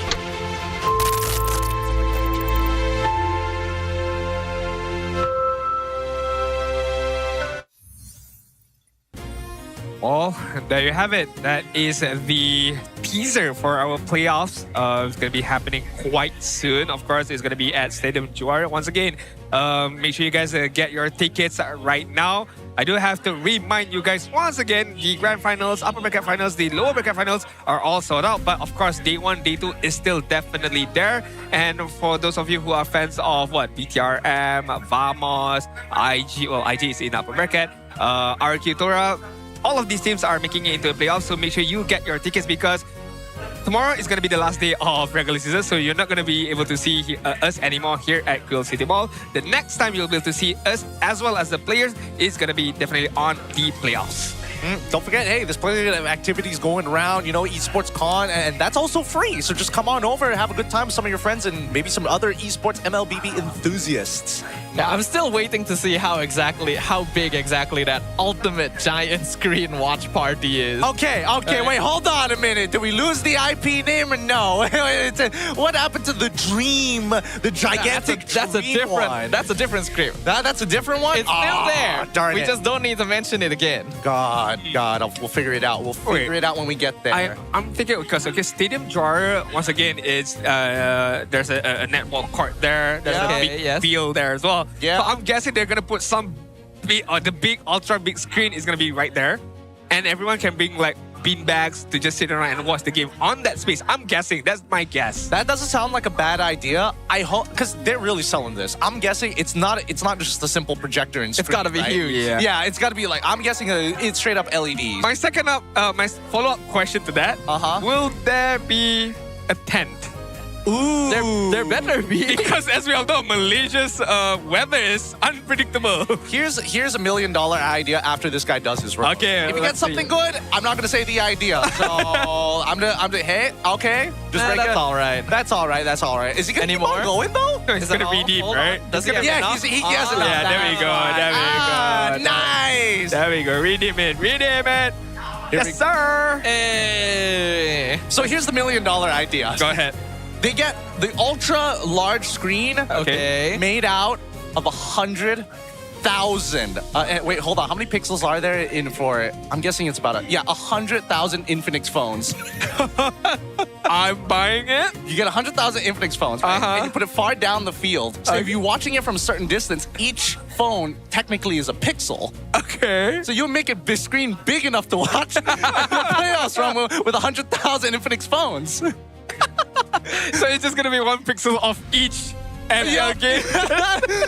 Yeah, each phone is gonna be 1 pixel. So depending on how big this thing is, you're gonna need a lot of phones. Okay. All right. Level of ideas that we'll never get funding for, unless Infinix is down for it. I think there would be a certain kind of madness. Maybe what if the players sign each of the phones after the game?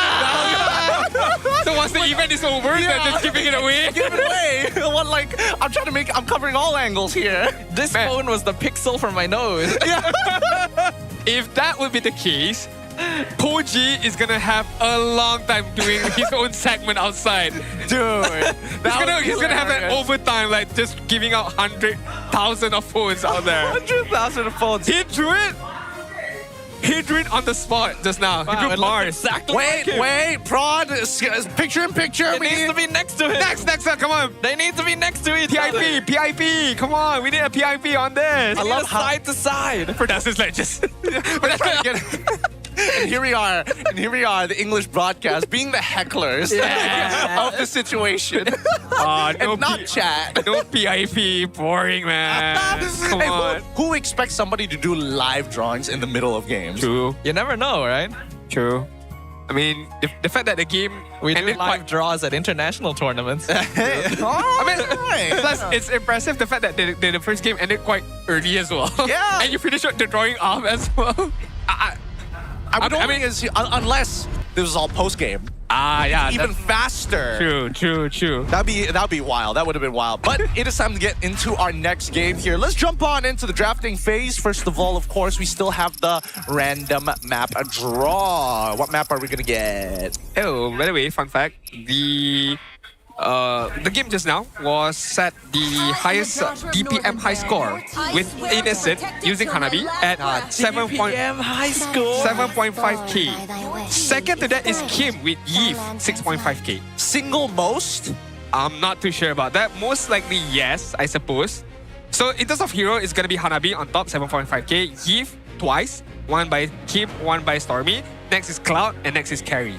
That's insane. It hurts me. I understand Eve. You expect Eve to do a lot of damage. No, but... I think it's bull because they are skewing the numbers because everybody else's job is to peel and not to actually do the killing. That's true. It's so BS. You're letting Innocent do all the damage. He's inflating the stats like it's solo queue. It's crazy. But then again, all 5 are from 5 different players. That's why. Well, I guess that's... There we go. I know. I think we can still be upset about Hanabi. God damn it! All right, Marcel in the hands of Team Rey now. Okay. Changing it up a bit. Pretty... Harith, because Forvis has been banned out. Pretty similar, with the only exception of like the Fanny ban coming out from the side of Team Rey. Yeah, Harith +1 here. There is going to be a Harley +1, but this is the trade-off you give, especially when you have the Zushin available, right? Yes. Oh, wait, sorry. It's already banned out, actually. Harith Glue, Harith... I think Glue too early, maybe. Necessarily Harith as well? Because the Golden Hour, you can just place it on top of Zaman Force. Yeah. True. That's the important thing, as long as he doesn't get to retouch it. Looks like they will still go Harith and pair it with the Suyo. Still good. Too good of a hero right now. Ah! Looks like we're getting classic Team Rey, baby. Hey! God damn it. Wait. So if you Golden Hour and Mystic Gush, it stops for a while, of course, and afterwards does the damage? I'm not sure how it works. Because it's not really a projectile, it's like channeling, right? I have an odd feeling I've asked this question before. Yeah, you have, and the answer is okay. No, it doesn't work that way, unfortunately. So we shall... But it would be so funny. It would be so funny, though. Shall see how it might work. Because, well, I mean, like, let's use this as an experiment. Just keep your eyes out in case, you know, Marcel, Golden Hour, somebody into the Mystic Gush and see whether their life goes down before, in the middle, and after. Yeah, literally. Sarji picks up the Hilda. Okay, makes sense. To match up the movement of Marcel, to mirror the movement of Marcel. I like it. Fredrin going back to the old ways of Team Rey, as Gideon mentioned, is quite funny enough. But SRG, banning phase right now. You need to ban out Claude, maybe, you know, take out the gold lanes from the hands of Lolial. Obsidia, maybe. You might also want to get rid of the Arlet as a Fredrin combo. Yeah, I think that makes a lot of sense. At the same time, knowing that Phoveus is already banned, you don't even have the counter pick option after. But then again, SRG can arguably make the same lineup, right? They get Arlet themselves, and then, you know, kind of set up with somebody else who has CC. Creature. You know, I just realized that Guinevere has been ignored. Yep. That's pretty surprising right there, and it doesn't seem like she'll be picked up since both teams already have their roamer and jungle, unless the Hilda's flexed. Unless Uni decides, you know what, it's my time. We all know he can play it, but question is, this is going to be on the EXP side, but hey, never doubt, never in doubt. I mean, we've seen his mechanics on jungle, like how hard could it be if he's already like winning some matchups? He should be able to play Gwyn jungle, so Gwyn EXP shouldn't be too far off. Exactly. Agree. I mean, 90% of all Guinevere mechanics is just landing the thump. Pretty much. I mean, no, not necessarily. Hey, that's what the 10%'s for.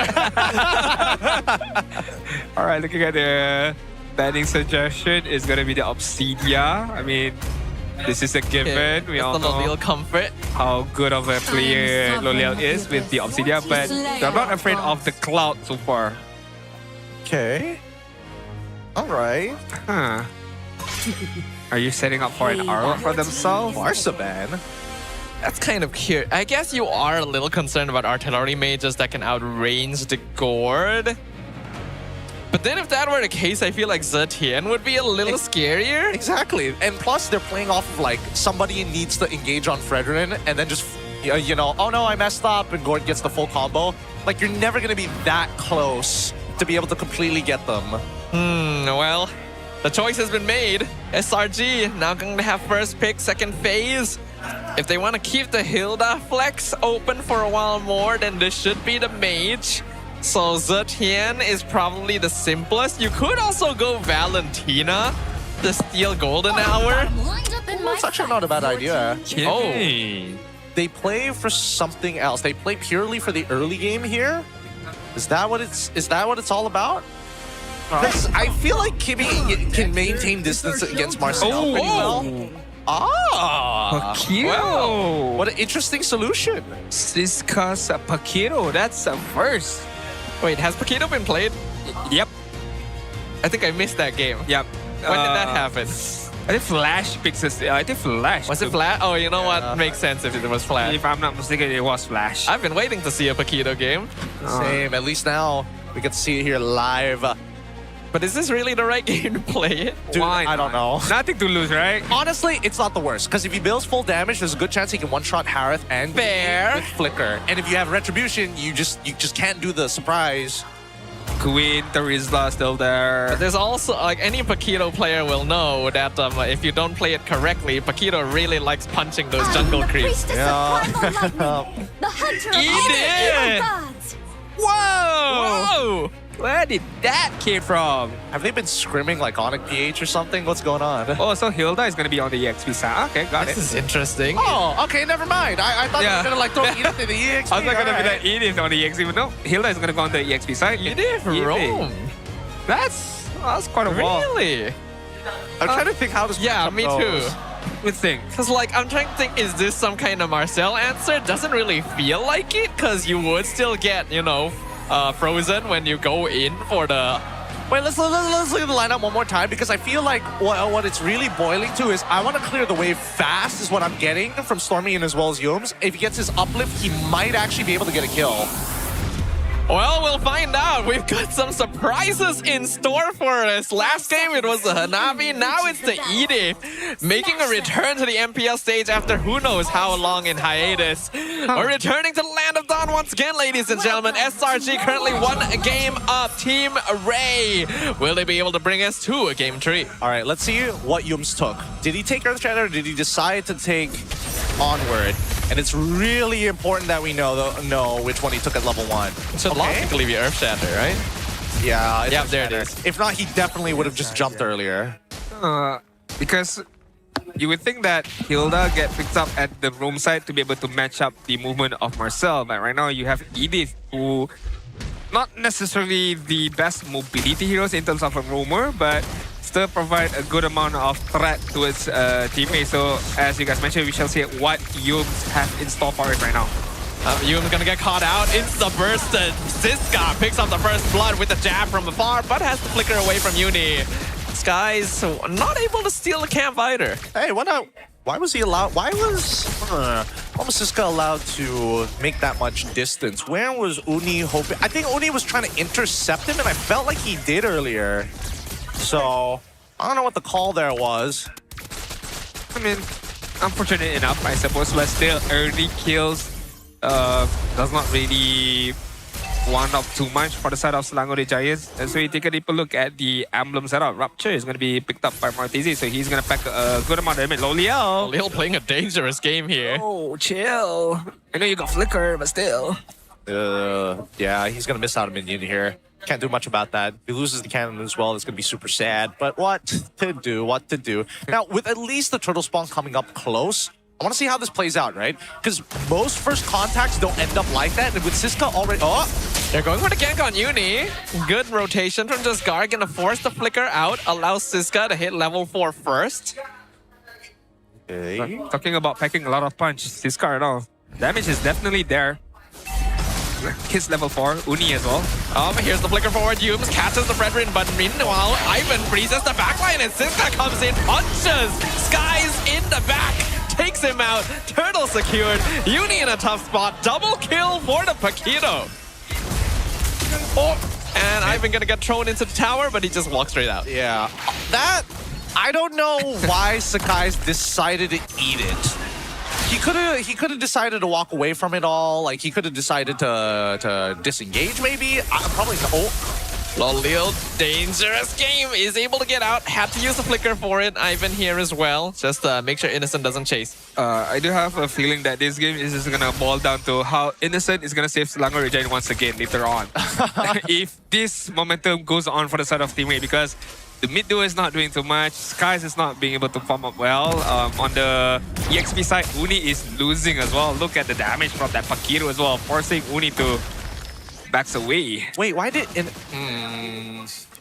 I think Innocent is trying to say that he's ready to dive that back line, but it's just strange to me that he didn't want to take flicker. This guy looking pretty comfortable on the Paquito. This is not a hero we've got the chance to ever see him play, since this guy only really showed up in the pro scene after he fell out of meta. So far doing a great job in lane. I'm actually surprised at how well it's going. I mean, he got 3. Oh, is Lolil dead here? He's so close, one hit. He actually heals up in the most of Blazing Duel. Skies comes in, presses the retry, and picks him off. Oh, dude, Sky's screaming at Innocent, please let me have this. Just screaming, because Innocent could have easily gone a little bit further to take this away. It's like he's losing a bit against Jaskar just now, so he needed that kill right there. Yep. Helps to even out the score a lot.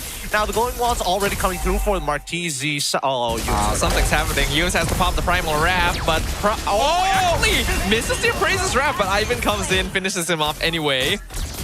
I'm not too sure this ED pick. Yeah, I'm still not seeing the logic of the ED. I mean, maybe we need to just wait it out a little bit more, I suppose. But in terms of the early stages, not seeing it, Chief. Not seeing it at all right now. Unique. I don't really think that's a good idea. Yeah, he had to use the flicker for that. Yeah, he's too, like, people have been, too many kills have been given over to Siska. It's not arguably not even Uni's fault at all. Yeah. Like, it's just that Siska's so far ahead. He's level 8. He's got 3 kills in the bag as well. He is so strong. Let me just, what is Siska running right now? Strike, right? Just Hunter Strike, yep. I think, look at top. They are prepping once again for Lolil. Lolil preparing the BMI. Oh, here's the two-man gang. Lolil has the BMI set up. Well played there from the Claude. Turtle secured easily by Jaskar. Lolil still able to try and hold the way for now, though I think he might have to hold on. The rest of the team is coming by. Yums has to flicker away to safety. Basically every battle spell SRG has used has been defensive. Things are not going too good for them. I mean, they weren't able to break that turret, but I think this is more than enough. Oh, that's such a dead Yums. I've never seen a more dead Yums. Mega kill for Siska. It's so easy, right? You just Platinum Snap and then open up your Mystic Gush. That's all you need to do to be able to get a kill against Yums. It's such a simple combo to execute, and there's really nothing much you can do about it because the damage is so high. Oh, Siska nearly takes out Stormy. He had to flicker to get away. Meanwhile, Innocent in a 1v3 scenario, actually coming out alive. But Jaskar now gonna dive in with the retry being used as well. Skies is here as an escort. Nice blade surge, but they just flicker past him. Innocent actually dashes away. Well played. 4 members tried to dive 2 members of the SRG and yet still aren't able to get a kill. That's very unfortunate for Team Rey. If they would happen to get a kill, pretty sure the advantage is going to be definitely bigger for the side of Team Rey. But Selangor Giants still in it right now. 6-minute mark, only 1k goal lead for the side of Team Rey, whom I wanted to be more aggressive since they had a good lead. But so far, all question has been answered by Selangor Giants. A little bit. They've come up with pretty good solutions for the time being, and I think that, unfortunately, it's going to be a while before we see them actually come online in a position where they can actually win out these fights, right? Because there's just a lot of factors coming into this. Yes, Lolil doesn't have the damage right now, but that Martizi combo is pretty ridiculous, and not to mention that Siska, I'm pretty sure, like, he can get some good damage onto Innocent in a full combo scenario. He's got a 2-level lead on the Harif right now. Siska, big threat on the board. What's his items look like? Still only the Hunter Strike, but getting close to the next one. Comes in from behind, catches Yums already. Half HP, Primal Wrap used very early on. Traction Pulse, gonna catch Jaskar. A slow but steady pace from SRG. Concealed play. I think SRG probably saw that one, so they're gonna start backing things off. They get the onward in. Throw Ivan over the shoulder. Ooh. Oh, okay. Yeah, I saw that interaction. That's interesting. Meanwhile, Innocent jumps in, not able to steal, goes down instantly. The damage pressure on the Mystic Gush too much, and this guy is unstoppable. Uni gonna try and trade for one, not able to find a double kill, and the Golden Hour freezes Stormy mid-air. Doesn't allow him to escape. Unlucky. Unlucky. I mean, Stormin could have, if Stormin gotten out there, then maybe it wasn't the worst thing in the world, but now nobody to defend the mid lane. They're going to start losing a lot of their T1s. Team Rey, they're building a lot more confidence here, and I think, Adine, this is what you wanted to see out of them being more aggressive. Yep. This conversion, now putting them in a fat lead. Definitely a big lead right now. Not only the neutral objective was given or was taken by Team Rey, but right now, map control as well is in the hands, it's in the favors of Team Rey. Meanwhile, Selago the Giants can't necessarily do anything about it because if they steps up, God can easily get a good stun. If God lands a stun, immediately just Mystic Gush. Oh, nasty. I mean, Gideon did say if Siska can just close that distance against Innocent, and Innocent would definitely be dead, and that did happen. Yep. He's also got, at least for him, he's got the Sea Halberd, so the shielding isn't going to be as big as it usually is, and he can do it pretty independently as well. So now he's just going to play, you know, Black Ops on the opposite side of the map while the rest of the military is just going to start knocking down on buildings. Siska's totally independent at this point. Ivan also doing a great job of being a nuisance. I think Marcel needs to be banned next game. Kill so many people here. This is going to be a dead tier 2. Siska just waiting to see if anyone walks too close to him. Gort is such a good hero to use when you're not fully committing into a team fight, but before you're committing into a full team fight, because all of the skill set of Gort, the stun, the Mystic Gush at the same time, it deals a good amount of damage. It deals a good amount of poking damage as well. And if you want to turn that into a full-on team fight, you can. If you don't want to, it's okay. You can bait out certain spells, you can bait out certain ultimates for them to react against your Mystic Gush, against your skills. Now, they dance around trying to get information across the map. Team Rey is going to be kicking things off on the Lord first. Not much. Oh, wait, actually, pushing wave from the side of Team Rey, being set up on that slow push on that top side, bottom side, nothing to worry about. They get the Lord for free, and really just going to be a no contest. I don't think SRG is ever going to be walking out of this case. Yeah, this seems like a bit of a no way home kind of situation, right? The point of no return. Yes, we're not at 10k gold lead yet, but compared to past situations, SRG just doesn't have as many tools, and Innocent isn't even farming as well as we know him to. I don't see SRG winning this one. I think that the best case scenario for SRG is that Innocent is like, what? Does he have Holy Crystal second item? No, he decided to go the traditional path, so he's got Feather of Heaven at this point. His damage should be relevant enough, but I don't know whether he can kill Siska by himself. Oh. Especially if Ivan just walks in and nearly takes him out with Mystic Gush combo. Juskar actually going to be caught under the tower. Golden Hour a bit too late to save him. So SRG able to punish them a little bit for that one and keep their tower alive. The only team that can beat Team Rey right now is themselves. If they messes things up, wrong footing, wrong initiation, that could be the end of it for Team Rey. But if they do it all well, the execution is perfect. Oh no! They'll be able to win this. There we go. Yeah, this is why. Yikes. This is why Dangerous Grass sucks. This is why Dangerous Grass is dangerous.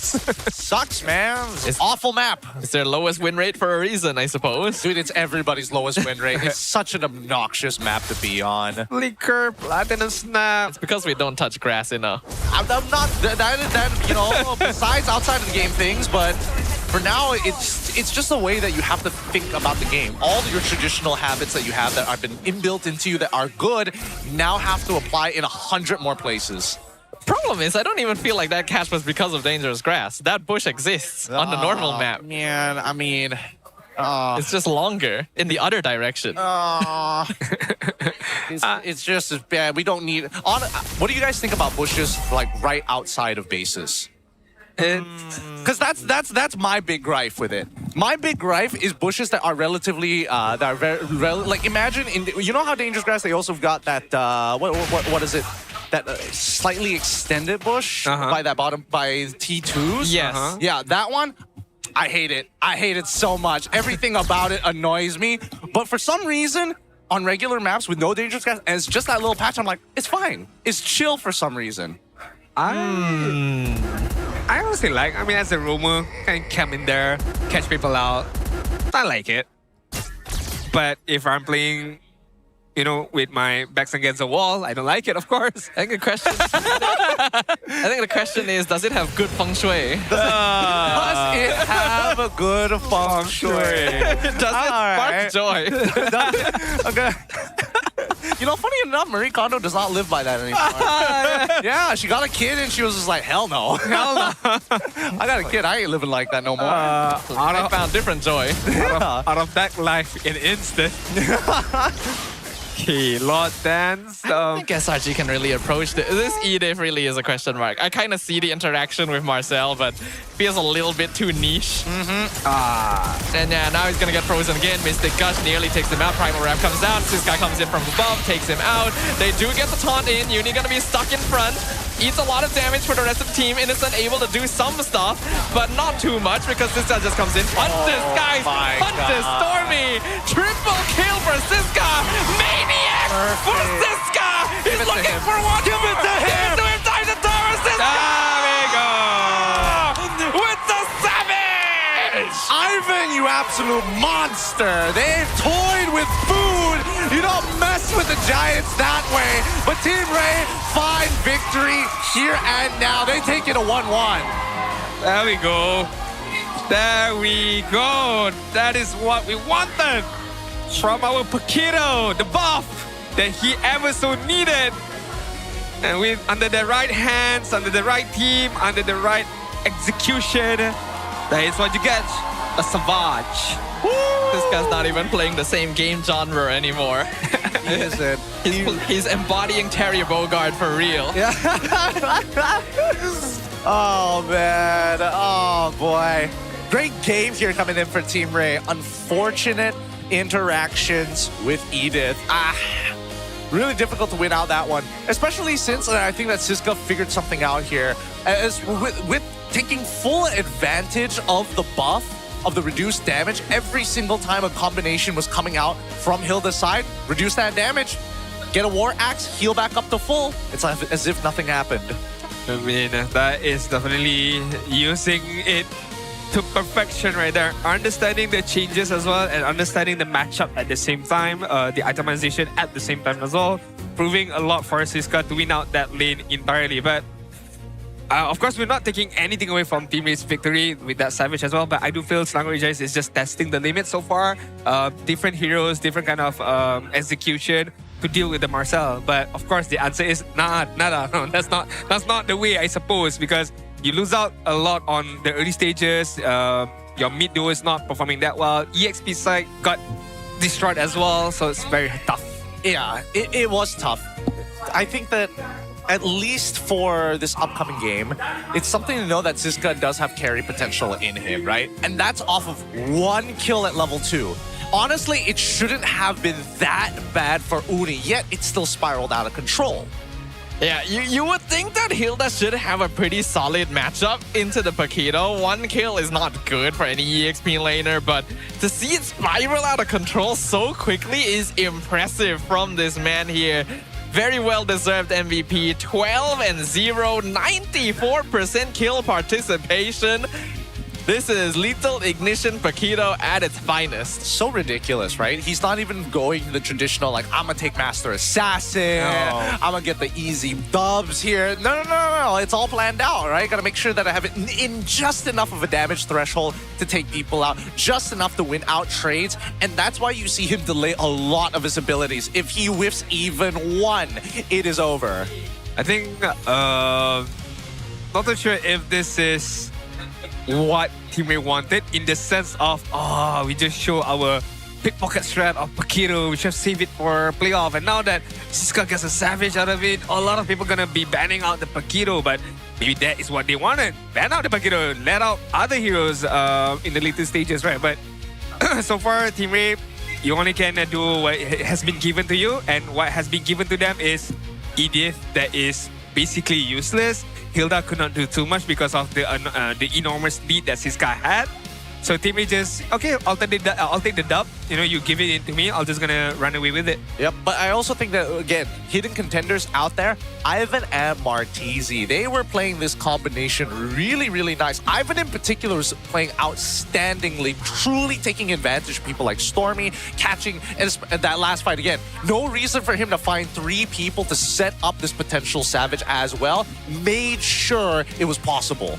I think this draft from SRG is a little bit too experimental here. The Edith is one thing, but then the Kimmy showing up when there's already a Gord on the opposite side means that you're kind of giving up early game momentum since Gord's going to be able to burst people a lot quicker, and that means that it's harder for you to get like catches. And when you add on to the fact that Siska is winning early games so hard, then the game becomes nearly impossible. Let's look at the damage output. Oh my god. Dude, he's doing the same amount of damage as Martizi. Yep. Right, literally the same amount of damage between both of these guys. And he doesn't get to just put down circles of damage. Yeah, he's got to walk up to people. That's why he's taking like at least 20k more damage taken. Poor guy, dude. Poor guy. Life an EXP later. I would definitely hope this would open up the floodgates for Gord because it showcases how good of a hero he is, despite the mobility and such. I know there would be certain ways for you to be able to counter him, but what he brings into the table is superb. The skill set that he has. You just need to hit at least that one moment of a stun, then you can initiate almost all of your skill set towards whoever gets stunned. Plus you combo that with the Marcel as well, with the Platinum Snap, it works wonders. So this could be another dynamic duo that we would love to look forward to comes to playoff between Marcel and Gord.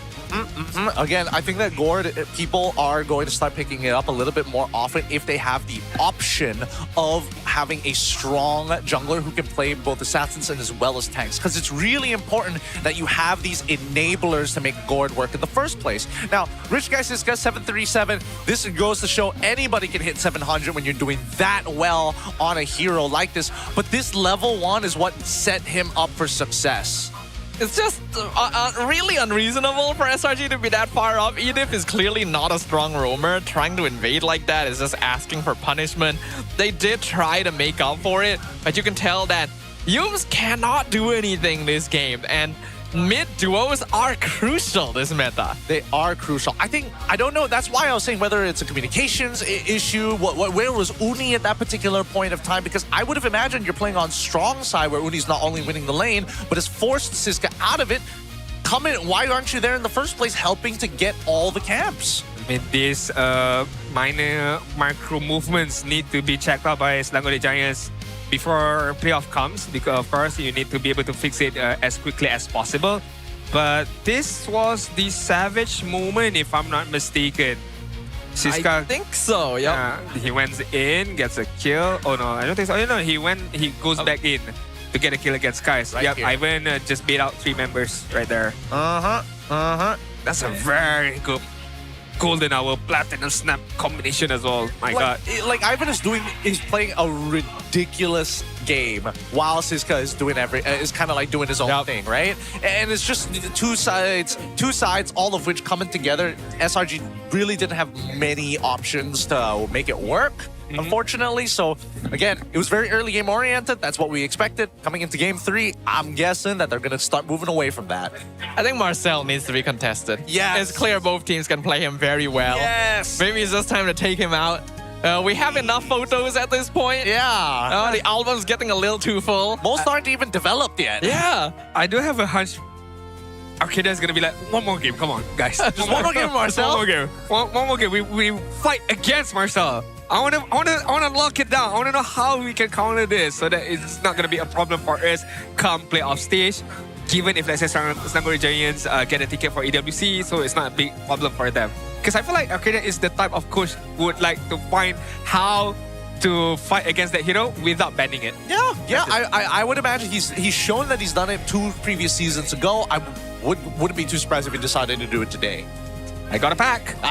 Oh, nice. Your turn. I got a pack. All right. We got to compare with Gideon's pack. Yeah, my pack has been like, all right. Let's see if you get something better, like an SSR. Oh, sorry, I can't even open it. I'm too hungry, man. I'm too hungry right now. You can eat them. Oh, all right. Let's take a look. Okay. We got CC, Okay. Nice. Not bad. We got Sunroom, by the way. Verify. Hate him. We got this. Oh, what's that? Is Portrait? CC. Oh, this is cool. This is definitely quite cool. I'm just gonna pass it over to my co-casters. Yo, that's pretty. Ah, that is pretty. Look at that. We got Hayabusa, by the way. Hayabusa. Why haven't I? Ooh, have you seen this art anywhere? This is cool. We got a Hayabusa. This is so cute, by the way. Yeah. This is gonna be the QR rarity, and that is the 5th highest rarity, by the way. Okay. What you want will be definitely the SP, because you can take a look at the rarity on the backside of the pack, by the way. So there we go. I mean, I can't tell if this is CC's mom or sister. Like clearly they have a relationship that is not just like we're friends here. I mean, yeah, we don't know the you can lore take a look at the Hayabusa I and such. do not know. I can only imagine it's like, you know, a friend or fathom. It's okay. We can discuss that later. But right now, we gotta head over to Poji. We got one more segment with him. So let's take a look. Terima kasih banyak rakan-rakan caster. Dan kembali bersama saya Poji. Seronok tengok game tadi sebenarnya. Inilah yang kita katakan gameplay bangsa playoff. Keluar Hanabi, keluar Paquito, kan keluar Edit. Begitu random. Tapi kita nak tanyalah sedikit sebanyak pendapat-pendapat fan-fan yang hadir dekat hari ini. Apa pendapat diorang tentang game pada hari ini? Dan based on diorang punya kira-kira matematik, siapakah yang sewajarnya, selayaknya menjadi the best line up ataupun the best team untuk kita punya award masa playoff nanti. Dan dia dah ready macam. Okay, abang, Assalamualaikum. Waalaikumsalam. Okay, abang nama siapa bang? Nama siapa nama? Nama saya Kip. Kip. Macam shaking bang. Sejuk lah. Okay bang. Pada pendapatan abang untuk game hari ni kan, macam mana? Sedap-sedap mata memandang ke macam mana?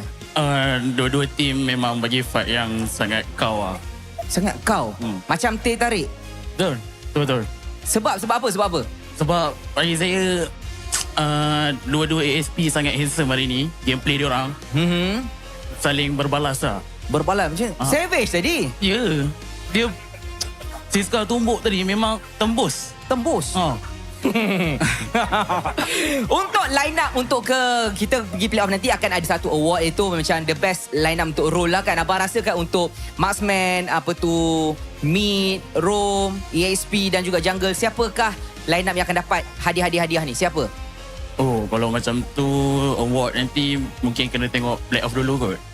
Tapi kalau personally saya datang sini sebab saya support kawan saya. Jadi, kenapa? Jangan sejuk. Okay. Jadi saya rasa kalau untuk mid lane saya tetap akan pilih Maltizi lah. Dan kalau untuk goal lane saya tak nafikan Innocent. Dan Rom memang Yums lah. Dan jungle dan ASP ni masih balance lah. Terserah lah kepada playoff nanti. Maksudnya belum decide lagi? Belum. Kalau boleh decide sekarang? Sekarang? Sebagai Siska Savage tadi, saya pilih Siska. Jungle? Saya rasa saya ambil Chibi lah sebab saya minat Chibi. Nice one, Chibi. Good game, terima kasih. Ini adalah pendapat daripada peminat Team Rey. Macam mana pula kalau kita nak cari fan daripada SRG? Pelalu. Saya suka tok rambut dia. Assalamualaikum. Okey bang, nama siapa bang? Saya Mahadi Anwar. Mahadi Anwar, okey. Okey bang, untuk game hari ni, pada pendapat abang, adakah abang berpuas hati dengan keadaan satu sama sekarang semua? Adakah based on macam abang expect ataupun abang expect 2-0 SRG? Saya expect 2-0 tapi Yums kenapa pakai edit Coach Akadia kenapa edit? Tanya dia kat situ bang, tanya dia. Coach. Coach. Okey. So untuk kita pergi ke playoff, nanti akan ada award untuk the best lineup. Pada pendapat Abang Anwar kita kan? Abang Anwar ayah saya. Anwar ayah? Okey. Okey, pada Encik Mahadi Anwar betul. Okey. Lineup untuk playoff, siapa yang akan dapat award untuk setiap role yang ada? Kalau untuk jungle saya nak Adik main. Lepas tu saya nak Kram boleh ke? Okey. Untuk tank saya nak Zone. Okey, Zone. Kalau untuk mid Zone. Apa? Kenapa? Tak ada apa. Kenapa? Sound padu. Sound bagus. Kalau apa? Goleng saya nak fix. Fix. Abang memang kelakar orangnya. Seterusnya. Mid lane. Last. Mid lane. Moon. Hui, mantap. Okey. Saya baru sampai info awak adalah kawan Skies, betul ke? Ya, betul. Ya. Oh, cakap sikit dekat orang kampung. Dek. Oh, dek. Jangan main mola, dek. Okey. Terima kasih banyak kepada Abang Mahdi dan juga kepada anda semua yang berada di rumah. Nanti kita akan buka voting untuk award ni. So korang undilah siapa line up terbaik korang. Dan itu saja daripada saya. Let's go kepada game kita tengok. Fun match ni. Best tau. Thank you very much, Poji, with his interview segment right there. I mean, yeah, I'm pretty sure when we talk about, okay, who do you want for your very own dream team lineup, right? Of course, people are going to have different answer, different perspective, because it's very subjective, right? Some might pick their own favorite players, some might pick based on performance, some might just pick based on vibes. If you vibe with the player, why not? Even if it's a bench warmer. I mean, I don't know what kind of parasocial relationship this is, but I don't. How do you know the vibe if you never met them in person? What's the definition of vibing with a player? Like, I get it if you know the person like directly and you've interacted with them. Okay. But like, 100% of fans have 100% of fans probably don't know these players. Like, well, I wouldn't say 100. This like is where you become a judgmental prick. That's. There you go. Right. Because you never know how the vibe is going to be. So you just judge them based on what you see on the camera. You look at the camera and it's like, yeah, we'd be friends. Yeah, we'd be friends. And then you look at the other side, nah. I don't like your vibe. I don't think so. I don't like your vibe right there. This is the Kodak Fantasy team. Yeah, I'm not in it as of yet. Might be next season. I'm just waiting for everything to settle down first. Just take a look at how it works. You haven't vibed with it. I haven't vibed with it. Yeah, I'm just being a judgment. Yeah, I mean, we didn't even know that like these organizations were going to be in the MPL for a good chunk of time until it finally actually started. I'm at the end of this one. Oh yeah, it takes a while before you can be like, all right, I believe what these guys are saying. Let's jump into the drafting phase though. First off, random map draw. Let's see where we going this time. Ideally not. All right. Okay. What's your command? Can I vibe with this? All right, flying clouds. But do the clouds vibe with you? That's the bigger question, right? Selangor Giants is gonna get the first pick right now. Marcel is still open. Surely you ban Marcel. Shall it still remain open? Because surely the time is here and the time is now. Yeah. I mean, I was talking about how Coach Arkida might not ban, like he just want to fight against it or use it. Coach Caleb at the same time, and St. Lucas be like, ruin the fun, man. Power move from Caleb. He's like, this ain't scrims, brother. Like, no more photos. We've had enough. Okay, fair enough. All right, camera shy. Edith first pick then. Edith first pick. Why stop at Edith? We'll see. They just first pick Hanabi to be like, all right, we're gonna play Hanabi no matter what. Let's see. Hardy. Okay. One of the stronger starters. Okay, all right. Are we going back to meta stuff? It's time to watch Jesgar play Saver. He might actually. He could. Zuxin is open. Glue is there. Fulvius is there. If they want to go Fulvius Harith early on. A bit boring. Okay, Zuxin Glue. All right. A little bit boring, but sure. It's fine. The funny stuff comes later, right? Yeah. Hopefully. Because this would technically be a repeat of, like, to some degree, a similar drafting pattern to Game 1. So I would only assume that SRG is going to wait till the end, just like revealing stuff. Same goes for Team Rey. I think the real question right now is whether or not SRG is willing to show what their mid lane is going to be. Are they going to reaffirm that this glue is safe, or do they have to hold it up until the second phase? It's probably possible to hold for second phase because it's not just the Faramis, Vexana. There's also the Lilia that we've seen works pretty well. Even the Gourd could be an option, but We know Stormy plays are pretty solid, Lilia. Looks like they're keeping it standard. They got the Khalid as well, so SRG playing for that early game. Khalid and Lilia. Meanwhile, Team Rey is gonna pick once again. The Pakiro was brought up again on that EXP. Oh! You would think the EXP, who knows, it might be a Pakiro jungle later on. It could technically. I personally think that Pack Jungle, not the greatest. Like, I agree. He only starts feeling good when once you're done with the Hunter Strike. Okay. But at that point, the game is kind of like beyond you in a lot of scenarios, unless you are ahead. So I can only see it happening if Team Rey want to be able to kind of set up for the early game, but we'll need a little bit more than that. Phobius gets banned out. What else needs to get banned out from Pack? Might hurt him in lead. From Pack, there are definitely heroes that would prove an issue for him. Generally, sandbags are not the most ideal as a Pakito matchup, since you can't really force them out of lane. Yeah, Ruby, particularly annoying to deal with. I mean, Esmeralda is still sort of I didn't mention about it last game. It's true. Frederick gets banned out. Okay. By the way, apparently Siska has the highest unique hero pool count now that he's played Pakito. Yeah, there we at go. 12. Right behind him is Uni, Rasi, and Juskar, tied at 11. My kids. Just the thought of Uni, Juskar, and Rasi just all scrambling. It's like, I need a new hero that's playable in this battle right now. Please, bless a new hero. One more ban before we jump into the second phase right now. If they...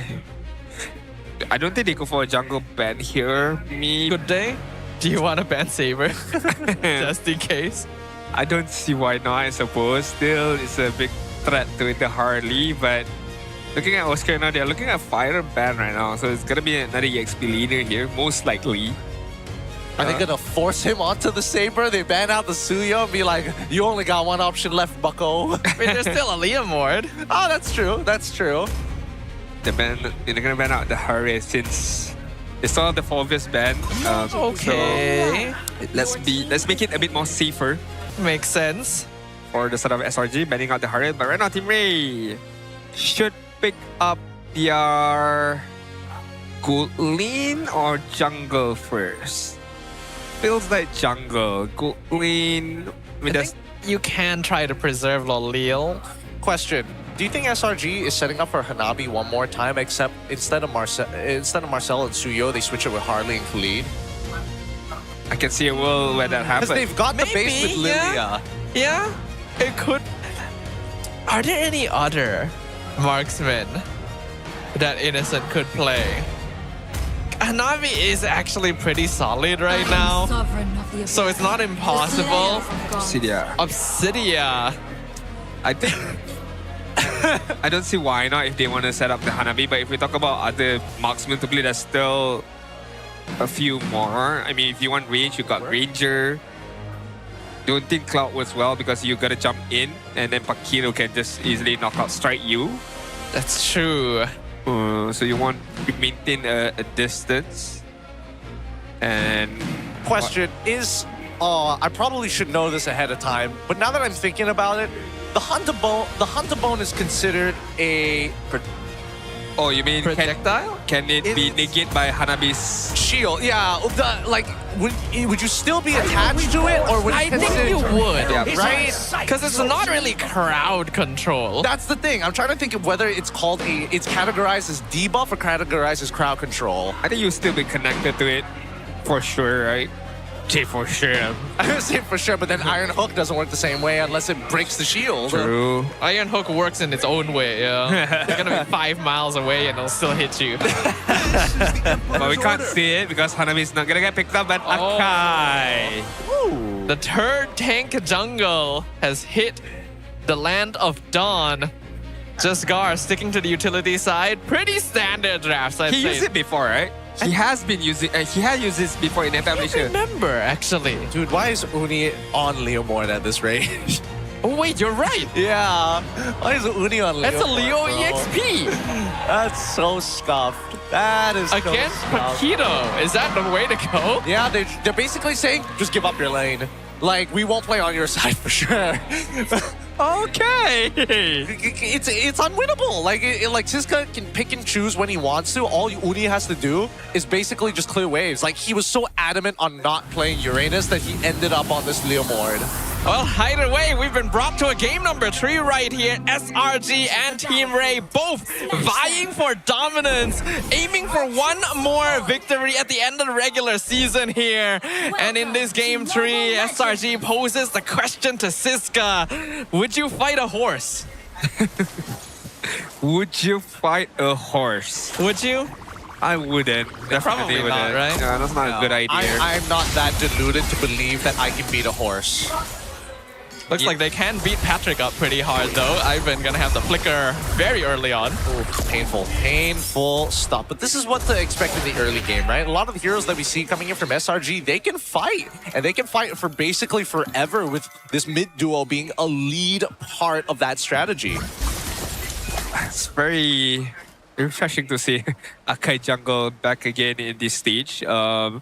Will it fare out for Just Gar? We shall see. I mean, he is a good, decent utility player. He is to be known as a decent utility jungler player right now. But I want to take a look at the emblem, to be honest, and I want to take a look at Uni's emblem. What kind of setup he's going for this EXP Leomord. Probably shouldn't be too crazy, right? I think it'd just be... Wait, would you still want to take Killing Spree? He might take Kill. Actually. Oh, dirty boy.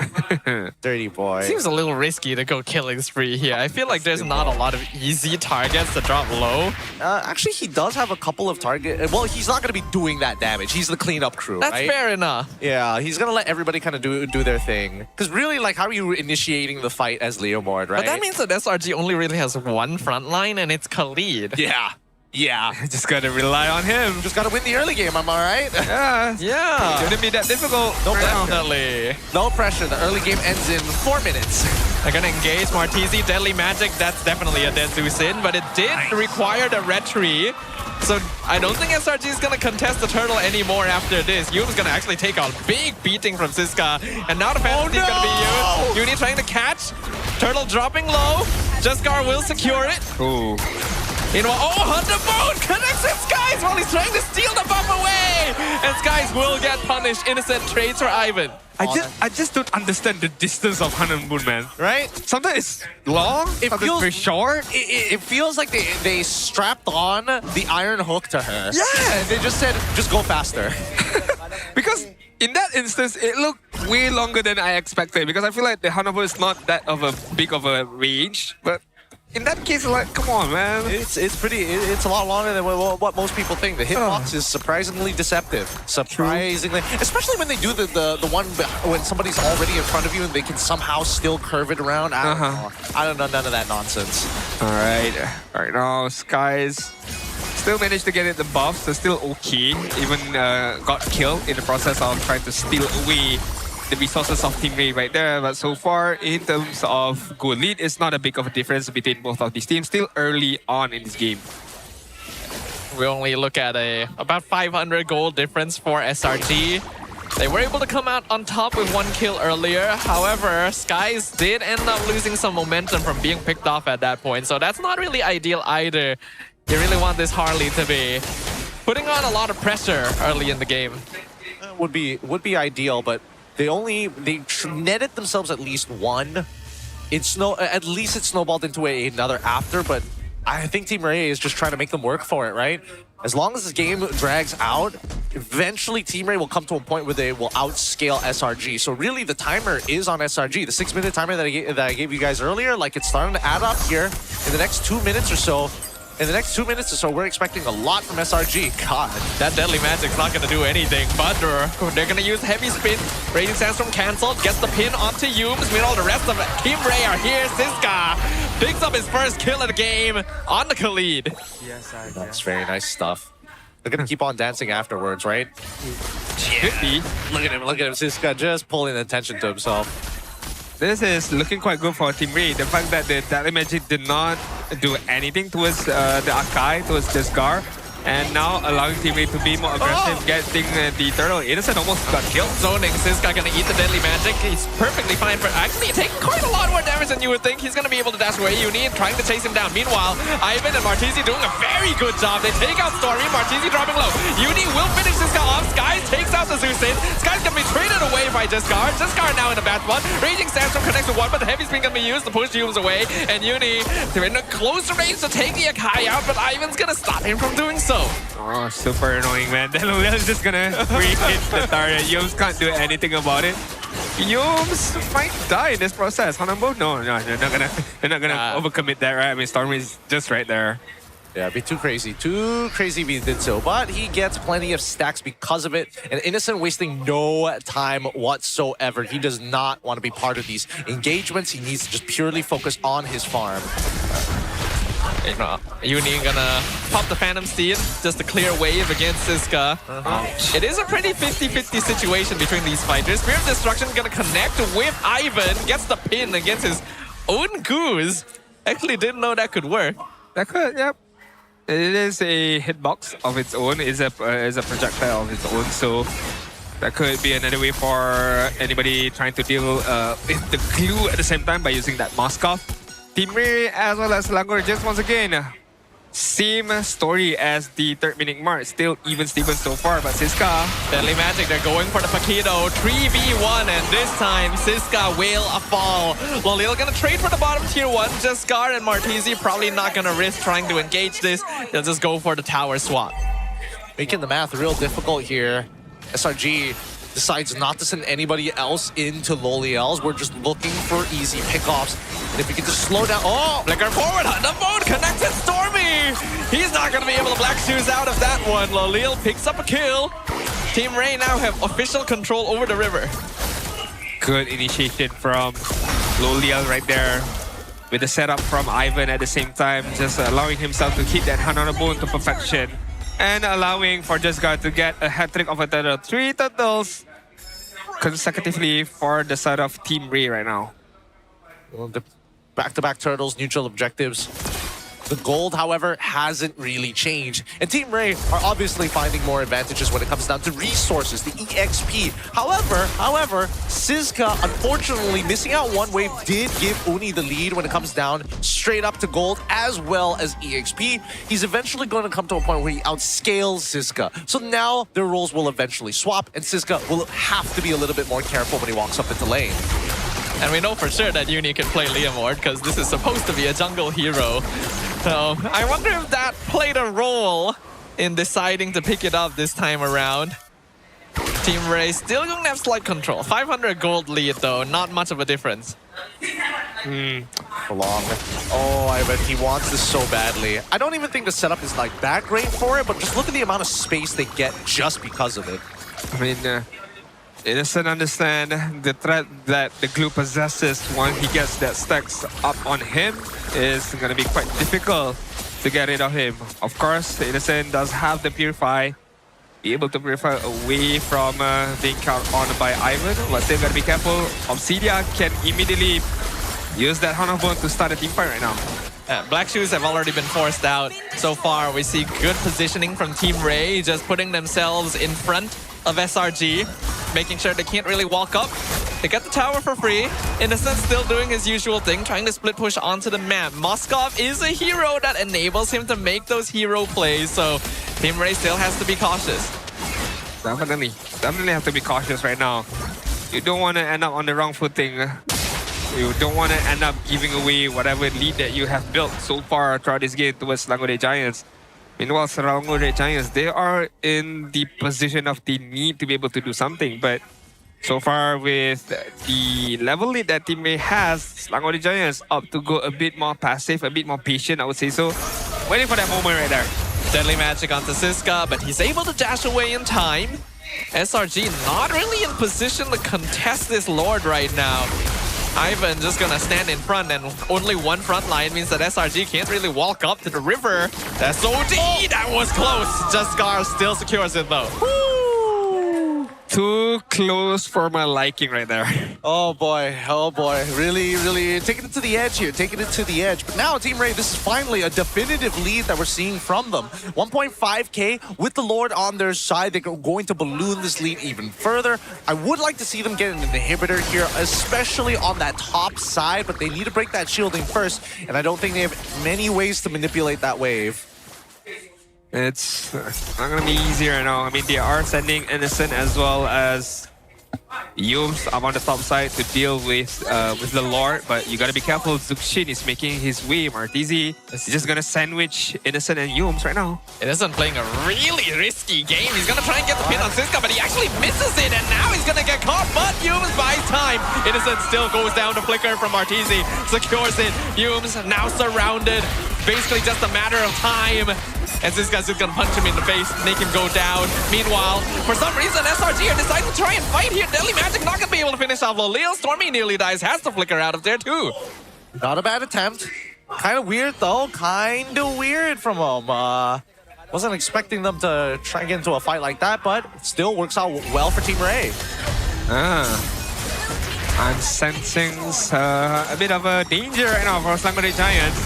Seems quite difficult for them to be able to handle Siska, let alone Obsidia right now from Lolial, who have the bigger advantage or the upper hand right now, because you have a frontliner of a Akai as well as Glue, and Lolial can pick and choose whoever he wants to hunt and opponent right now.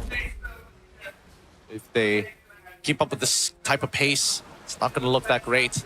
But at the same time, feels like they're purposefully slowing this game down, right? Like Team Rey is trying to make sure that Slangore Giants are the ones who always have to be proactive in this game and not the other way around, showing them just enough information to kind of stick their nose out and force them back in and just rinse and repeating the cycle, constantly trying to wear them down. I mean, Team Rey has a very good kiting composition. They have heroes that can catch, that can zone. They got like a Kai for the heavy spin as well. And they don't mind playing it slow since Lolil is on that Obsidia. Yums maybe in a bad spot. Raging Sandstorm has to be used to get out. Deadly Magic on Ivan, probably already not gonna do much. Almost on the side of Team Rey right there, forcing the issue against Yums. Forcing the Raging Sandstorm as well. Would like to force the flicker, but it would definitely take a lot more out of that. But Team Rey right now, what they're gonna do right now is just establish the map control that they have, push a bit for the long lane to force Slangore Giants to react on that long lane, and then they can use the advantage that they have to get this Lord. They might just get the reaction that they are looking for, but if they can unless they can threaten it, which I don't think they can, Team Rey are already in position, and yeah, they're playing it well. Really good positioning, really good zoning. Easy Lord take for the side of Team Rey, and the Hunter Bone actually connects with Yums. Raging Sandstorm will be used though. Yums trying to get out of there. Siska comes in, Flicker comes out at the last second. Martizi with the Crimson Beacon forward, trying to find someone. Team Rey maybe a little bit deep right now, though the heavy spin will ensure that they're all zoned out. Ivan also soaking a good amount. Jaskar still alive, everyone's still alive, no casualties at all. Lord pushing in mid. Team Rey a little bit low on HP. Not too sure if they can get a lot with this one, because Innocent does hit pretty hard. Lord should be cleared up quite simply here. Yeah, I mean, a lot of spells was used at the same time, so Team Rey can't afford to risk this right now. I mean, even if they want to get an inhibitor, it's still going to be quite difficult for the side of Team Rey. Meanwhile, Slangore Giants holding on to whatever that they have right now, doing it well. But another wave is coming. Team Rey is still not backing off. Look at the damage coming in from the poke. Phantom Steed will be used once again. Jaskar doing a good job of soaking damage, but it is going to be kind of difficult to push into the base of SRG as long as Stormy is around. Yeah, I mean, that high ground is going to be the major weakness here for the side of Team Rey. As much as they can scale towards the later stages of the game, clearing waves is not exactly their forte, and also knocking down structures as well, not exactly their forte as well. So sieging just doesn't seem to be the correct option here for the side of Team Rey unless they can bait a reaction and contest for space, which is ever moving. I think that it comes down to this next Lord. It's also very tough for Slangore Giants to be able to contest this Lord. I mean, even if they do, you gotta face all that thought. Okay, no SOD. There's no transfer of Moskov right there. Even if they do, you gotta go through a wall of Akai, you gotta go through a wall of glue. Meanwhile, Lola is gonna be fighting on the back side. So Selangor Giants, not too sure if they... I think they need to be able to contest this, but not too sure if they can at the same time. Because if they don't, if we're giving a free lot towards Team Rey and they can do a lot with it, at least the bare minimum is get all inhibs out of the hands of Selangor Giants. We're already we're already here at the late game, and at this point, expecting majority of the core items is ready to get off the ground. But this game has been dragged out long enough for Team Rey to make sure that they're comfortable. At this stage, the space and the freezing, all necessary. Everybody's just waiting for the Lord to actually spawn before they do anything. And it's just too risky to take a fight now. We know at this phase, though, that the marksmen are going to be the main targets regardless. Both teams are going to be looking for Lolil or Innocent, getting those shutdowns, making sure they can't do their DPS. Because that is where the fight is won. SRG may be behind, but having this Moskov around means that they can always turn it around as long as Innocent's able to do his work. Definitely, most definitely right now. I was talking about how Selangor Giants are not able to contest this, but looking at the map right now, they are in, I would say, good position to scout things out. Not necessarily start the Lord fight, but just to scout things out right now. I mean, Innocent is there, Skies is there on the backside, just waiting for someone to walk up for him to use the Deadly Magic combination. Meanwhile, Team Rey are technically making their way right now, so it really depends on the execution. Who steps out first, who gets a good initiation off, those kind of good stuff.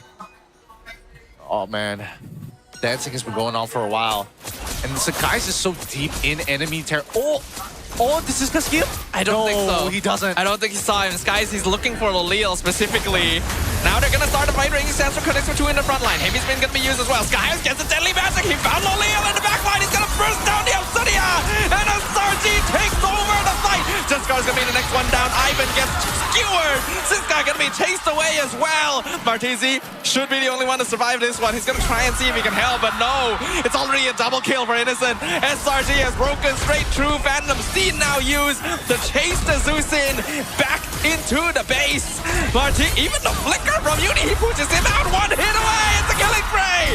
And a team wipe for SRG. Slow and steady wins the race. They found the angle. And the Red Giants will close out the series. Wow. Listen to that crowd. Listen to that crowd. They are stoked. What a comeback here from SRG. A huge flank play from Sakai's changed the entire tone. Obsidia exploded. It was done. Insane wraparound. Insane backstep from Skies right there. Noticing that, okay, I am in the clear. There was no vision given. There was no vision found on him. There was no minion, no nothing. Kept his momentum, kept his place under the bush, and just immediately destroyed Lolial on the backside. Obsidia could not do anything about it. There was no healing capability, I suppose. If there was, pretty sure Ivan would pop it up already. But yeah, there we go. I mean, it all built up. I mean, look at how happy they are. And wow, for their last game as well. There we go. Making sure that they are fulfilling a lot of dreams for SRG fans. Freebies. We always love free stuff. Who doesn't like free stuff? Is this their last game? I'm supposed it is, right? Hence why they're doing this? Yeah. I think so, yeah. This is their last game for the regular season, if not mistaken, I suppose. I'm gonna check just to be sure, but it should be. Yeah. But hey, I mean, one good key takeaway here from the side of Team Rey, yes, never lose your grip. I mean, you have a good lead. Don't lose your grip. Don't lose your focus. Always gotta be aware of this, you know, wrap around on the backside and stuff. So, I don't know. I think it could have been a timing moment there, right? It's really tough to say. That being said, we're going to be throwing it over to our host for the interview. Let's quickly jump on over. Rose, what you up to? Ladies and gentlemen, SRG is your #1 seeded team game. Boys, congratulations Tanya atas kemenangan ini. We feeling good. Number 1 again. Yes, thank you. Yums, you okay? Yeah. Okay, let's talk a little bit to Innocent first. Innocent, game 1, Hanabi again. I feel like you're the only player that has played Hanabi this season and you played it twice. Tell us about it. Is it really valuable? Do you think it should be played online? Because I see a lot of ranked players has been playing Hanabi ever since your debut.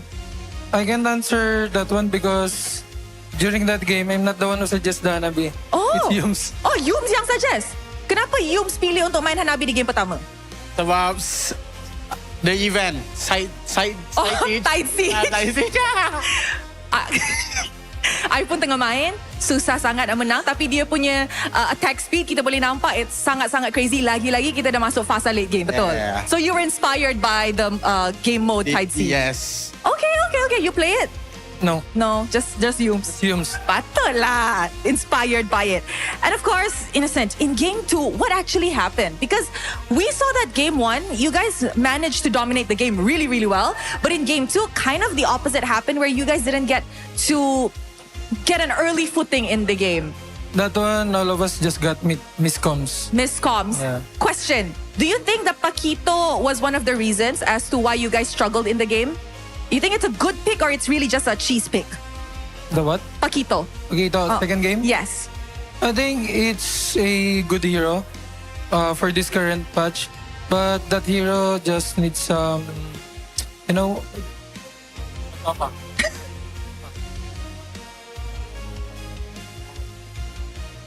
ready. Diorang tengah bincang apa Paquito need actually.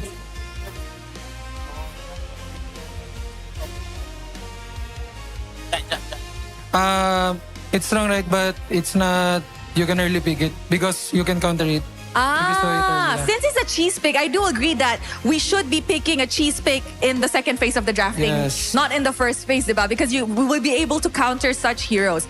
Now, Yums, bukan sahaja kita nampak Hanabi kembali ke pentas MPL, kita nampak Paquito 2 kali kena main, tapi kita pun nampak Leomord, EXP dan juga Edith keluar hari ni. Yang tu, kenapa ya keluar hari ni? Why Edith?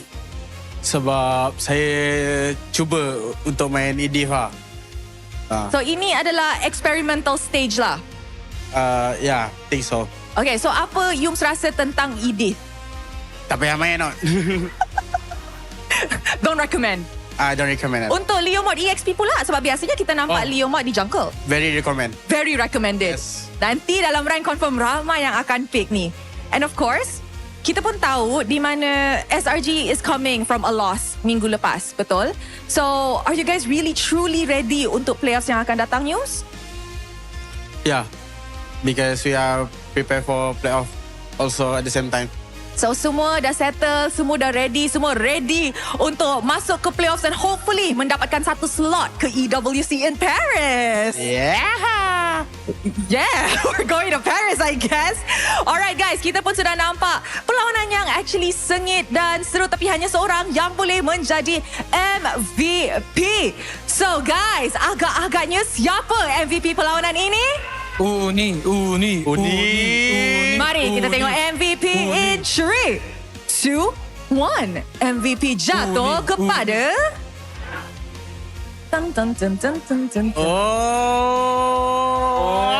Adik Sekais. Alright, let's call Sekais up on stage. Your best friend. Yes. Innocent's bestie. Oh. Careful guys. Adik okay? Adik okay tak adik? Terlalu kuat lah aura adik. Oh okay tak? Okay? Okay. Tadi macam nervous kan? Terkejut. Terlalu kuat Abang lah. Azir jatuh bau. Ha? Gerah abang. Dia marah. Okay, adik, Rose nak tanya. Ini kali pertama di dalam MPL MY di mana SRG main di dalam format double round robin. First, apa yang adik rasa tentang format ni? Adakah format ni bagus ataupun tidak? Bagi saya bagus lah. Menarik and best juga. Sebab dia ada banyak match. 14, right? Yes. Compare last time only 8. So that's why for me it's fun lah. So you can meet your fans many times. Yeah. So sukalah jumpa semua pasukan 2 kali. Yeah. I feel like banyak benda boleh berlaku kan di dalam double round robin. Mungkin leg pertama boleh kalah, leg kedua boleh bounce back and all that kind of stuff. So you really actually enjoy this format. Yeah. Okay, so adik, you guys once again manage untuk secure number 1 seed. And I'm pretty sure fans SRG sangat-sangat happy as we enter the playoffs yang akan datang. Is there anything yang adik nak sampaikan dekat fans yang datang? Untuk fans, thank you so much for always supporting us. Thank you so much yang datang hari ini. This is our last match untuk regular season. And I hope you guys enjoy the regular season with SRG. Yeah, thank you so much. See you in playoff. I rasa ini cara paling manis untuk tutup regular season for SRG. With that, mari let's show it back to the casters to analyze apa yang terjadi di game terakhir dalam match up against Team Rey. Casters, throwing it back to you guys. Bada bim, bada boom, bada bim, bada boom. That's gonna be the win for Selangor Red Giants and officially finishing off their match here in regular season. Man, 14 matches, by the way, for all of these teams. And our MVP is going to be given to Skies. But honestly, again, not taking anything away from him, that last bit of movement by him was brilliant and won them the game. So well-deserved MVP. But honestly, in totality or in all honesty, it feels like everyone deserved the MVP from the side of SRG. I mean, Uni played well with the Leo Mort EXP without any single death at the same time. So, many more to come, I suppose, from Selangor Red Giants right now. Well, I think many more to come, but at the same time, it really goes to show that SRG, at the end of the day, they really understand when they are about to do something here. And I think that's the important part, because they set up so much to show a lot of resistance to fake information to get Skies through the cracks when Team Rey were looking. And that's how they get the final flank around at the very end. In terms of the item build, though, I will say that I feel like Skies initially was thinking whether or not he wanted to double down after the Genius Wand into the Holy Crystal, but I think he made the better option going for the Divine Glaive this time around, just to ensure that he could get a couple, or if not enough to deal with Juskar, who basically takes little to zero damage. Yeah, the front line for Team Rey is really, really hard to break through, so going for some of that penetration is probably going to be more useful for Skies. Yes, the goal would be to find Lolil most of the time, but he was positioning really, really cleanly in most of these fights, so you couldn't ever really find the Obsidia until the very end there. And that's how SRG were finally able to break through. I literally said it, right? It gets to the point where it's like, either Innocent or Lolil dies first, that team will come out on top. Yup. There's no argument around that. And it's just unfortunate that Team Rey was winning every situation prior to that. They were having more jungle control. They were having more neutral objectives. They were having literally every turtle, every single lord. Yep. And they couldn't close it out at the end. Mainly, it's just defending. And more so, is there a point of getting these inhibitor turns if you're not abusing the space? And I think that's just one of the few things that Team Rey could have taken an advantage of, but unfortunately just weren't able to. Learning to manage these waves, in a sense, to put SRG in completely losing scenarios. You will have to lose something on the map because of it. I think Team Rey also one thing that they need to consider is how do they close the game off once you got a good amount of lead up against any single team. But for this instance, it's going to be Selangor Red Giants. How do you close things off? How do you use or how do you transfer your lead that you have, the advantage that you have, the gold lead, level lead, the map control, to close out the game as quickly as possible, as cleanly as possible. And for this game, they did not manage to do that. And Selangor Red Giants found a very creative way for them to end with the backstab, with the engagement from Skies. So again, mistakes here is still okay because you can still rectify it comes to playoff. But when it's the playoff stages comes around, no more this kind of mistakes. Shouldn't be there, could not be there. If not, it's gonna hurt so much for Team Rey later on. Yeah, it was a big swing. You literally saw it on the graph right there. Team Rey were the ones in the lead. It wasn't a particularly big goal lead, but it was sizable enough to where they had a notable advantage on the map.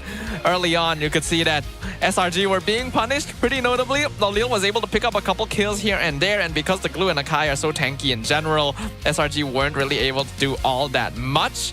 Right? And Team Rey were doing a good job of just zoning and controlling the map to make sure that they couldn't get easy kills and farm. Yeah. And more importantly, I think that at least when we're talking about this, the transition afterwards, right? Team Rey basically have a good majority of the early game already locked it down here. It's just accelerating and finding the big conversions. And that's something that SRG does much better than Team Rey. And I think that like the commitment is great, but we need to see it be more profitable than just that 4K. Because off of this upcoming, off of the Lords pushing into enemy territory, they already got all the outer turrets at this point. There's just, I think they could have done the Lord dances to play for the kills instead, because I think that should have been a little more important. Yeah, I do feel like Team Rey were a little confident in themselves. They didn't really try to push the issue because one, Stormy makes it very hard for them to push the pace. Two, they have a very strong scaling marksman, so they don't really need to force the end too quickly anyway. They can play it safe, go for objectives, slowly take down towers with the Lord. They just weren't prepared for the flank on Skies.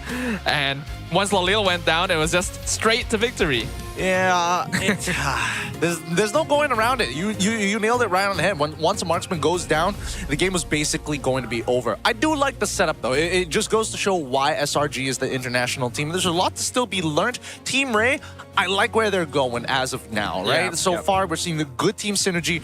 The drafting, I don't know, let's just take this one as an outlier. Prior to this, at least, their drafts have become a little bit more consistent in terms of consistent answers to certain problems. I just don't know whether or not in a best-of-5 situation where you have to start thinking about a little more long-term things and even more respect demands down the road, whether it's enough to really shake up what we're doing here with Blue side having a majority of the advantage.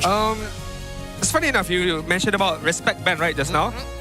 Caleb did say about this, where he feels like respect ban does not affect gameplay as much. He did quote that, I think it was last week or last 2 weeks.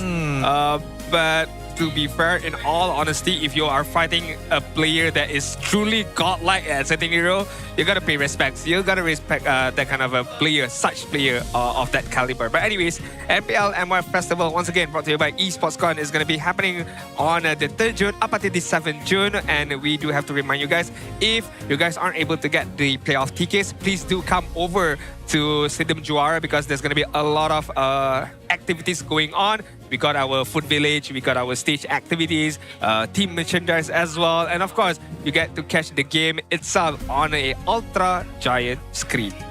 And of course, we got our very special grand final ceremony this year, right? It seems to be a huge upgrade, bigger, bolder, the dream stage built for champions. Still don't really know what that means, but I'm excited to find out. I would like to see, definitely would like to see it happen. But if you guys talking about, oh, what should I wear for playoffs? Hey, TNT code would definitely be the answer. If you guys are here at Quill City Mall today, do drop over at TNT code booth. They do have a buy 2 and get 50 ringgit off. But if you guys are watching over on online, do drop over on their website because they will be giving out free shipping. And of course, Sabah and Sarawak is covered as well. We're not forgetting our brothers in the East. Offline purchases, you buy 2, you get 50 off. So we have a deal for basically anybody. Don't miss out those opportunities here. But man, our upcoming games though, we got IG as well as BTRM, sir. That's going to be a good fun one. But of course, we also have MSL Thailand happening right now. We got an update.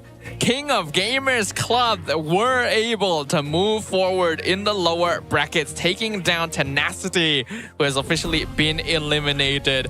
They're going to be able to play in the lower bracket finals, and now they're just waiting for their opponent between ACT Esports Club and Bacon Time. Oh, I mean, ACT Esports Club coming in from play-ins, won the upper bracket semifinals, and right now they are in the upper bracket finals as well. One more step to make it over to that grand final spot. And if they do, once again, that Cinderella story goes on for ACT Esports Club to catch MSL Thailand as well. By the way, we do have one more favor to ask. We do have a survey down here. The QR code is available for you to scan. And there is a free MLBB chest waiting for you guys. But do help us answer the MPL MY Season 70 player card survey. How can we improve further? What do you like about this season's player card? What are the things that you want us to change? And maybe drop us some ideas, some designs, maybe different alteration, different material quality at the same time. Anything, just head over to the QR code down below. But before we leave you guys, we shall leave you guys with the mic check of the last game before jumping into IG versus BTRM. So hang over, don't miss out this next match. 10 second. Hold on. Aku main agresif ni. Tengok ni depan ni. Hati. Pilih sorti ya. Kira push. Tengok aku guys. Tengok aku guys. Aku ada. Aman. Depan. Boleh tengok aku? Boleh. Kenal. Lila. Tengok aku bang. Main. Boleh. Moscow with me guys. Tengok aku. Nice one. Bang. Hero. Ini masuk bawah. Aman. Boleh end. Tahu. Aku sini. Nice one guys. Nice box. Boxer. Ni. Guys. Ni gua pok. Ada. Mati. Lain dah. Lain. Tengok belakang. Katarik. Aku juga. See you. Mati. Nice. Golok. Guys. Lakongan. Bakal banyak ni gua. Ready. Beka. Aku listen. Bagus sampai. Slow tu. Sampai kau. Jaga slow. Bisa main. Aman aja boy. Kita memang tak lepas ya. Ya tu. Aku Hilda tak target. Aman itu. Sorry Nasa. Aku rasa Hilda bagi aku je. Ya kau. Kena. Ready guys. Ready. Di belakang ulti front. Ya. Pagi tu here. Go sit down. Mati dek. Main depan. Ini just go. Aman. Pada. I tank everything. Aku tutup scene. Nisan, I slow San. Just Zushin tu. Dia ada flicker. Macam ada. Sama ada. Tapi boleh rush dah. Dia solo. Aku tak boleh solo lah. Aman, dah flicker. Nice one ni. One moment. Let's go bro. Aku tak.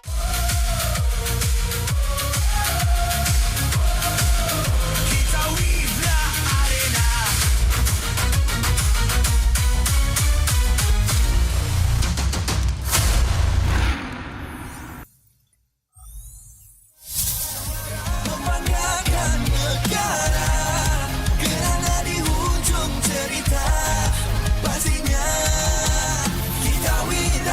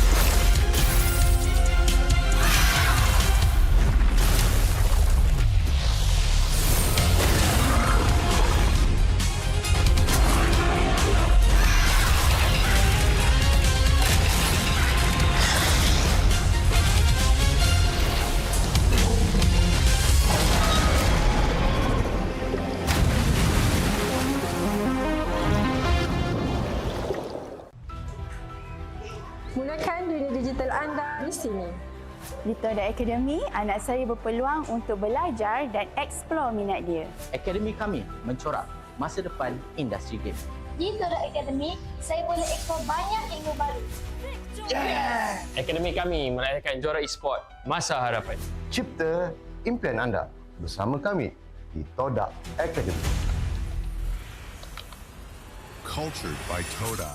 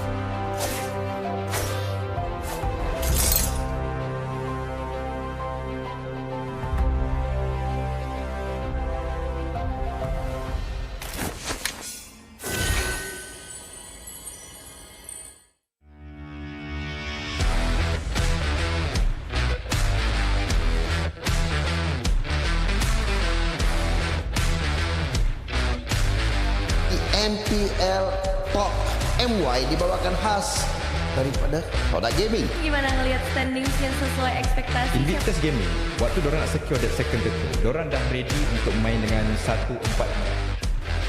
Cultured by Toda.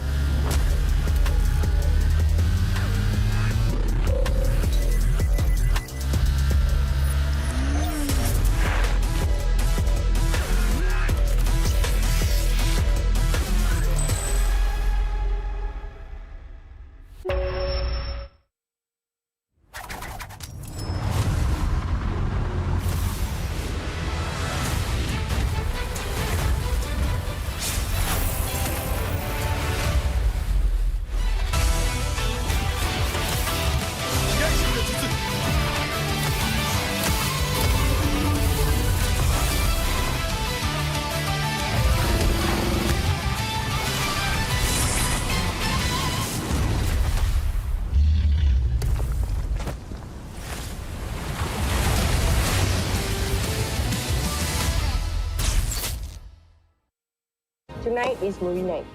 Cerita apa you suka? Contoh macam cerita makan-makan ke, macam dia ambil makanan ni kan? Tengok. Ada rasa pahit coklat. Ada rasa manis susu.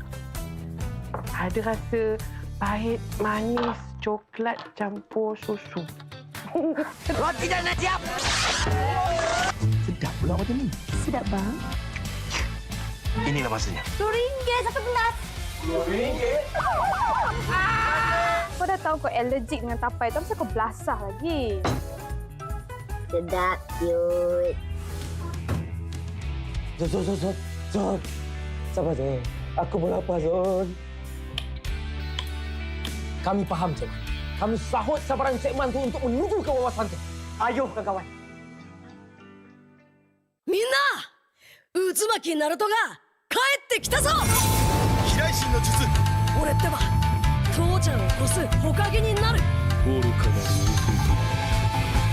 子供騙しか。行くぜ。これが俺たちの力だってばよ。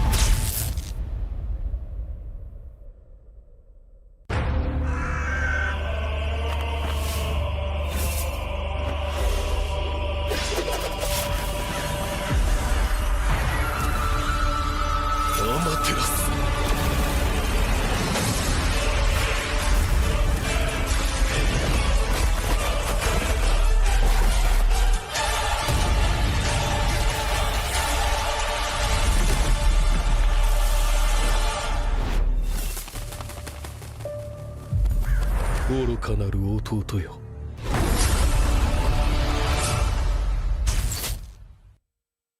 Saya tengok ending semalam. Tak ada tonton. Tak ada tonton. Tak ada tonton. Tak ada tonton. Tak ada tonton. Tak ada tonton. Tak ada tonton. Macam ni baru boleh kawan.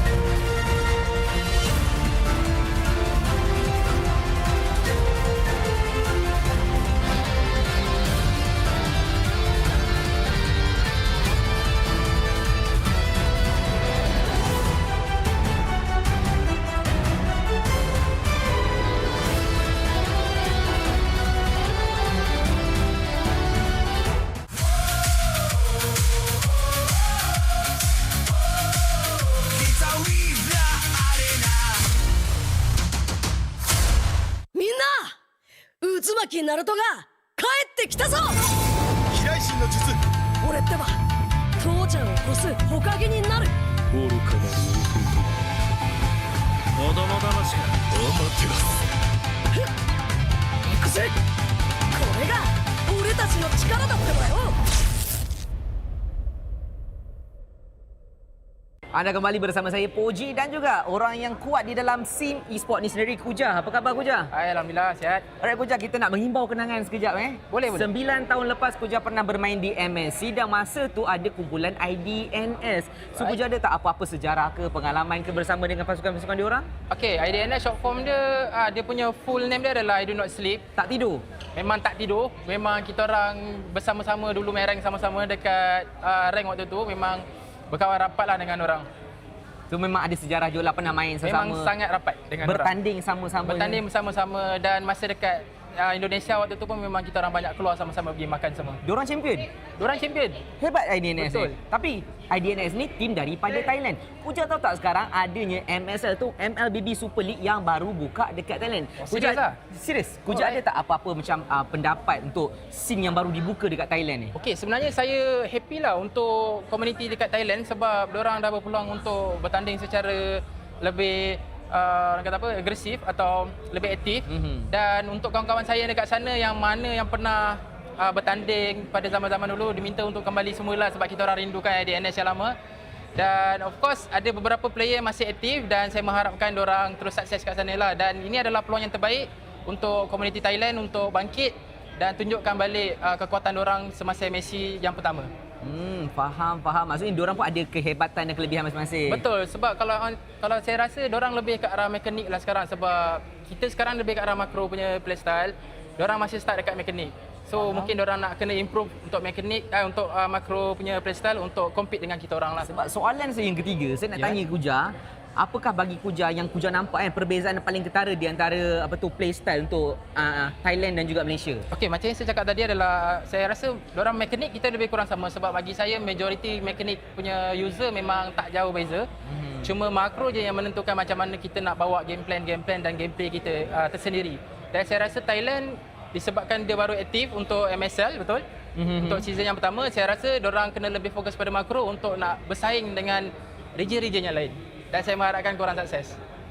Okey, tapi bila macam Kuja cakap ada tengok kawan, diorang pernah buka liga yang baru. Kuja tahu tak, ada juga info yang menariknya.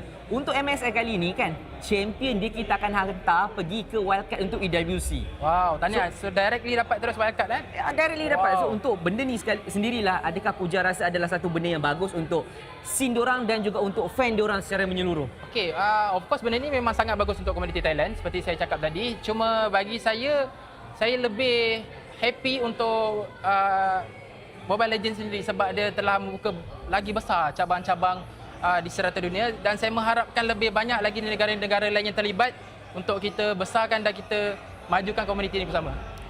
Baik. Itu sahaja daripada saya. Anything nak shout out kepada kawan-kawan IDNS kalau diorang tengah tengok benda ni? Okey, untuk IDNS yang semua nama ZZ kat belakang, mungkin saya tak ingat sangat lah. Mungkin saya ingat cuma Amzi dan Frame TZ, saya tak ingat lah. Tapi memang kalau tengok muka saya memang kenal. Saya mengharapkan korang comeback.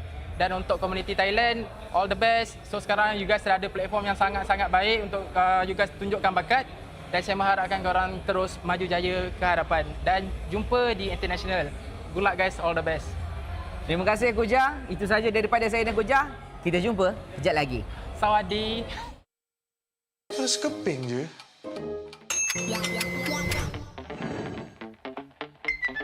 Mesti shopping pun boleh. Siap ada diskaun lagi.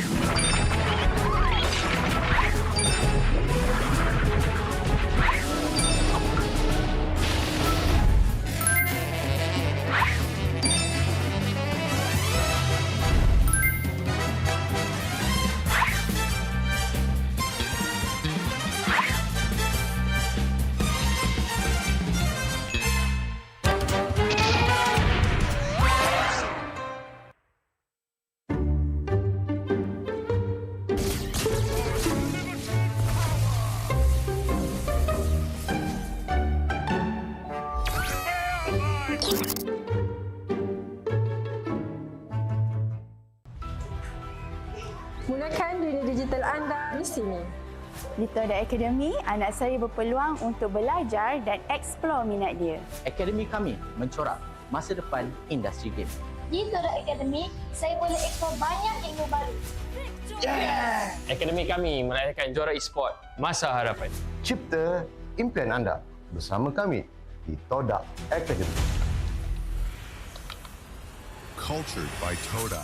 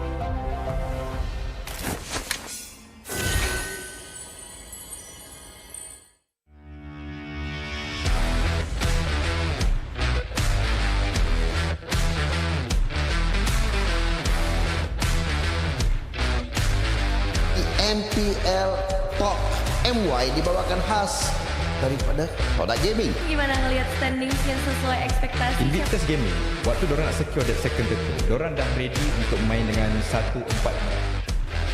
Cultured by Toda.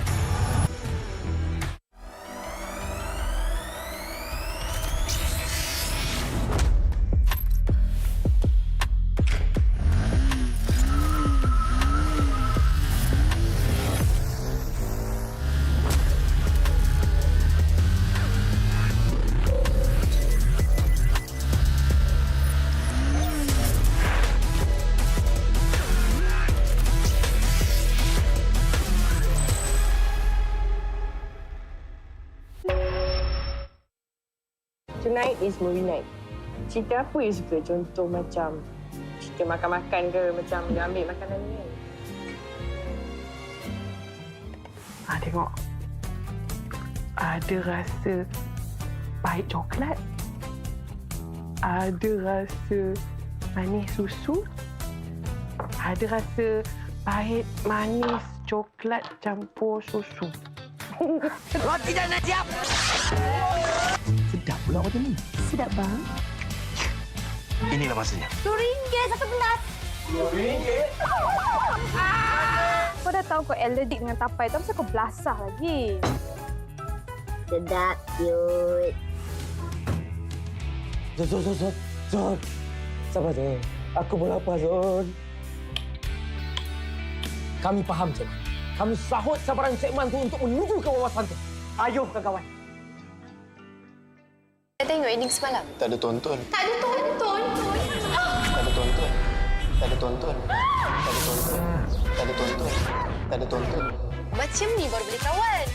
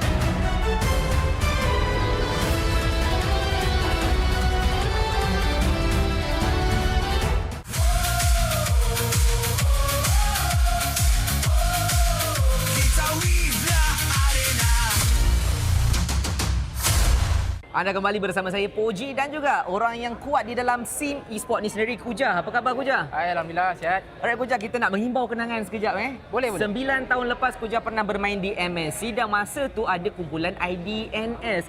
So Kuja ada tak apa-apa sejarah ke, pengalaman ke bersama dengan pasukan-pasukan diorang? Okey, IDNS short form dia, dia punya full name dia adalah I Do Not Sleep. Tak tidur? Memang tak tidur. Memang kita orang bersama-sama dulu main rank sama-sama dekat rank waktu tu. Memang berkawan rapat lah dengan orang. So memang ada sejarah juga lah, pernah main sama-sama. Memang sangat rapat dengan bertanding sama-sama. Bertanding bersama-sama dan masa dekat Indonesia waktu tu pun memang kita orang banyak keluar sama-sama pergi makan semua. Diorang champion? Diorang champion. Hebat IDNS Betul. ni. Tapi IDNS ni tim daripada Thailand. Kuja tahu tak sekarang adanya MSL tu, MLBB Super League yang baru buka dekat Thailand. Serius lah? Serius? Kuja ada tak apa-apa macam pendapat untuk scene yang baru dibuka dekat Thailand ni? Okey, sebenarnya saya happy lah untuk komuniti dekat Thailand sebab diorang dah berpeluang untuk bertanding secara lebih orang kata apa, agresif atau lebih aktif. Dan untuk kawan-kawan saya dekat sana yang mana yang pernah bertanding pada zaman-zaman dulu diminta untuk kembali semula sebab kita orang rindukan IDNS yang lama. Dan of course ada beberapa player yang masih aktif dan saya mengharapkan diorang terus sukses kat sana lah. Dan ini adalah peluang yang terbaik untuk komuniti Thailand untuk bangkit dan tunjukkan balik kekuatan diorang semasa MSC yang pertama. Faham. Maksudnya diorang pun ada kehebatan dan kelebihan masing-masing. Betul, sebab kalau saya rasa diorang lebih ke arah mekanik lah sekarang sebab kita sekarang lebih ke arah makro punya playstyle. Diorang masih start dekat mekanik. So mungkin diorang nak kena improve untuk mekanik untuk makro punya playstyle untuk compete dengan kita orang lah. Sebab soalan saya yang ketiga, saya nak tanya Kuja, apakah bagi Kuja yang Kuja nampak perbezaan paling ketara di antara playstyle untuk Thailand dan juga Malaysia? Okey, macam yang saya cakap tadi adalah saya rasa diorang mekanik kita lebih kurang sama sebab bagi saya majoriti mekanik punya user memang tak jauh beza. Cuma makro je yang menentukan macam mana kita nak bawa game plan dan gameplay kita tersendiri. Dan saya rasa Thailand disebabkan dia baru aktif untuk MSL, betul? Untuk season yang pertama, saya rasa diorang kena lebih fokus pada makro untuk nak bersaing dengan region-region yang lain. Dan saya mengharapkan korang sukses. Okey, tapi kan bila macam Kuja cakap ada tengok kawan, diorang pernah buka liga yang baru. Kuja tahu tak, ada juga info yang menariknya. Untuk MSL kali ni kan, champion dia kita akan hantar pergi ke wildcard untuk EWC. Wow, tanya. So directly dapat terus wildcard Directly dapat. So untuk benda ni sendirilah, adakah Kuja rasa adalah satu benda yang bagus untuk scene diorang dan juga untuk fan diorang secara menyeluruh? Okey, of course benda ni memang sangat bagus untuk komuniti Thailand seperti saya cakap tadi. Cuma bagi saya lebih happy untuk Mobile Legends sendiri sebab dia telah membuka lagi besar cabang-cabang di serata dunia dan saya mengharapkan lebih banyak lagi negara-negara lain yang terlibat untuk kita besarkan dan kita majukan komuniti ini bersama. Baik. Itu sahaja daripada saya. Anything nak shout out kepada kawan-kawan IDNS kalau diorang tengah tengok benda ni? Okey, untuk IDNS yang semua nama ZZ kat belakang, mungkin saya tak ingat sangat lah. Mungkin saya ingat cuma Amzi dan Frame TZ, saya tak ingat lah. Tapi memang kalau tengok muka saya memang kenal. Saya mengharapkan korang comeback. Dan untuk komuniti Thailand, all the best. So sekarang you guys dah ada platform yang sangat-sangat baik untuk you guys tunjukkan bakat. Dan saya mengharapkan korang terus maju jaya ke hadapan. Dan jumpa di international. Good luck guys, all the best.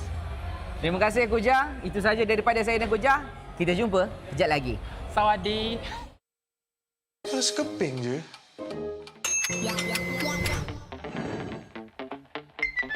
Mesti shopping pun boleh. Siap ada diskaun lagi.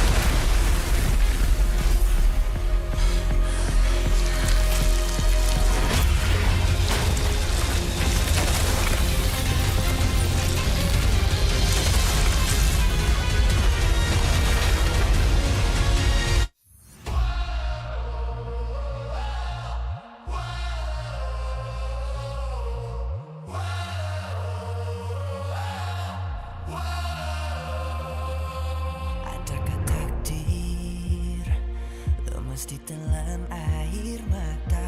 Selamanya ku takkan dibawa perjalananku sampai ke puncak.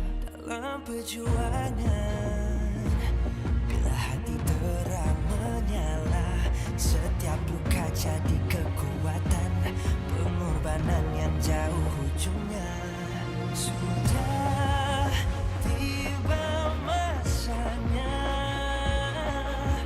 melangkah takdir, jalan yang gentir ku tempuh. Bangkit bersama kita juara, membanggakan negara. Kita kawan pentas dunia, Wira Arena.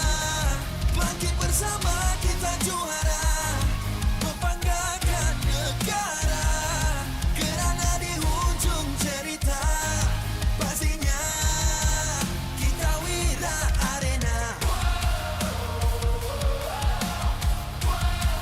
Kita Wira Arena.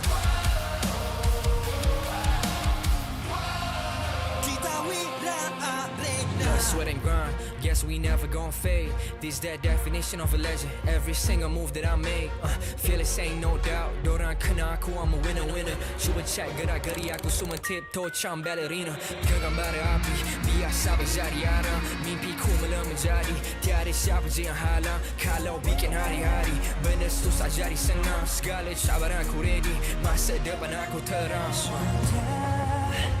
Tiba masanya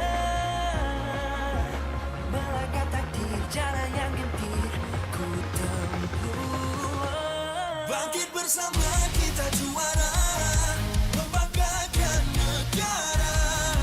Kita kawan pentas dunia, Wira Arena. Bangkit bersama kita juara, membanggakan negara. Kerana di hujung cerita, pastinya kita Wira Arena. Kita Wira Arena. Kita Wira Arena. Satu hati, satu jiwa, bangkit bersama kita Wira Arena. Dari bayangkan nyala api, nama kita terpahat di bumi. Bangkit bersama kita juara, membanggakan negara. Kita kawan pentas dunia, Wira Arena.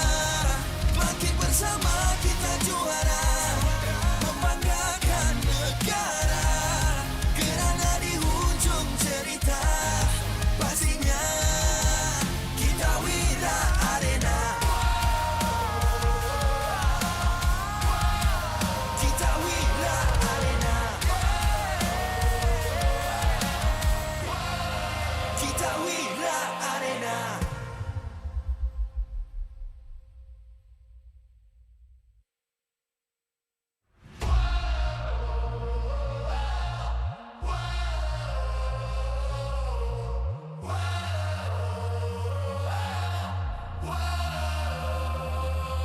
Adakah takdir lemas ditelan air mata? Selamanya ku takkan dibawa perjalananku sampai ke puncak. Dalam perjuangan, bila hati terang menyala, setiap luka jadi kekuatan. Pengorbanan yang jauh ujungnya. Sudah tiba masanya melangkah takdir, jalan yang gentir ku tempuh. Bangkit bersama kita juara, membanggakan negara. Kita kawan pentas dunia, Wira Arena. Bangkit bersama kita juara, membanggakan negara. Kerana di hujung cerita, pastinya kita Wira Arena.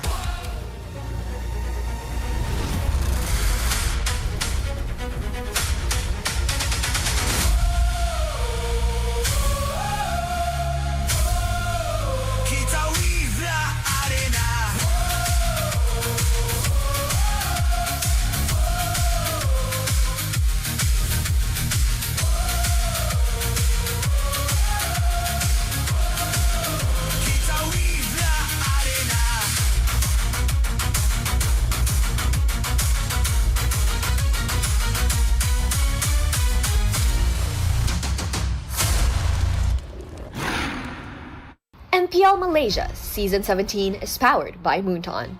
Presented by Celcom DG. Power up now with Celcom DG Prepaid 5G. Climb to mythical immortal with unlimited 5G power, uncapped hyperspeed, and endless entertainment. Celcom DG Prepaid 5G. Limitless. Made for Gen Now. Bloop, bloop, bloop, bloop. What's that sound? Feels like something is flowing. It's the Infinix GT50 Pro, powered by HydroFlow liquid cooling. No lag, just smooth gameplay. 144 FPS, pressure sense GT trigger, fast and responsive. For MLBB players, this one's for you. Get it now at Infinix official store and TikTok shop, Infinix Malaysia. Official food delivery Grab. Definitely focused when full. When people is hungry, they lose focus. Then, they will have bad aim or bad performance during the game time. Hence, order from GrabFood to stay focused. Cultured by Todak. Todak Academy, a leader in digital creative education where potential becomes success. Powering the future with industry-driven STEM and TVET. Official motorcycle partner, Yamaha. Official content partner, Media Prima. Official streaming partner, Tauntaun. Our strategic partner, Ferry. TNT Co. Obspot, Quill City Mall. Supported by KBS, ESI, Rakan Muda, MESF. Ladies and gentlemen, as the night falls, the Quill City Mall lights up here at MPL Arena. We still got a full house full of audience right now. Hey, we got to see Mars as well, shooting some contests out there with the new latest Caillou MLBB cards. Another again, Mars. Well, Mars is everywhere right now. Hey, another Mars as well. Look at him mingling around with the fans and with the audience as well. And taking a look at the last game right now for us today is going to be IG up against BTRM. And all honesty, nothing much is on the line except for BTRMs might want to get a better seeding for the regular season's placement. And of course, to ensure who are they going to fight off against the playoff stage later on. Once again, ladies and gentlemen, welcome back to MPL Malaysia Season 17. My name is Said Adin, together with Gideon as well as Sadafa, your commentator for the last match of the day, boys. This game, initially I thought it was going to be a little bit more high stakes, but the order of which it is happening now has changed. A lot of the drastic worst potential situations are kind of out of the way. It's all sunshine and rainbows. Here's a CD key just for you guys, just to prove that point. Rainbows. We sure have given out a lot of these CD keys. Make sure you guys grab them. You know, it's literally the last week of the regular season. If you haven't grabbed one of these by now, I'd be very, very surprised, but it's not too late, right?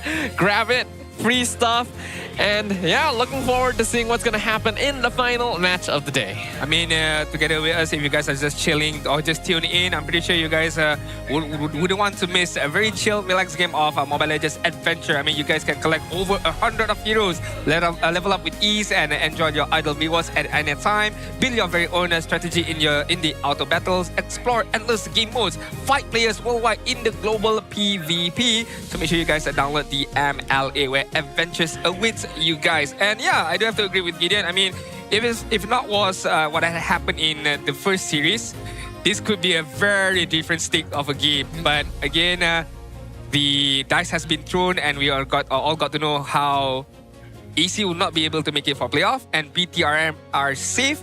But right now, it's just a battle of, again, better seedings for BTRM. Yeah. They want the best situation possible for them. I don't think either or matchup. I don't know what they personally believe is going to be the quote-unquote better seeding. But assuming that they have that type of control, good luck against IG. They're second seed for a reason. IG officially ending the season in second place. Upper bracket slot secured. No longer has to play against SRG to get up there, though they may face off in upper bracket finals depending on how that goes. Right now, it really is just a chance for them to relax a little bit or practice. Depends on what angle they're going for. We've already seen some teams decide to try some stuff. I mean, Coach Bam also has broken the third place curse right now. Placement being able to put IG at the second place of the regular season, which puts them in the upper bracket semi-final straight away together with SRG. So they escape that play-in spot. Meanwhile, in terms of play-ins or upper bracket quarterfinals, it's not play-ins by the way, it's the upper bracket quarterfinals. It's going to be Vamos, either BTM Vitality or RQ Tora. Meanwhile, Team Rey is going to be either RQ Tora or BTRM. So there you go. It's either you want to face off Vamos or you want to face off Team Rey. Who would you rather face? If I were BTRM. Or if I were I don't think it matters too much. Yeah, fair enough. Team Rey. Okay. I don't want to face off Vamos. I feel like they are significantly stronger in comparison to Team Rey. Oh. They have a higher ceiling, I would suppose. And just overall, okay, because I'm going off based off momentum here. The break, I'll just put it aside.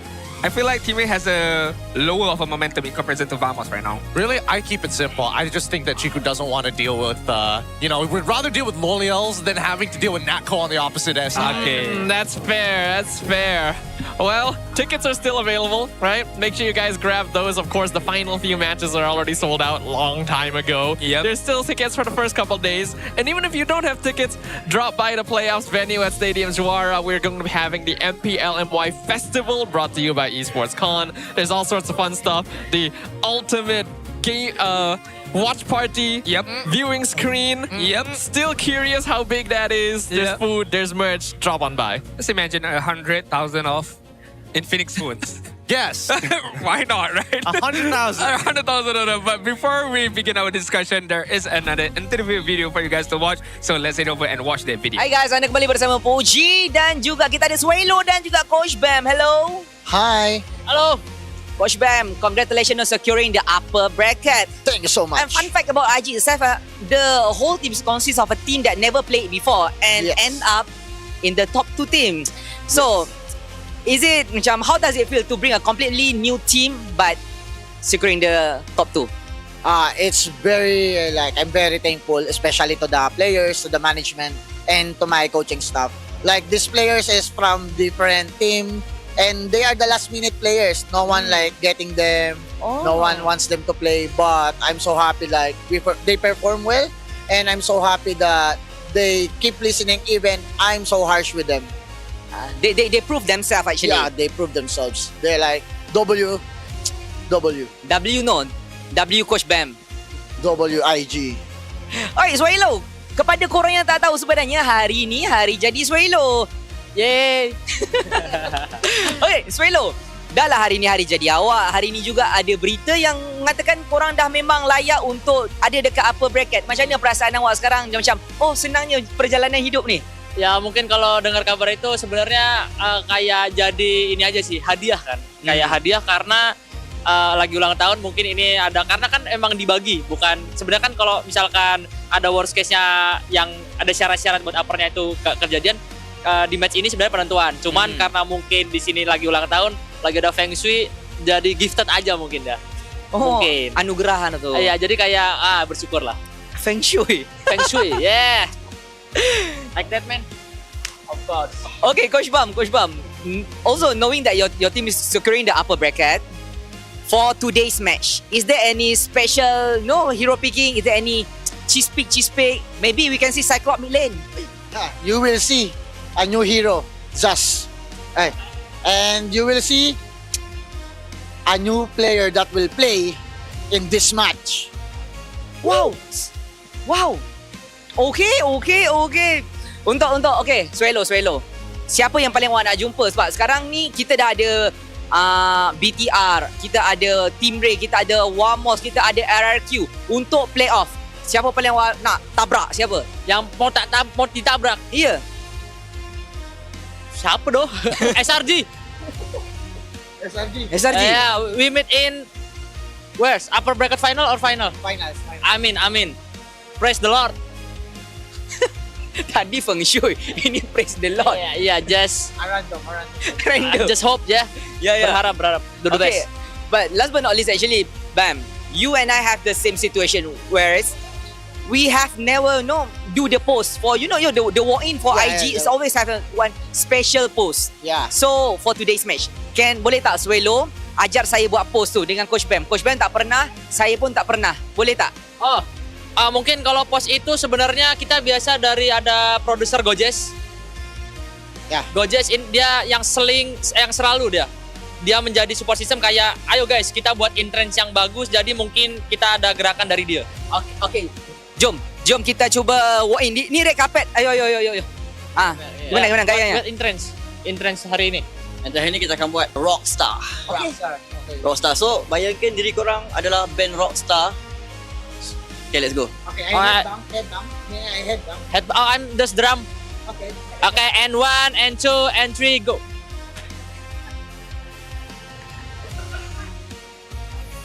He's just hit.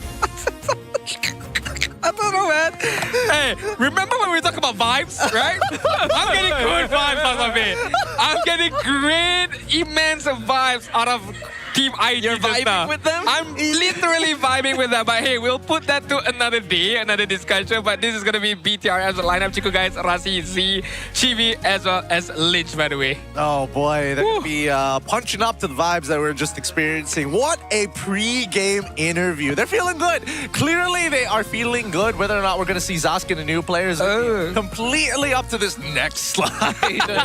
Like, I gotta know. Like, you can't just be saying that. We still gotta talk about BTR. I mean, he's pulled me in. I'm intrigued. Yeah. I mean, we will. Don't worry about it. I mean, come on, next slide. Come on. I just want to get to know. Is there? Is there a new player? Is there? New player? Ah! There's no new player. Liar. What is this? They fooled us. They fooled us. Or maybe this is just... I'm just going to quickly look at the stage. I don't know. This matchup... That's how they trick us. That's the thing. That's the thing. I don't know with these players, especially Coach Bam. He's a bit of an oddball here, as you've seen in his interview. But generally speaking, the way that... I don't know. Suelo comes in and now everything is like getting a lot better, I suppose. That could reflect one of two things. And the same can be said about Chico guys becoming part of BTR. They bring qualities that that's outside of the game, not just in game. You can tell just by looking at them, IG is never really going to have a mental funk, right? This team brings each other up. It's going to be super duper fun to watch. I'm looking forward to it. All right, let's head over to our main stage right now. It's going to be Invictus Gaming going up against BTRM. Let's go.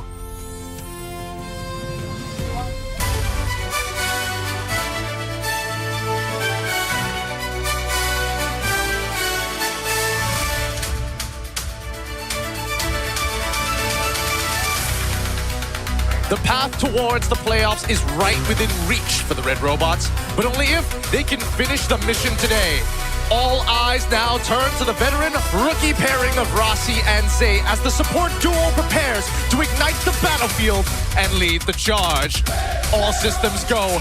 This is Bigatron Malaysia by Vitality. We've seen impressive things from the Rasi-Z combo, with Z's performance standing out. A player with not much experience on the stage, capturing the hearts of fans everywhere. Will it be enough to take it home for BTRM?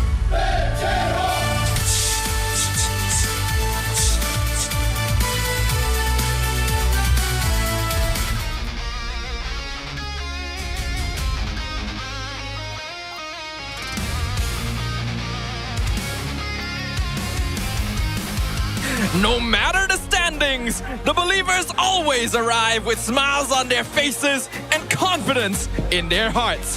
Whether the upper bracket dream survives or not, one thing never changes: their ability to turn joy, chemistry, and fearless energy into beautiful gameplay. This is Invictus Gaming! QT has performed well over the season, and now he faces a challenge in one man. Salutes here at the MPL Arena. A beautiful match about to be bared witness. All right, vibe has been checked right now, and I'm gonna welcome our coaching staff for both teams, the true masterminds behind every match, joined by the head of League Ops, Franklin, who ensures every game runs fairly and smoothly. BTRM, we do have the head coach of Kenji, assistant coach as well, Coach Bam as the head coach of IG, meanwhile Coach Jess as the assistant coach for IG. Looks like Annabelle is gonna be the assistant coach, by the way. Still okay, still chill. I mean, you have, what is this? Oh, there we go. That is the Malaysian sportsmanship, guys. I mean, yes, you are enemies within the battlefield, but outside of that, we all are friends at the end of the day. IG's positive energy is so infectious that it even affects their opponents. You know? We're gonna see enemies to friends, enemies to lovers arc. Oh my god. Enemies to lovers arc. It's like another Naruto arc of talk no jutsu, man. Like you're facing off your opponent and then you talk your way out of it. Like, oh yeah, guys, we don't need to fight this. You gotta have the Nakama power. Yeah. Okay. We do have a bit more time before we jump into the draft. Of course, we do have one more shout out to give out later. I'm pretty sure it's gonna be a quote. But yeah, I'm liking the vibes of IG. Feels like very, how should I say, somewhat of a carefree team, but pretty sure when the goings get tough, IG is gonna bring their A game. But we do have a quote from Chibi right now. IG is not Hazel Esports. I think it's wrong to call IG as Hazel Esports. Without his teammates, Hazel wouldn't be able to perform this well. Everyone has their own role that helps Hazel to shine. Maybe Hazel guides the team in a way that allows him to free farm and eventually carry the game. By the end of the day, they all complement each other. I agree to a certain extent because the earlier parts of League 1, I kind of feel like it was Hazel Esports. But as the league progresses into week 3, 4, 5, so on and so forth, it becomes more of a team gameplay for IG. I think they've really defined themselves around their jungler. I think that itself is pretty obvious from the IG playstyle. However, it's about developing newer weapons, and honestly, they've created more threats from when they first started in the first leg. The second leg has been a very good showing for them. Yeah, this is a very solid team composition. They know what they're doing. They're pretty consistent across different phases of the game. They never really feel like there's a weak point. There's not really a timing that they specifically play for. And Coach Bam, he's really understood the strengths of all of his players. I think he's rallied the squad together incredibly well and has formed a very complete MPL roster. And of course, the changes that they have made midway through the season, right? Bringing in Suelo to add more vibes into the team. But not only that, as a performance as well is pretty good. Bringing Yetri into the squad as well at the same time. Look at that, full... Is it full Hazel? Triple Hazel! There we go, triple Hazel right there. Talking about triple, I still remember the debut of Saber getting a triple kill. That's true. That's insane, by the way. But we do have one more message to give out from Yetri. How do you see your growth after 2 strong seasons of a performance? For my rookie season, up until season 15, I didn't feel like I was growing. But thanks to Raid and Chiku guys for giving me a chance in season 16, I improved so much since then. While I'm grateful, I might have to deny Chiku Guy's goal of beating all of his ex-teammates from CG Esports. Indeed. Okay. Former teammates, indeed. I think we all do recall that Yetri. He's been around a couple seasons at this point. He had moments of brilliance, but kind of stagnated for a while of just being a pretty okay EXP laner, nothing too special. He did definitely impress when he was part of CG Esports with Chiku guys, and I think that he's grown a lot as well after coming back from Indonesia. I think he's got something to prove.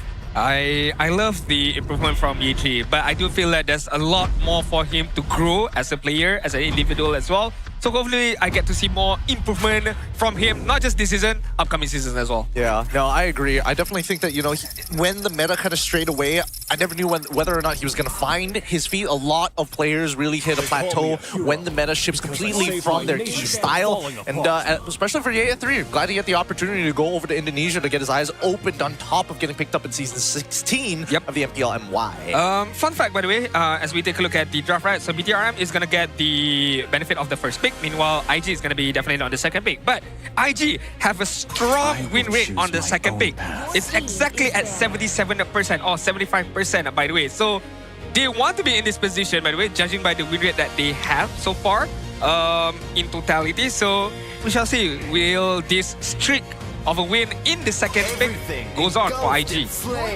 Ooh, already some very interesting bans. The Yi Sunshin makes sense since it's Hazel. Look at Suelo. He looks so offended that the Valir is banned in phase 1. They knew. How did they know that I was going to get it? Oh gosh, that read. instant read by BTRM. But like, Swalo, you're too fire already. but maybe it forces out Coach Bam to bring out another hero for Swalo, right? Just not the Zust, please. I feel like we had enough of Zust. Maybe Gord. I don't mind Gord at all this time around, but we shall see. IG, one more ban before we head over to the first pick of BTRM. They could ban out. Well, I was gonna guess, but they themselves ban out the Gord. Golly, why? I want to see Gord. I want to see Mr. Gush. Interesting. Mr. Gush. That needs to be a skin. Mr. Gush. I had never thought. Why have we only thought about this now? Like, this feels very natural for him. Like, I would even say that this is arguable for Gushin, but this makes so much more sense on Gord. Okay. Oh, yeah, I mean, Mr. Gush. It's just a short nickname for Gushin, huh? Anyways. Fovius first pick, denying of any Harith pickup or an Arlet at the same time. That's going to be very, very much troublesome. Or even a Pakiro as well. Yeah, all of them not going to do too well into the Fovius. And really, there's not a lot of answers to the Fovius overall. You can either sandbag him, but he still makes that impact in the team fight, and then it's tough. Yeah, Freya was actually left open. There we go. So, yeah, the Fovius was meant as a way to maybe deter or counter the hero, but it seems that IG is confident enough. EA3 has been playing a lot of Freya up until now. They're gonna challenge the direct counter. BTRM follows it up with the Glue, which is also a hero that Rasi performs pretty well on, as well as the Harley. Marcel is open, by the way, so can be picked up for Nova Excova. Not too sure if he performed well on it, but it's a good counter towards the Harley. Whenever he uses the poker trait, you can instantly Platinum snap him to catch him off guard, and then you have crowd control from the Zuxin. Freya can just immediately hits away, so that could be a good idea as well. Moskov is another hero, but maybe not in the first phase, maybe in the second phase later on. Oh, Malkili is posing for what camera right there? I don't know. There is I was trying to figure out. I think he's posing for the team room. The team room? The team room can see him from there? Yeah, there's a window. Oh, I see. Oh, because it's reversed angles. Yeah. You're right. There we go, Marcel. Okay, so here's what we can tell. We can tell that IG clearly has better chemistry right now. BTRM, they're like, nah, it's cool. We're going to show what exactly this glue is going to go straight away. All right. That tells us a lot as well.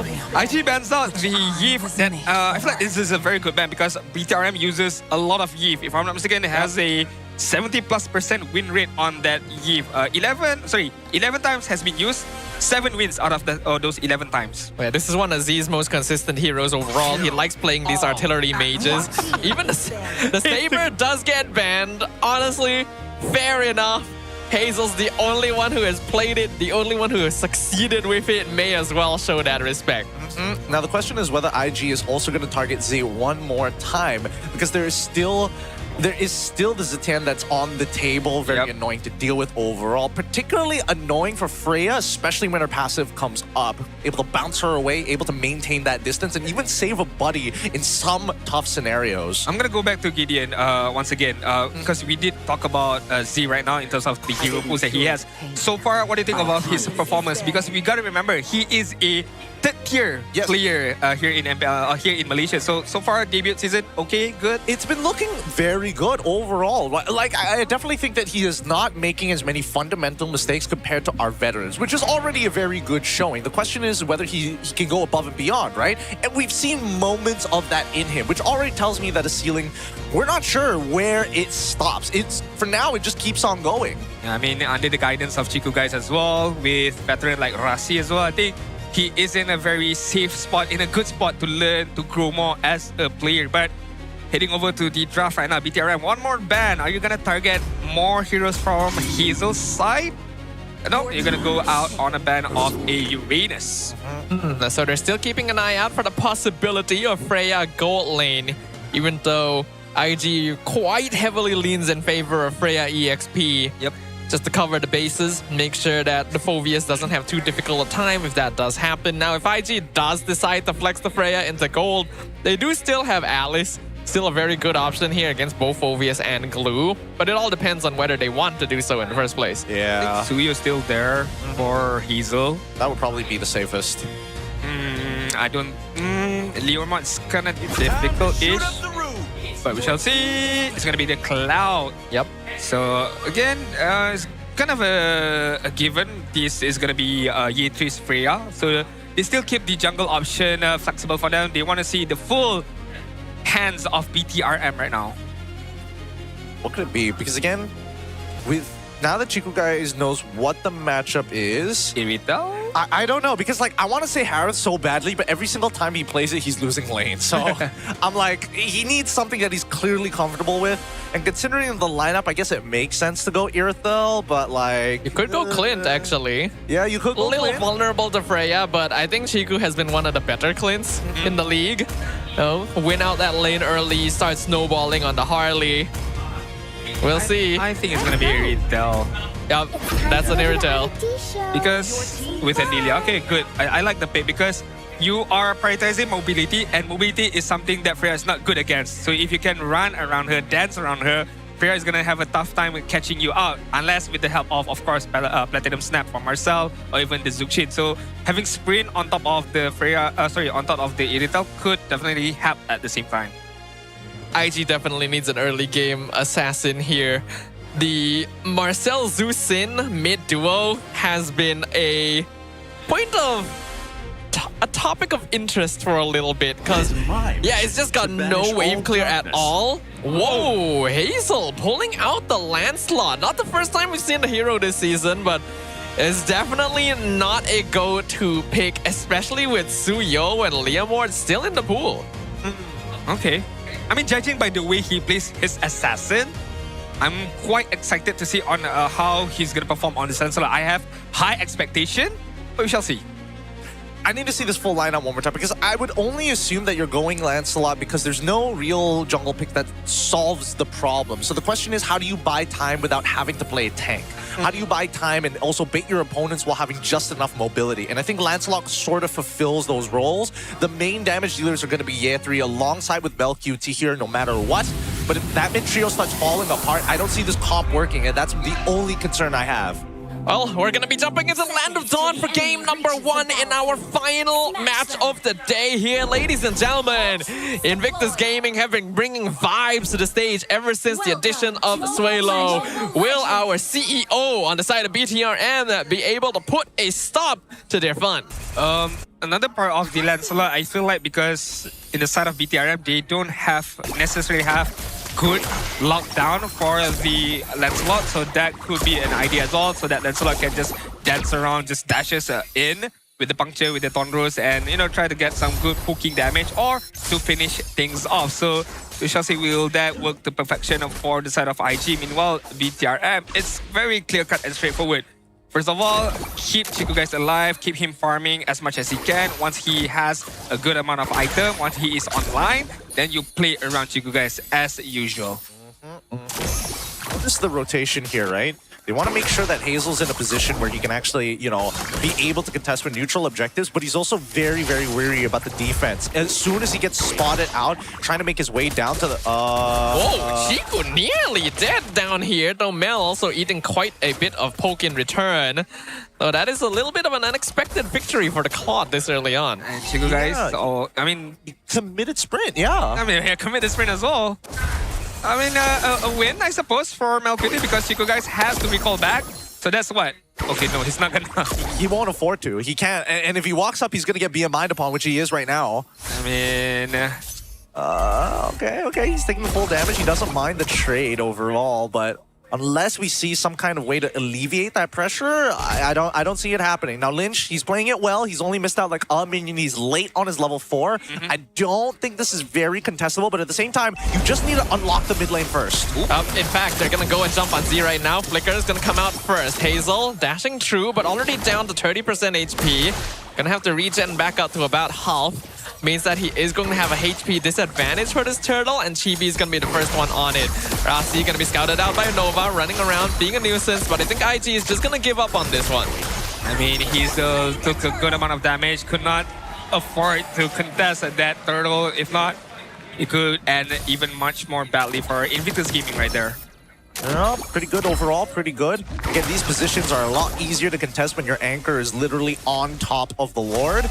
But at this point, IG not wasting too much time with this. They called it off as soon as they recognized that the position was impossible to retake, and Hazel does get a bit of an advantage because of this, because he's clearing his jungle a little bit faster. Chiku guys did have to use his ult there, a little sad, but what you gonna do? Chiku guys loses the ability to actually win the 1v1 now. And we're gonna get a lift up on Rasi. Hazel's gonna go in, do some good damage, dashes back out, not able to find the kill yet. Chibi dumps in, and Z will blow up the Lancelot. Now Yetri comes in from the top lane to get the lift up on top of the Lilia, force the Black Shoes backwards. Z now in a dangerous spot, doesn't have the ult, doesn't have to purify. He's gonna go down. I mean, good trade-off for the side of IG. Would be better if they did not give away Hazel for that instance, but here what you're gonna do, BTRM. Meanwhile, good pick-off by the way, noticing that Hazel could not withstand the damage output that came up from Z, and Z was in the right position to use the bombs that he had to just get Hazel's life.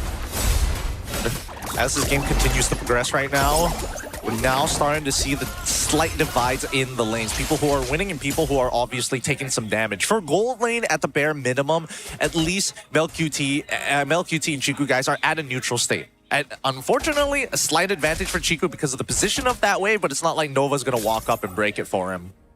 I mean, despite what happened, Chiku, guys, is farming relatively well against MelQT. It's only a difference of 200, 300 gold so far, without any prior rotation from both sides. But now that I say that, Chiku, guys.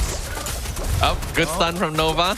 Gonna allow MelQT to do a good amount of poke, though. Chiku actually trading really well against him as well. Coming out on top, finding that stride. Yep. Unfortunately for MelQT, he didn't check the item list. Ha's Claw was literally just purchased by Chiku guys, which is why he walked up in the first place. Once he gets Ha's Claws, that's when he has plenty of lifesteal to maintain his position in lane. Unless we see MelQT fully stacked up and blazing do it, I don't see it happening. Yeah, I think so. And that means Invictus is going to be losing out in lane prio in multiple areas of the map, giving Bigatron quite the strong lead to play with. Even Yetri going to be zoned out hard by the Deadly Magic, nearly dead in an instant. Turtle still in control of Hazel, but Rasi is tanky enough to just walk up and force things out. Hazel steals the Turtle away. Chiku is here to join the fight. Golden Hour freezes Rasi and Hazel together. Not really what you're looking for. Hazel going to dash straight through out, but grab connects with the Lancelot. We know for sure that he's dead at this point. Blazing Duet comes out inside the pit. Hazel goes down. Bigatron still coming out on top. They're not gonna punish Rasi for that? They can't. So Rasi gets a free kill. Yep, he gets a free kill and gets the walk away. Doesn't even lose a battle spell. See an imbalance. First items are starting to come through for the side of Bigatron by Vitality.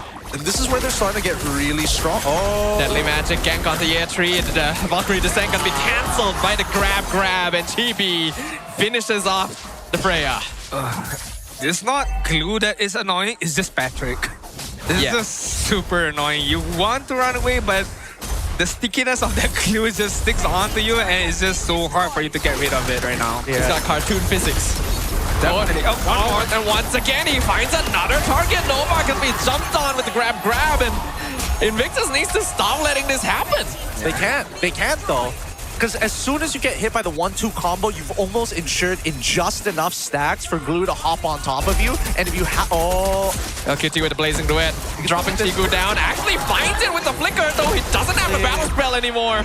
Lynch gonna chase him down. And the further Mel goes, the further away he is from help. He's gonna actually PMI back out the other direction, but there's no way he's getting away from that. Oh no, Lynch lost vision over him. He needed to sneak in that on. He needed to flicker in early on to close the distance fast. He just wasn't sure to go in or not. Chiku needed that space to get at least one big auto off when his passive was full, just to burst heal and walk away. It was almost the greatest escape from Chiku guys right there. If only Flish had the vision against MelQT. But unfortunately, it's okay for the side of BTRM. They are still in the lead in terms of economy, in terms of goal lead. But in terms of map control, I couldn't say so. It's still quite 50-50 so far. But IG, as Rafa mentioned, they need to be able to catch out this glue right now. It's become a nuisance for them. And well, they're gonna control Turtle for now. Nova still providing vision, but there is currently not enough damage on the IG side to deal with this front line. That is the issue of the Marcel Zeus and duo mid. I actually like what Invictus Gaming is doing right now because, again, it's about making sure that Zay's position is never in one spot. He wants to be a little bit more stationary. He's not as mobile as everybody else, and he needs to stack up that glue, which he's doing right now with Bush. Seems like IJ is gonna not commit to this contest, I feel. Yeah, it does. Hold on. Hazel is coming back over to the mid lane. They're gonna get the list of Golden Hour. Freezes the turtle. Buy some time. Nova doing a good job currently. Rossi secures the turtle. Nova goes down. Grab. Secures the kill on Yetri as well. Now BTRM are chasing down the remnants. Multiple abilities forced for IG to just retreat. Really nice. Really good call there, actually. Even for Suelo to preemptively use his ult, expecting Rossi to go for the flicker instead of the grab. Even so, it is still a very, very healthy win as of right now for Bigatron. And like, Rossi right now is going for the build of Curse Helmet into the glowing wand, I feel. Because the damage output from this glue is quite significant big as well, as a roamer, by the way. So if he does opt to go for that option, IG needs to be aware of this. Because once glue sticks on to somebody, he can pack a bit of a punch. Sure does. And again, IG don't really have any good heroes for handling this glue. They don't have sufficient damage to burst him down until MelQT comes online, and Bigatron's not letting that happen currently, already at a 3k net worth lead. Yeah, not to mention that, unfortunately for Chiku, guys, he's playing a crit-based auto attacker compared to an on-hit Trinity build user. And that would have been really helpful in this particular matchup, but that fear of Freya is just too high, and he might as well go for the mobility. He does have a 700 gold lead currently against MelQT on this quad, and things are going very, very nicely. On the opposite end, both the XP laners dead even at 4.8. Oh, Hazel looking for Chiku, guys, doing a good job of piercing around. That should be an ender as hell. Hazel finds it. Some movement from the Lancelot, and now Rossi gonna be left behind. 1v4. He's been tanky so far, but not when he's surrounded like that. Double kill for Hazel. Chiku and Rossi both messed up there. Really, really unfortunate. Chiku should have walked away through Tri-Brush and not walked into the wave. Second thing, once he knew that he was waiting for a dash, he should have shouted at Rossi to get away, or at least just sit in the bush until he's ready to pull him over. And now Lynch is gonna be the next target. He is doing a lot of damage, so Golden Hour freezes everyone else. They throw Lynch back into it. Hazel just barely survives the deadly magic, but the Lord gonna get reset. That was such a good call by Lynch. He's just like, I'm not gonna die here, not ever, not now. Quickly flickers into the Golden Hour to save himself. You can't hit me. You can't hit me with your very own skills right there. I mean, good enough for BTRM, and the fact that they managed to... Oh, Jimmy nearly takes out Mel.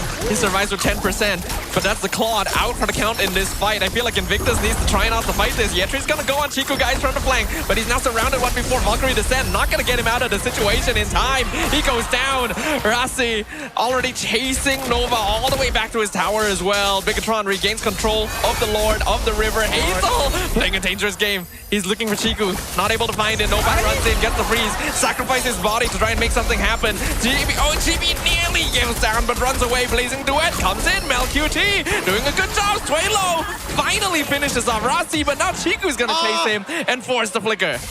And it's not over just yet. GB still on the hunt. Every single time you see him just using his ult against MelQT, he is vaporizing him. Losing the majority of his health. Oh, this is very back and forth right now. I mean, because both teams have enough damage to be dealt upon both opponents right now, and they have enough tools to take out to take down anybody. But it's just a matter of this push and pull concept right now, where once goes in, it deals a good amount of damage, and then BTRM reacts back again. IG have another wave to re-engage back with the Platinum Snap or the Golden Hour, the Blazing Duet at the same time. Meanwhile, BTRM do have the damage from Chiku, guys, so it's a bit of push and pull right now. Well, let's see how long this push and pull is going to last for, right? Because it's multiple actually win conditions for the side of Bigatron MY by Vitality, while Invictus on the other side, like, it's harder to pull off. I will give Hazel a lot of credit. He is doing a wonderful job despite how difficult it is to find these assassinations. Invictus, they're definitely trying to work with what they've got, considering the disadvantage they're playing with. Bigatron also showing them proper respect and not overstaying their boundaries. Freya making sure they're keeping an eye on things. And yeah, Yetri's gonna have to use that ultimate just to escape. The deadly magic was committed though. So that might give IG a bit of a green light. I mean, it's a short cooldown, I suppose. Can we engage back once again? They can reset this, but Rasi! Get the lift up on Rasi, but he's still very tanky. Grab gonna be used. Actually ends up stunning 2 people because MelQT was right in the path. Yeah, Tree gonna eat another deadly magic, gonna jump backwards. Look at the damage from Chiku really starting to build up, and Rasi is not even allowing them to back off safely. Novak Gomar not able to freeze the Lord in time with the golden hour, but the Blazing Duet comes through. They're looking for Chiku, guys. MelQT gets caught and blasted away. Chibi blinks away from the Bam execution and sets up for the double kill. Hazel falls. Nah, you cannot make these individual solo plays. You have to be working together on this. The burst needs to be perfect. If there's even a gap and Chiku guys slips in one auto attack with the explosive arrows on the explosive crossbow on top of his passive as well, it is a ridiculous amount of healing. And props to Rasi, man. The fact that after the Blazing Duet was used, Rasi immediately stuns him, locks him down. And it allowed Chiku guys to get that kill. And as Gideon mentioned, these individual gameplays are just gonna cut it for the side of IG because BTRM are just too good as a team. They have multiple ways to crowd control you. They have enough damage for you to get killed before you get away. So IG needs to be more aware of this. Chiku maybe a little bit too far out here. Oh, it's so close. One hit from Def on that Irritel. A shutdown would be so big. Not enough. Even with lethal ignition, you would have imagined that could have been. And it's not like Chiku guys had like anything to auto attack at that point. Yeah. Yeah, Tree's stuck between a rock and a hard place here. Oh wait, he is tanky enough to survive, but actually buys enough time for his team to make it back. Yeah, Tree's still alive. Hazel gonna get cancelled in the front line. Fan execution comes out, doesn't really hit it. He nearly takes out someone, but it's gonna be a mega kill. For Chiku, guys, Hazel is playing his heart out and it's just not enough. Yep, they just keep denying him resets, keep denying him these kills, and ideally trade against him. Zay pushing it to the very edge there, having no black shoes, unfortunately, but now they're in a winning scenario. It's a 5v4, and they're about to start pushing into inhibitor turrets. I mean, they are able to do so with Chiku's damage, with this bomb as well. The zoning capability is so big right now. They do get the golden hour, they catch Chiku, but no one's gonna be here to do anything about it. Bigatron just needs to stand around the zone. Hazel's up in another 3 seconds. Nova trying to buy time, but the tower's already dead, and BTR will back off. Jukes around it, and now they walk away with missing mid and bottom inhibitor turret. I would have liked them to get the last one as well, but unfortunately they cannot spread themselves too thin. The bad lines have kind of been set, and Bigatron by Vitality now have enabled the President to initiate the complete lockdown of the Land of Dawn. Invictus are the ones trying to break through this blockade, and it's hard to do so, especially when you lose your key ultimates at the very beginning of the fight. And it's not going to be easy right now. The fact that Chiku guys full set of items as well with the immense amount of lifesteal, and you have the protection from Rasi. You also have protection from Z as well. The zoning capability of this Delia. Therefore, IG's game plan of trying to catch out Chiku guys, it's not going to be easy. Definitely, you can't do it alone. You need multiple members to be able to catch out Chiku guys. If you send out Hazel alone, Chiku guys is just going to kite you around all day, every day right now. We're going to be dancing until Kingdom Come. And now with a full build as well, it's going to be even harder to ensure this victory, right? Pretty sure GDS is going to be the last item. Oh, yeah, Tree, he's not going to be able to walk forward here. Lord secured easily, and now they turn around and fight. Swalo with the Crimson Beacon going to get cancelled straight away. Meanwhile, MelQT in the back line, the Wind of Nature and TB surround him. The last hope for Invictus has fallen. Yeah, Tree trying to be the hero, but there are no heroes here. Only the force of the red robots as they run it down into the base. Swalo all by his lonesome, not gonna be able to hold the line. BTRM 1-0. They find game one at the bare minimum, but I think this is quite the learning experience, right, for the side of IG. A lot of it comes down to the hero plays and whether or not they can find it together, especially against somebody who's, again, this entire team has dedicated their lives to the President. They're trying to keep him alive, and they always will if we get drafts like this. It's simple enough for BTRM. They know the game plan. They have the tools. And it's like a perfect tool for them to play their very own game plan. Front-to-back comp. Some might say front-to-back in a way. But, you know, protect Chiku guys at all costs.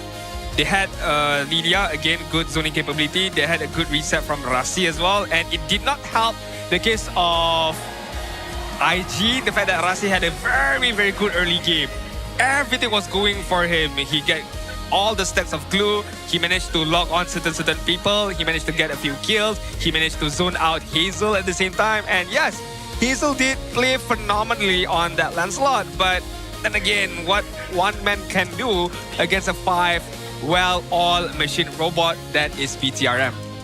Yeah, I think there were definitely some issues in the draft that needed to be worked out there. Because again, Marcel Zusin mid duo feels very weak.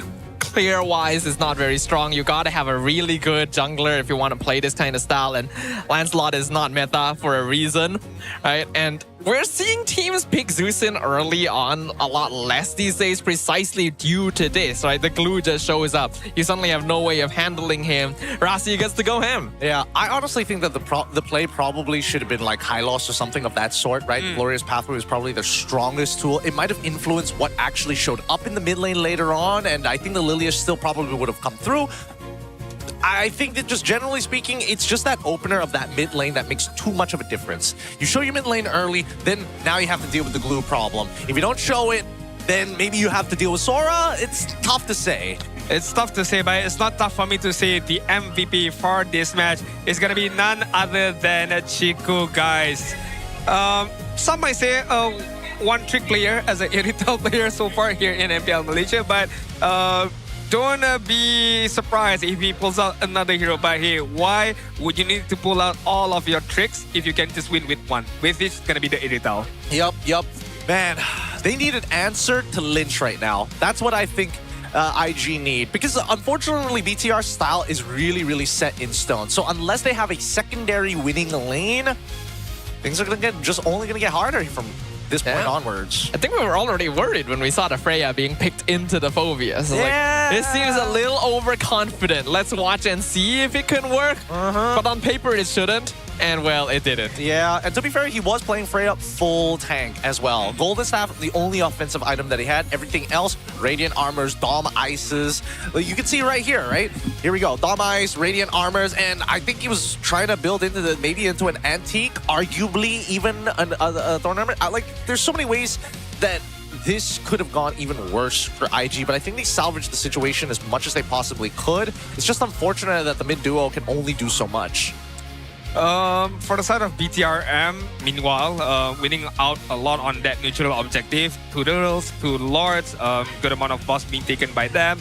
But it all started on that early phases of how Rasi managed to get a good grip against IG's momentum. Not only getting kills, but zoning out Hazel at the same time, zoning out a few members of IG early on. Then that gives a lot of space for Chibi to maneuver around. Like, Chibi can come from any kind of angle he wants because the map control is within their grabs. I mean, Rasi alone opens up a lot of stuff, and Chibi can pick and choose. Okay, I'm gonna poker trick in, I'm gonna deadly magic you, I'm just gonna damage you. I don't get the kill, it's fine, as long as you have to force yourself back, hence creating a disadvantage for IG. From a 5-man team, it became a 4-man team, it became a 3-man team. So BTRM can just outnumber them in all of these team fights.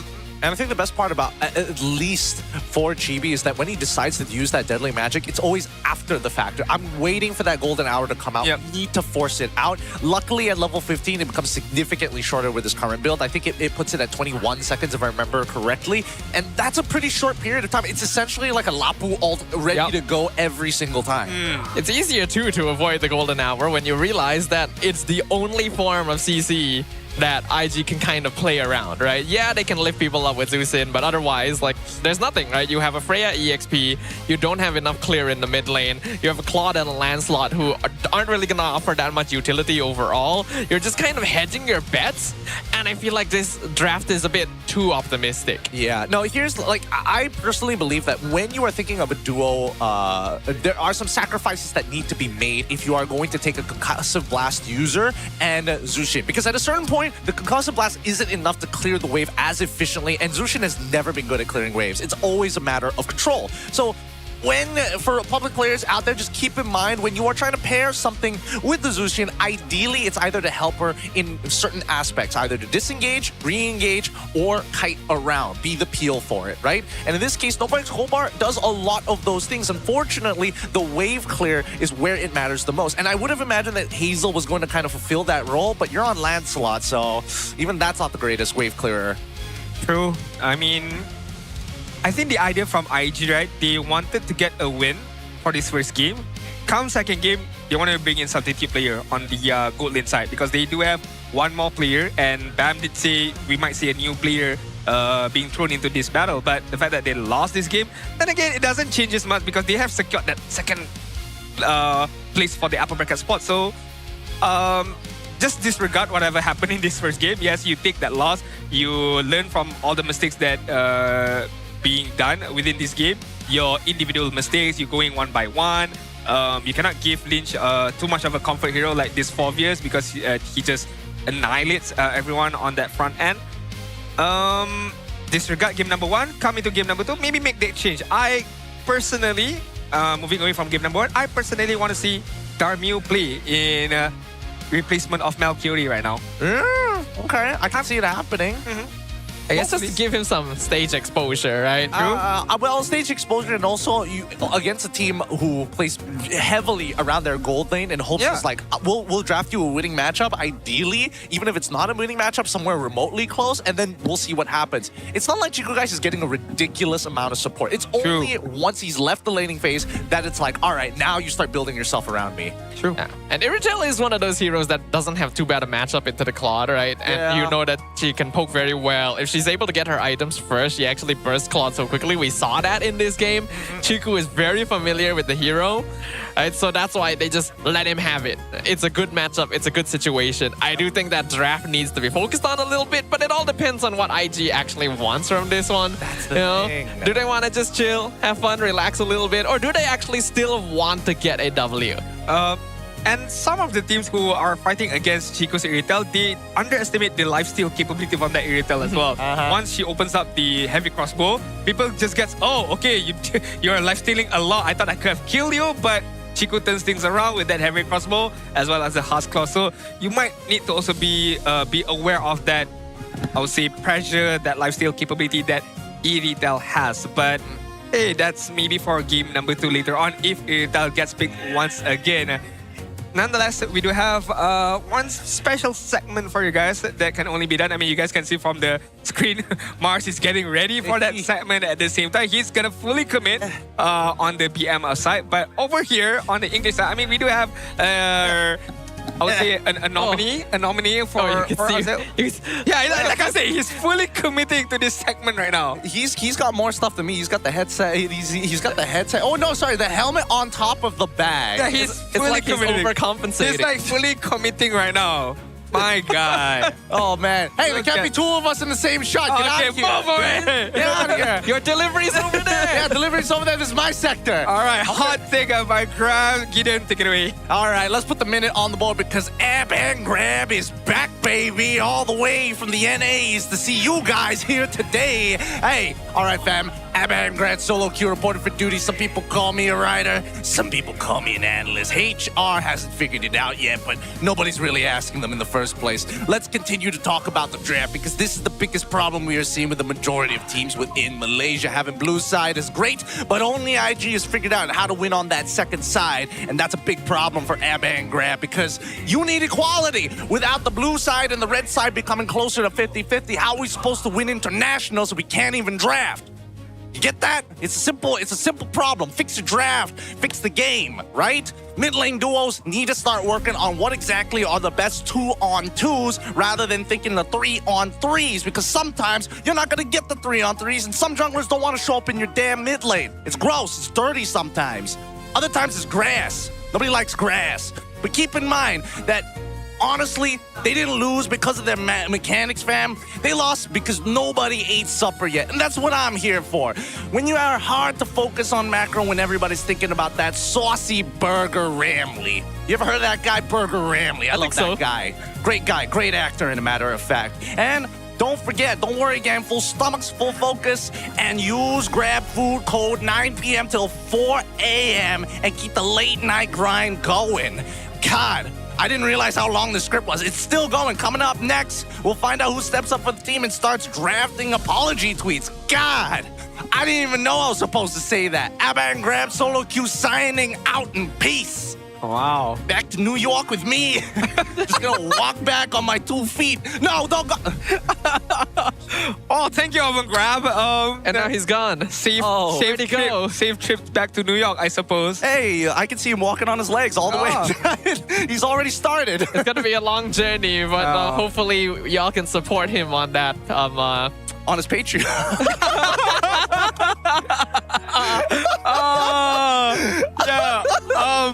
Okay, moving on from that, I guess. I mean, use Grab for your food delivery service, and of course, don't forget to use the code Larut Malam from 9 p.m. up until 4 a.m. And this is suitable enough because World Cup is coming up soon. So, as we all know, World Cup is gonna play. Oh, he's back. Okay. Where's he going? Take care, Abang Grab. Good luck. All right. All the best. Thanks for everything you do. Yep. Bye, guys. Okay. But you guys, we do have one VMix call right now. So let's head over with whoever. Terima kasih rakan Kastana, kembali bersama saya Poji untuk satu panggilan hangat bersama dengan antara coach terbaik di Malaysia. Inilah dia, Coach Rin. Hai, hello semua kat venue. Warga-warga MPL MY yang saya kasihi, sihat ke? Apa khabar Coach Rin? Anti FOMO Zusin. What a good tagline. Memang sekarang ni tim-tim yang pick Zuxi semua kalah lah, Puji. Ya. Yeah. Tak tahu apa yang menarik sangat kat Zuxi ni. Tapi kita tak apa, kita tak nak lagi cakap pasal Zusin. Nanti ada yang sentap sebab ada yang kalah. Tapi sekarang sebagai seorang coach yang dah lama berkecimpung dan dah katanya meninggalkan era MLBB, tapi awak masih lagi mengikut rapat perkembangan MLBB kan. Jadi apakah pandangan awak terhadap pasukan-pasukan yang bertanding untuk musim kali ini?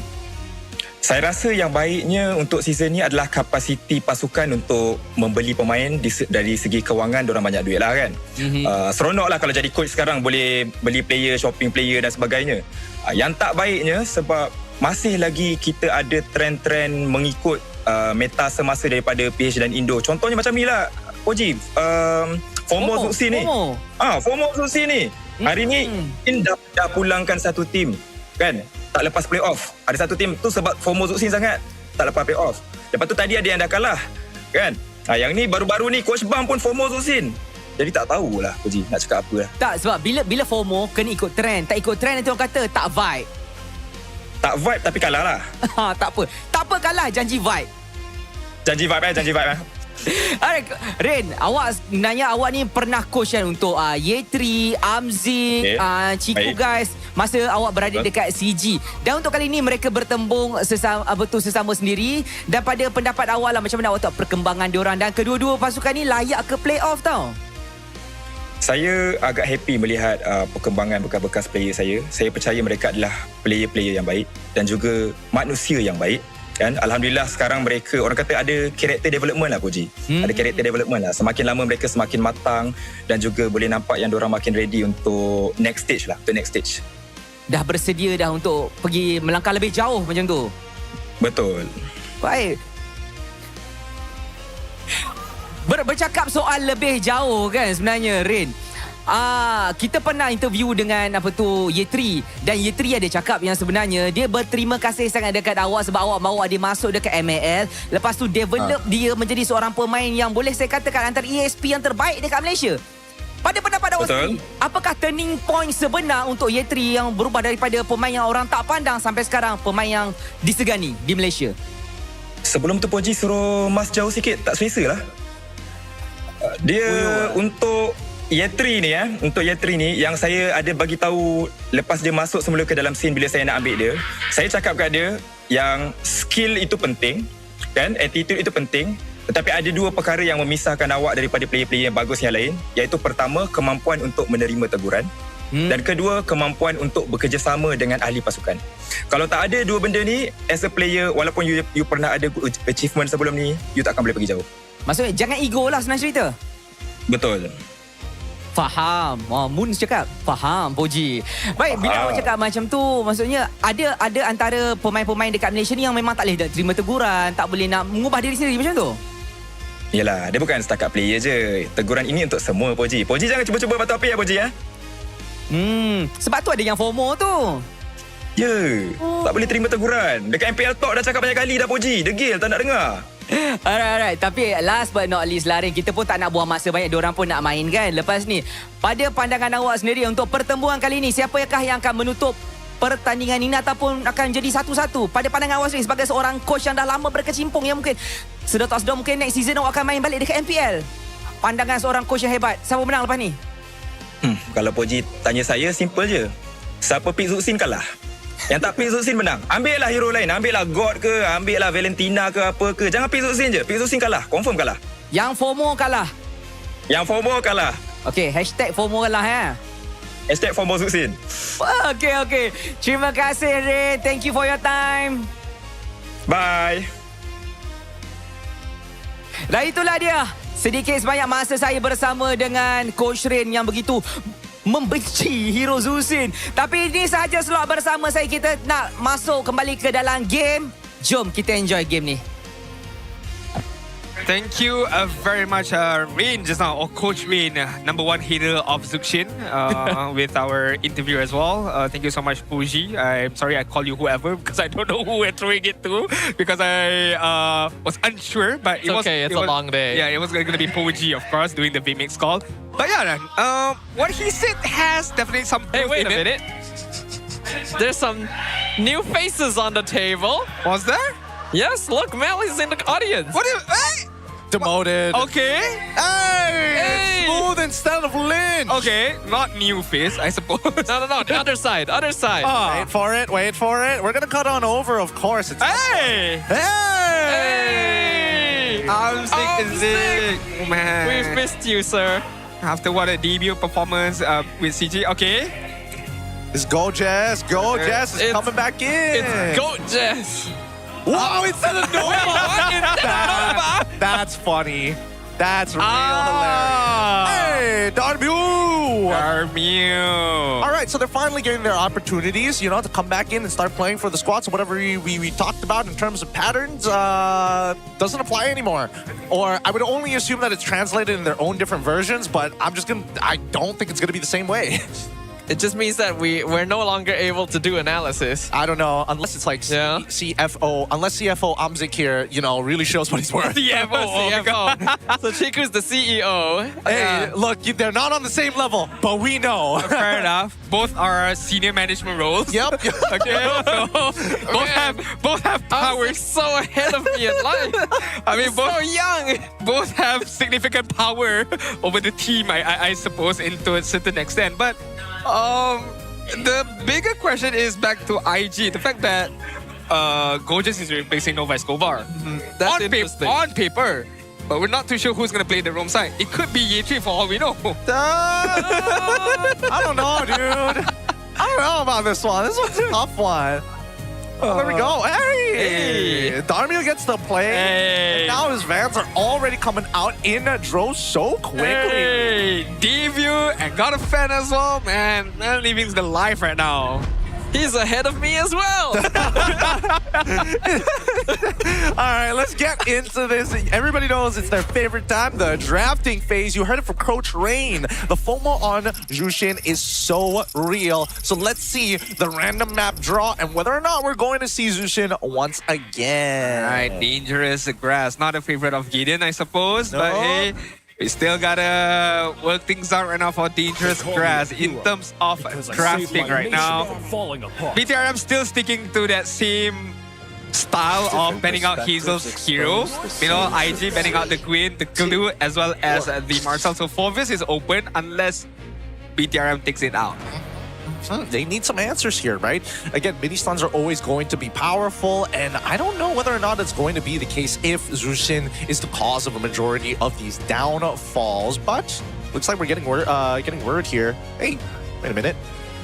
Is it still changing? Yeah, the heartbeat monitors are still going. Yeah. What was Kenji at 120 earlier? And now I'm like, why did he calm down? What was he freaking out about? He left the stove on at home. And then only remember, oh, I closed it already. So everything's cool, everything's calm right now. So Fove's first pick is viable, is doable right now for the side of IG. Since he has not been banned out, because BTRM opt to go for that volley ban once again. If that's the case, BTRM can answer with, oh, so far we haven't seen a significant hero that can match us up well with that Fulvius so far today. Not really. It's kind of hard to beat, and recently the margins of people getting decently good at this Fulvius is making all of its bad matchups really accentuate the certain points of where you can actually beat this Fulvius. And if you miss that timing, the laning phase is just done. True. They still go for that first pick, Freya. Fulvius should be a pretty obvious pick now for BTRM. Yeah, well... Oh yeah, Chiku's not playing. Exactly. For a moment I was like, Chiku hasn't been doing the best, and then it's like, hey, wait a minute, it's the CFO. Oh, they're gonna wait on it. Oh, that's sad. Why do they want to wait on it for so long? They could have done it straight away. But Harley does take priority here, and I think it only makes sense because at the same time, not a lot of jungle options actually out there. Cho. That's so nice. Is that Goja's Cho? Yeah, I think so. I'm pretty sure I've seen him playing Cho, of course, on his stream. Of course, this is different. We're not talking about the same kind of environment, but I'm pretty sure he can play a decent Cho, I suppose. Yeah, he can play a decent Cho, but man, this is really nicely played by IG, actually. Because they were worried about a potential losing lane, and they can't pick Harith into both Harley and as well as Fulvius. There's going to be a lot of issues. There's an argument for even Kalia showing up later down the line. So better now to get the Claude and force Purify out of their gold laner so we don't have to worry about it anymore. There we go. You call it out. Kalia gets picked instantly. After what IG has brought up to the table with the 3 heroes right now. Now BTRM is going to go for the same style of ban. Once again, Saber gets banned out from the side of BTRM. IG right now, what are they afraid of? If we talk about Amzik, I can't remember, he's quite good at that Granger. Yeah, it was Granger Harith basically for Amzik. Oh yeah, Harith as well. So, do they ban those? No, they banned the Gord. Again? Well, Gord Harley is a known combo, so Yeah, like, they're just true. taking that off the board. Yeah, they're getting rid of big, bursty, damaging, because the combo right now was Kalia. Harley at this point with Tsunami Slam and the Deadly Magic as a way to one-shot you and not really give you a chance to respond. They're taking away the secondary enablers, so that way if they see Kalia and they see Harley on the opposite side of the map, they still should be worried about Kalia pulling them in. True. BTRM right now, one more ban before we head over for IG's side, and they're gonna ban out the Bucks. Yeah, okay. I mean, it's gonna tough to deal with the heroes that they have right now for the side of BTRM. Meanwhile, IG, one more ban. In the last game, what did they ban out? Another mid lane, if I'm not mistaken, or they ban out an EXP lane? I mean, they shouldn't ban EXP lane right now. They are obviously already picked up. I thought, was it the Zydian? I can't remember. Man. I think it was Uranus, if I remember correctly. Yeah. But then again, I think it was BTRM who banned out. Oh, who banned it? No. Actually, no, I take it back. BTRM, this should be the exact same as. They got rid of the Fanny, they got rid of the YSS, Valir, and then after that, Saber, and then Moxia after. So it's definitely on IG side. All right. It's not going to be Uranus. Always has been picked up. They're going to go for Lydia? No. Oh. Okay. That is a hero that Amzik plays. So there is a bit of respect going in there. Fair enough, I suppose. But it does mean that he can just play the Harith, probably, right? Yes, but they don't need to pick it now. Yeah, they can go mage first. Yep. Or mage, I feel like the Lila still can be viable.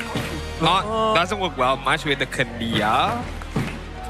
I don't want a stationary hero. I don't want like Farsa, Yi, all those kind of sort. Yeah. I don't know, because right now I think it's extremely volatile between Cho and Kalia, because the mid lane picks are going to determine basically everything. Okay, Valentina, to make sure that this Cho doesn't get too far around in the lane. I want to see what IG is going to do about this, right? Because they themselves could go for a Jushin if they wanted to.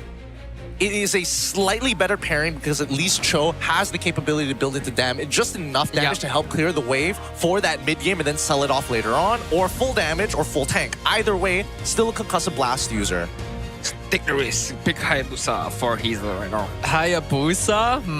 Goes in. Augie should have killed the Harley before. It's not terrible, actually. Before you get Deadly Magic. I can see it. I can see it working. You obviously don't want to go into the Leomord here since there's already a Valentina. They do indeed lock in the Zeus in, and they go for the Suyo. So it's pretty standard draft here from IG. All right, so now we have a real game on our hands, and I think that IG's mid lane should come out the victors, assuming that they could get control over the lane first. Like, I really think as soon as they're out the gates, as soon as they're in that land of Dawn, Jushin as well as Cho should be bolting to cover both sides of that mid river. This one, if you want to be boring, Harith. But if you want to be bold, Minsitar. Minsitar? Not what I was thinking of. Yeah, I don't think that's necessary.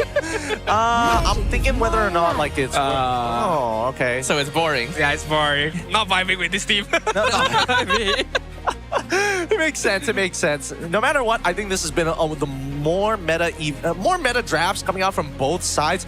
I do think that the Herald was a little bit of a bait piece at the beginning, but it kind of found its place towards the end. Smooth on this Phoveus doesn't look too bad, especially against Ye3, but he's got to make sure not to lose this lane. Definitely. I think this is going to be a fun one, though. We've got 4 new players subbed in for the second game of this match. Will IG be able to drag us all the way to a game 3 so that they have a little bit more game time, or will BTRM put a stop to the fun right now?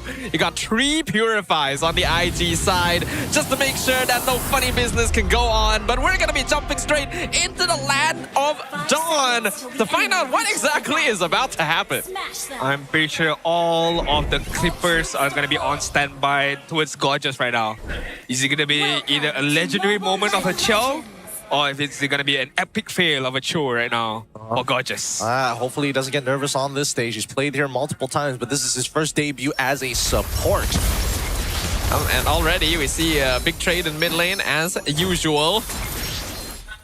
They're going to be able to chunk out Suelo pretty low. Yeah, but it's not bad, but Gorgeous hits level 2 here instead of Kalia. So again, it's about that. It is about the early motions from roamers that get them. Spotting people out helps a lot. Chibi's gonna try, but Gorgeous does not deny early enough, unfortunately. Don't get too much from this. That's fine, I suppose. One little wanderer in the favors of BTRM right there. And hold that thought. Suelo is taking a lot of damage. He's trying to set up for Hazel, but not able to do so in time. So Hazel, they're gonna get first blood by taking out the Zeus in. Dude, they got to stop. The way that they are trading is ridiculous. Just what even? Like, what's even going on here? Like, why is Suelo taking that much? Like, there is no world where he should be taking that much damage. And especially since Zay has to commit the dash to go in to guarantee it, that's when Gorgeous should look for that opportunity. Or at least get a kill. Back towards your side, could even things out, but the fact that they did not even manage to do that speaks a volume on the mid duo from both of these teams. But on the bot side, talking about between Darmu and as well as a Amzik, I think this is a good situation for them to face off for their debut this season. I mean, both players debut right now, so not much pressure on that goal lead side.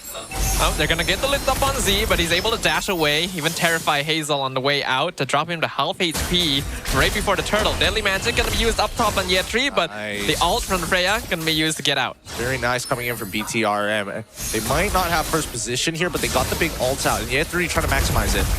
They're gonna jump into the pit, try and disrupt Hazel, already poking him really far. They're gonna force him away from the river entirely. Tries to snipe, not able to. Chibi secures the turtle, but they're gonna lift up Rasi, and the Kalea will be sacrificed for it. Okay, so they cut their losses there. They didn't want to find any more, especially since Amzik is not in a position where he is winning out in his own lane. Not outright, of course, but getting a double wave definitely helps. Both inevitably lose one minion, and more support. Yeah, a lot more support coming in from IG's gold laner. A lot of the positions here just to deny space from Amzik. Yeah, I mean, it's still okay for both teams. The fact that Amzik is still farming up as well as Darmio in terms of level. Amzik has one level ahead. So good for him, but he needs to be able to transition the advantage that he has into more damage output against IG later on. And of course, the timing window would definitely for Darmio is going to be the Trinity. Meanwhile, for Amzik, it's definitely going to be the Holy Crystal. But till that time, pretty sure this mid duo for both sides needs to work a bit more harder right now to be able to get a bit more advantage for either IG or BTRM. And the flickering kick. Gojes sets it up. Finds the kill on Rasi. Already making his first Cho play. Z steals the Zusin ult. Not sure if that's what he really wants. Deadly Magic not able to finish Gojes off. And now Darmio doing a good amount of damage with that Blazing Duet. Zamanforce not going to be able to do much here. Invictus comes out on top. Yeah, but it may not be the ult he wants, but it's the ult he's going to get, especially since Suelo actually wanted to close the distance with his own ult. Slowing him down is a large part of why. Huge slow you get when, especially when Valentina does initially ult you. And not to mention it can be used as an escape tool as well, now that he's stolen the Lantern Flare. Either way, there's still 12 more seconds till the next neutral objective up, and Hazel, despite everything that has happened, under-leveled compared to Chibi. In the EXP side, nothing much is going on right now, but hold that thought, Darmio. There's going to be BMI away. Good initiation from Rasi right there, but even better counter engagement from Darmio, noticing he still had that BMI on the backside. But yeah, talking about the EXP side, not much going on between Smooth and EG3. They're gonna dive him again. Darmio is able to get out, but that means Amzik will be able to chunk out the gold shield. BTR probably giving up on the turtle in exchange for more funnel into the Harif, and Hazel will secure the turtle. Still okay, I suppose, for both sides. It's a dead even trade, and I think that this is the more intelligent decision being made here. Gojes is gonna king Rasi here, and the Kalea is dead. Really good collapse. Gotta punish it, gotta punish it. Can't waste any time with these types of compositions. And I think that IG, despite the fact that they understood what the trade was going to look like, they can still go for a little bit more if they kill Amzik here, but that's a lot of support. Crimson Beacon comes out, Chibi gonna be able to dodge the Blade Surge as well. So now the Zamanforce comes out to slow down IG inside the Tri-Brush. Suelo, Crimson Beacon's out. Hazel actually uses the timing to try and escape for himself. Gets poked down very low. Look at Smooth. He's all the way in the back. Maybe... nice! Hazel! He knew he was gonna farm. He finds him. Gojes here to stop him, but he's not gonna be able to... Really well played from Smooth. Yep, he waited for it. He could have hopped over the wall to do so and then used the tap the blade surge to iframe out of there. So he made sure that he got rid of escape mechanic. And now Rasi picks up Gojes. So finally a little bit of revenge for the Kalea. Yep, good collapse here by the side of Bigatron. They are timing their abilities extremely well. They found the kill on towards Hazel. Now they get one into Gojes because Rasi was the initiator in the previous fight and will have his ult first. They've now unlocked Harith from the lane. From this point onwards, Invictus Gaming cannot afford to make a mistake, and I think that Gojes might have to force Purify from Amzik. I mean, that is very unfortunate for IG. The fact that they were the ones who initiated on that bot side, right? And they could even get that turret. Meanwhile, BTRM managed to get a revenge out of that movement from the side of BTRM from the movement of Smooth at the same time. So props to BTRM finding that win. But Gojes with the flicker kick onto Z this time, but they don't have enough burst damage, and the Blade Surge actually ends up being absorbed by the Antina. Gojes goes down. They're chasing Suelo. Darmio comes in from the side, not able to find anything. Deadly Magic finishes off Suelo, and they Tsunami Slam Hazel backwards, but Yetri comes from the flank. Gonna separate the fight, make sure they cannot chase down the Suyo. Blazing Duet on this move.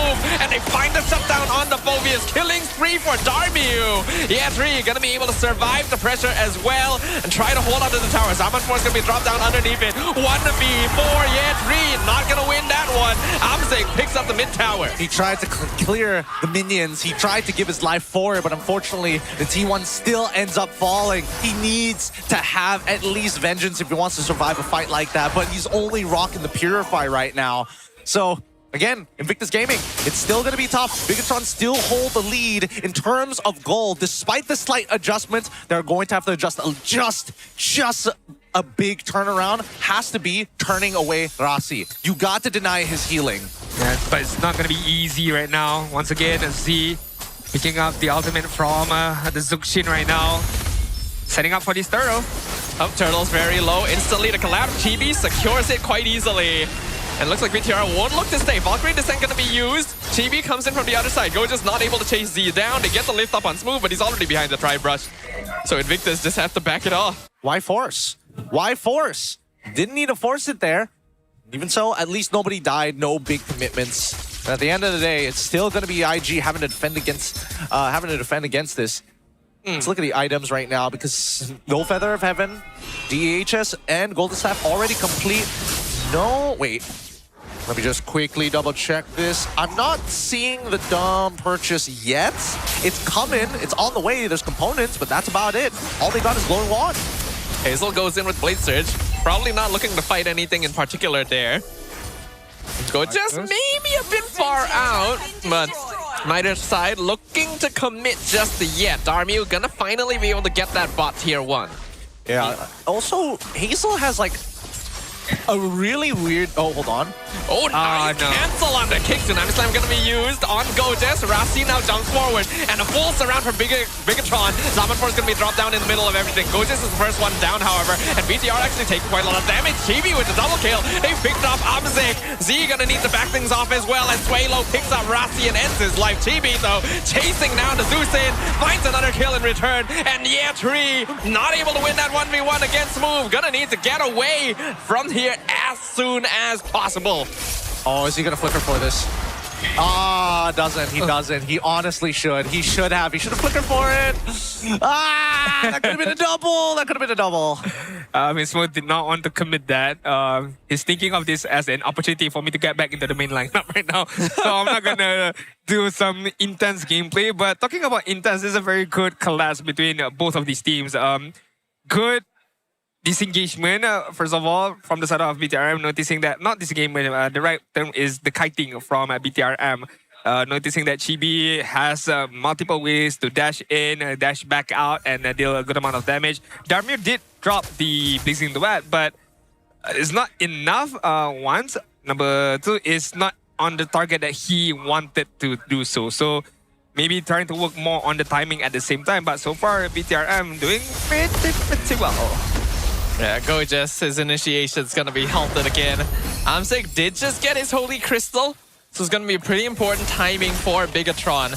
But Darmu is 3-0, so the Claude is still definitely keeping up in terms of farm right now, and the net worth difference is only about 500, so it's still a very even situation. Lord being controlled. Gorgeous gets the kick. Not really in the direction he wants though, so that's kind of a non-factor. Meanwhile, Smooth distracting Year 3. So Gorgeous is just going to be worked on slowly. Amzik finishes him off. Yeah, without even committing the Tsunami Slam. So Rasi right now can use the Flicker Tsunami Slam on a different target right now. So the advantage is definitely on the BTRM side right now in terms of numbers.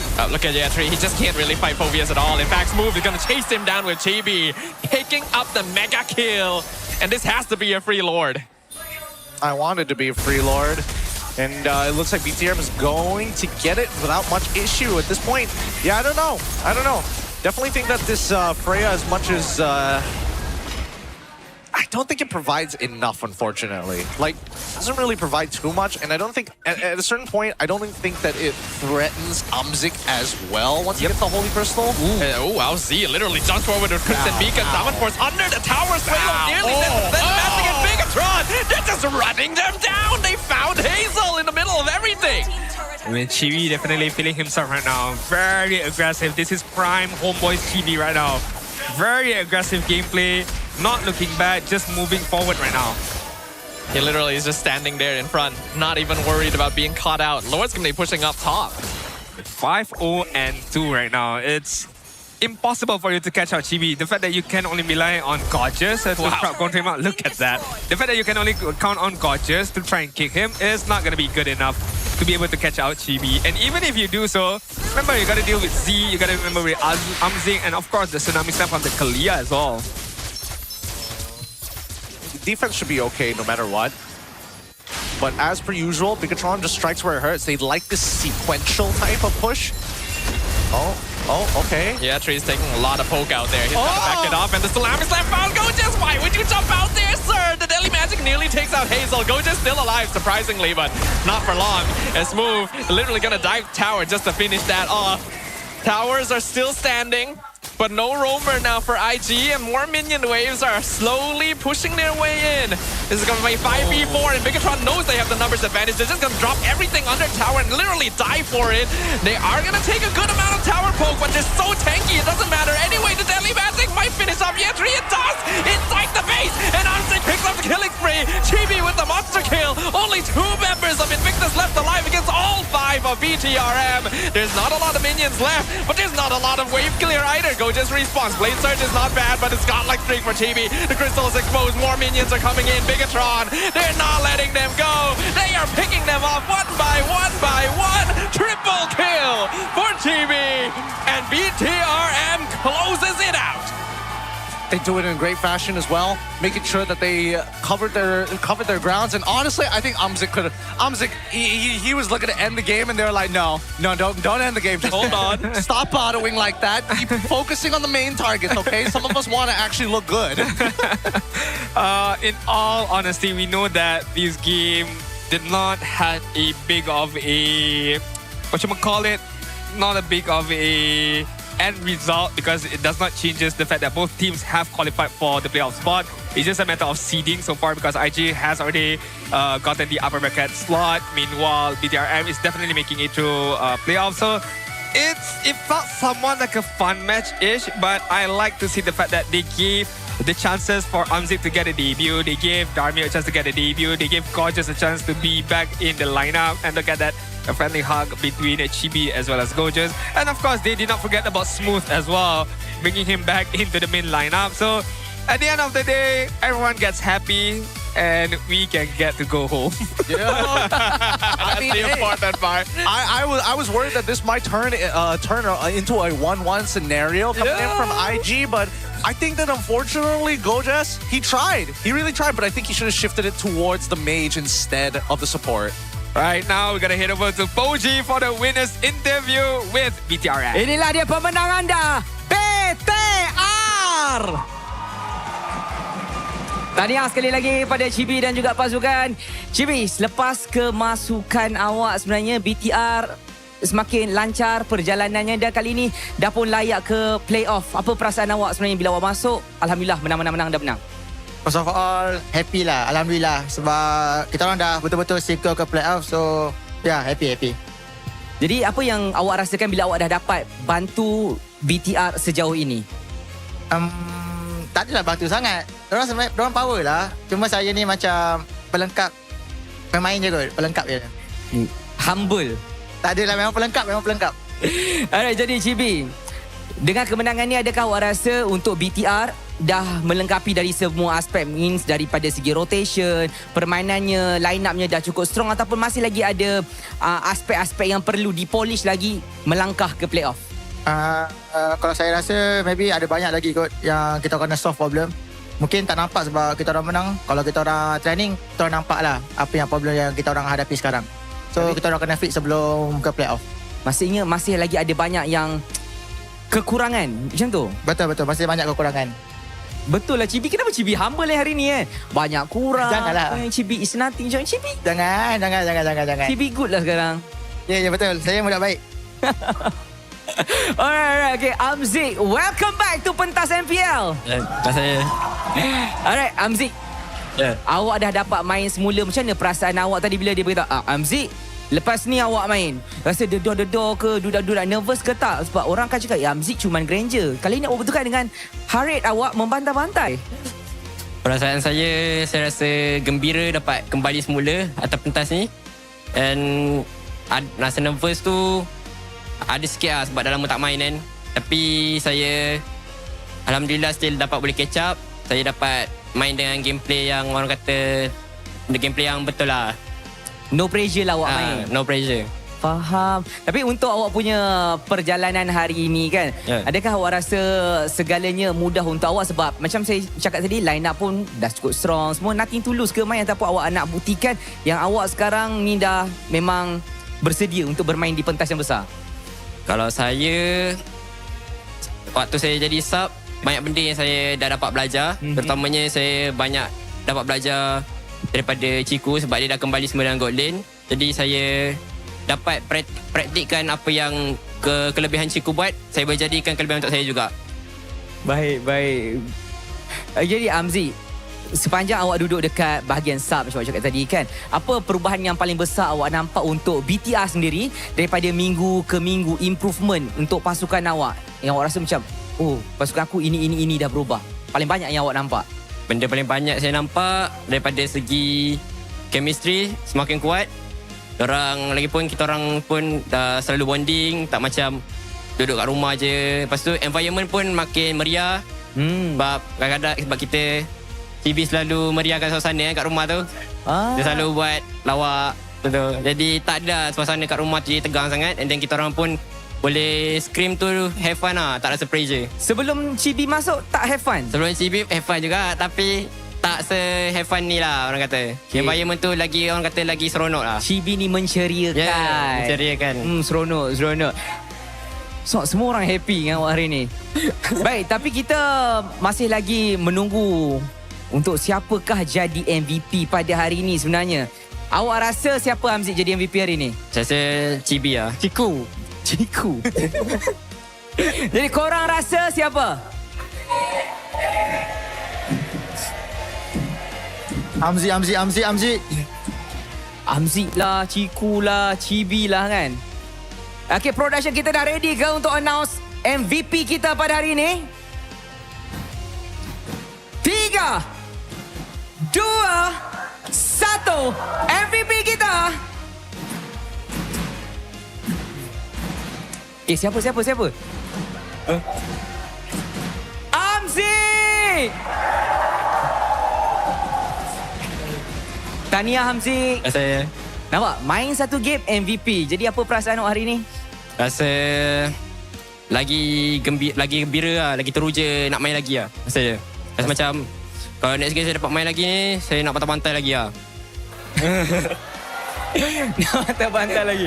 Alright Hamzik, sahabat, hari ni kita dapat tengok ada ramai peminat-peminat, penyokong-penyokong BTR yang datang ke arena hari ni kan. Jadi apakah harapan dan janji Hamzik menuju ke pentas playoff nanti?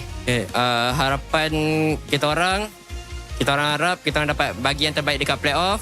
And saya tak bolehlah nak janjikan tinggi sangat, tapi kita orang akan usaha sebaik mungkin lah untuk kalau boleh dapat ke EWC mungkin, insyaAllah.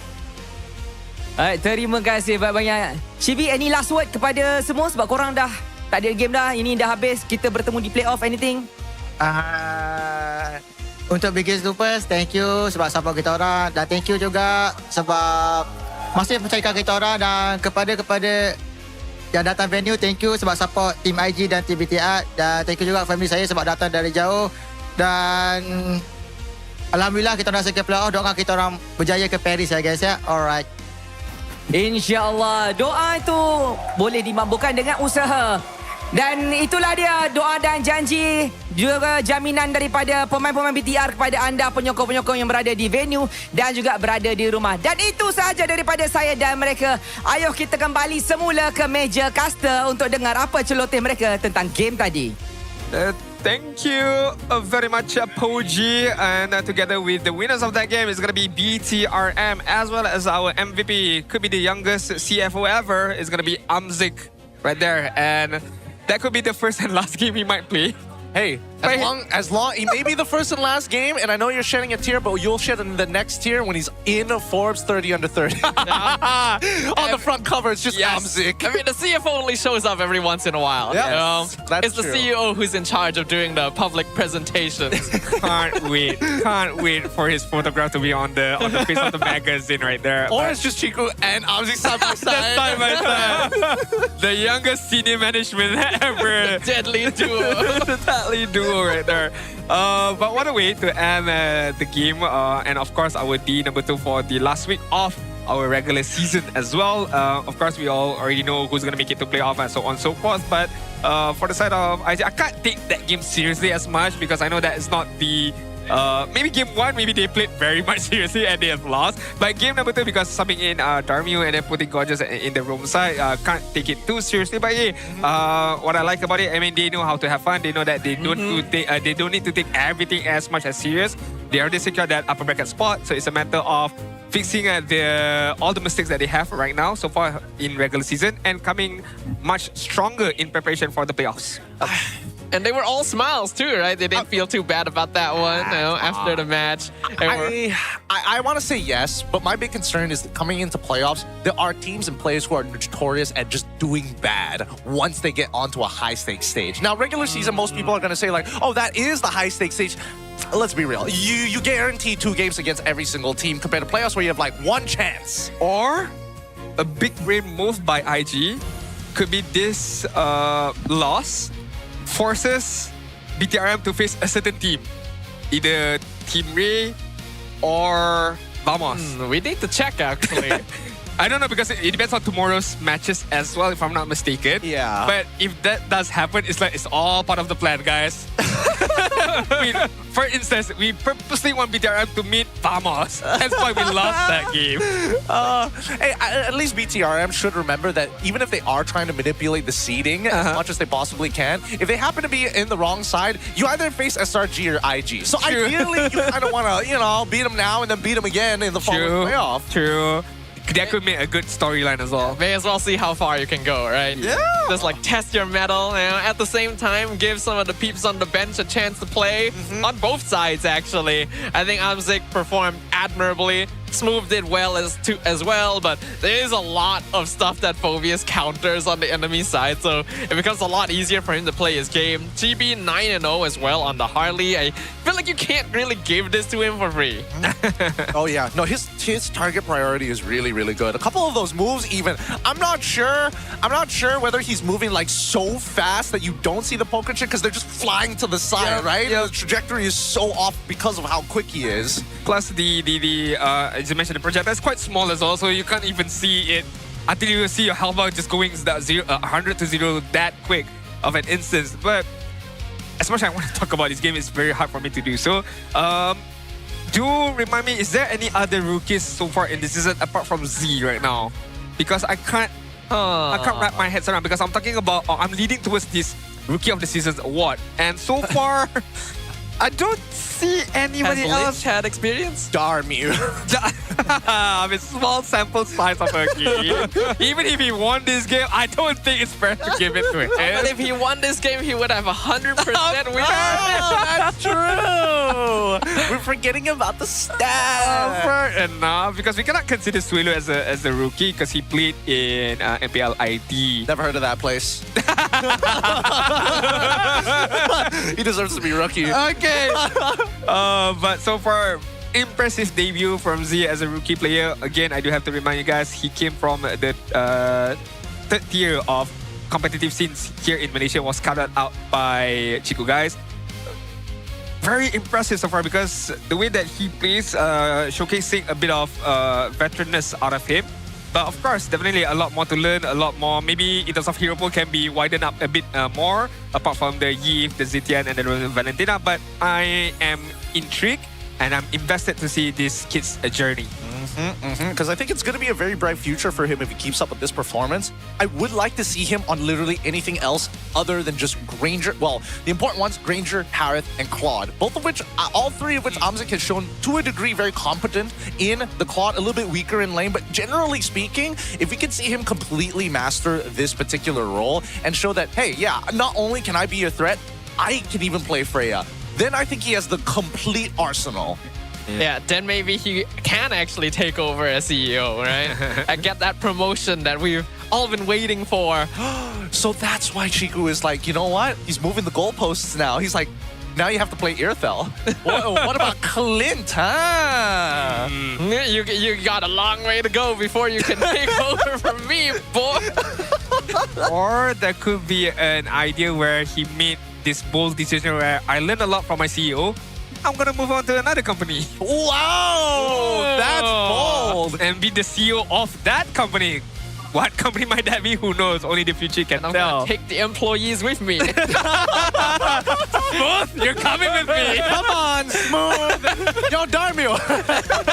Yo, Darmu? goes to the other side, it's like, you should be a sub for me, sir. Enemies to lovers. Enemies to lovers, it all comes full circle. But this honestly was a pretty rough game. Because as much as Gorgeous is trying to like make these really cool plays, he's doing it against Rasi specifically, when honestly, he needed to do it onto Zay. Yeah. If Zay falls here, so many things are saved, right? Because every single time you get engaged, bam, you get hit by Shadow Strike. What are you supposed to do about that? Nothing. You just eat it. But we come to the standings, and finally, we are 1 day away before the regular season ends. Wow. Yep, definitely. Time flies. Time flies. I mean, imagine we started this season off with double leg or double round robin, if you some of you might recall.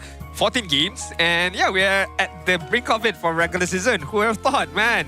I hate seeing you guys. It's so much, man. I mean, back last season, we only see each other for like 6 weeks of regular season, and it's playoff. And now I need to see you guys for 8 weeks. It's 2 weeks too many. It's too many, man. It's been a long day. It has been a long day, but in terms of the overall scores, only Vamos is the one who moves up and knocks down Team Rey by a single point. That said, here is the set bracket. It's Vamos facing off against RRQ Tora in the upper bracket quarterfinals.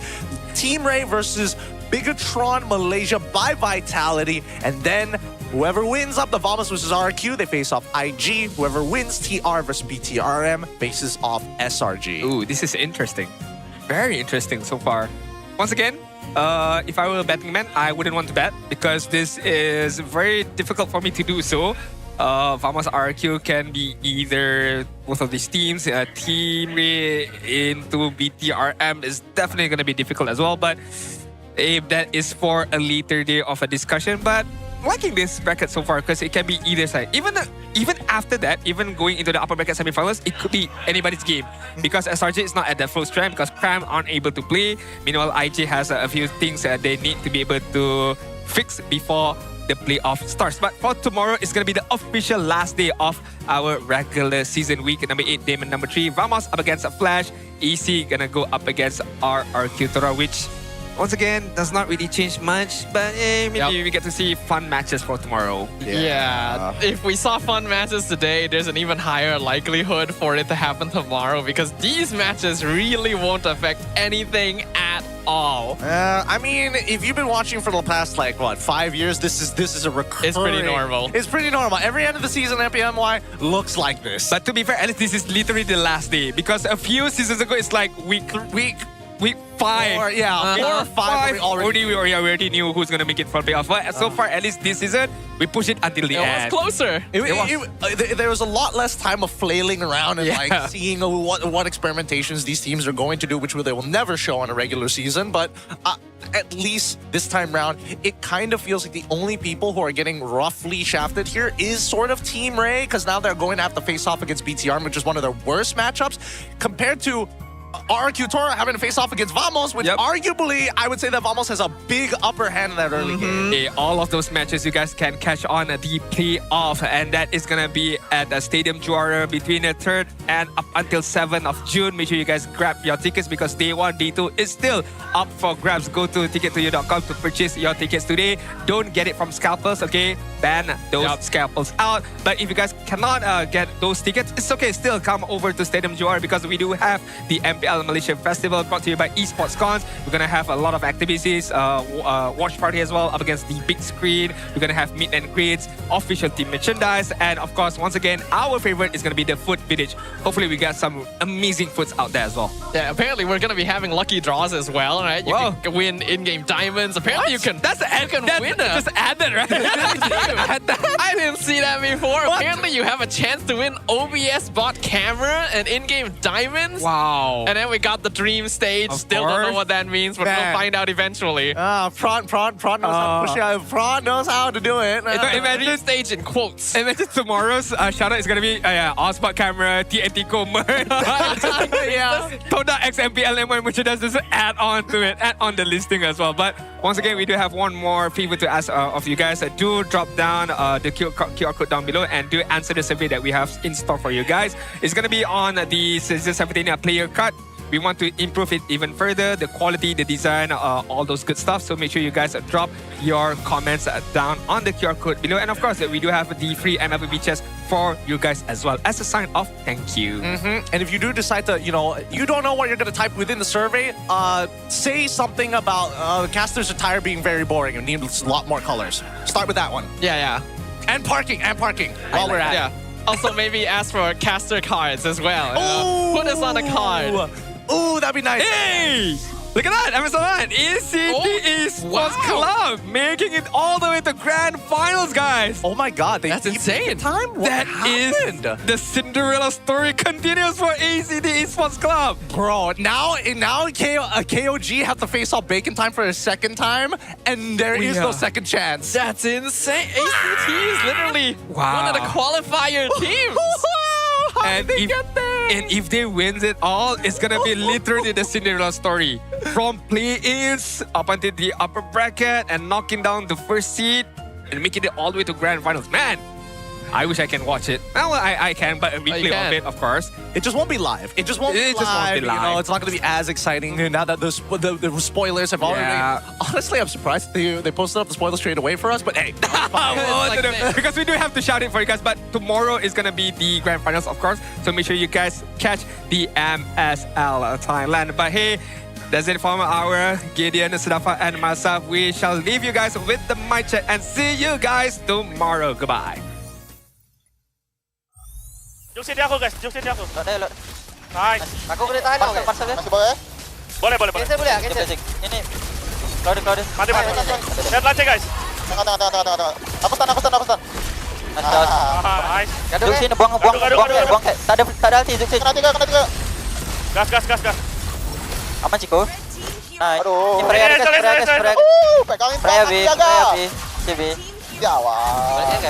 Ini Freya dia kenapa? Tak tahu Freya. Mantap. Game terakhir bersama Ciku guys. Let's go, Aprik main. Main dah. Tak nak main ke tu? Kita nak main dulu. Tower dulu guys. Boleh. Dari tower. Tower. Kuat guys kita guys. Puri cloud. Oh, shutdown. Aduh. Ada kelima. Boleh. Sini. Let's go Team Rey. Let's go. Ini dulu. Orang. Jangan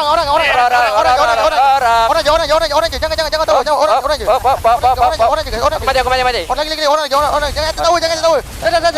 Mati.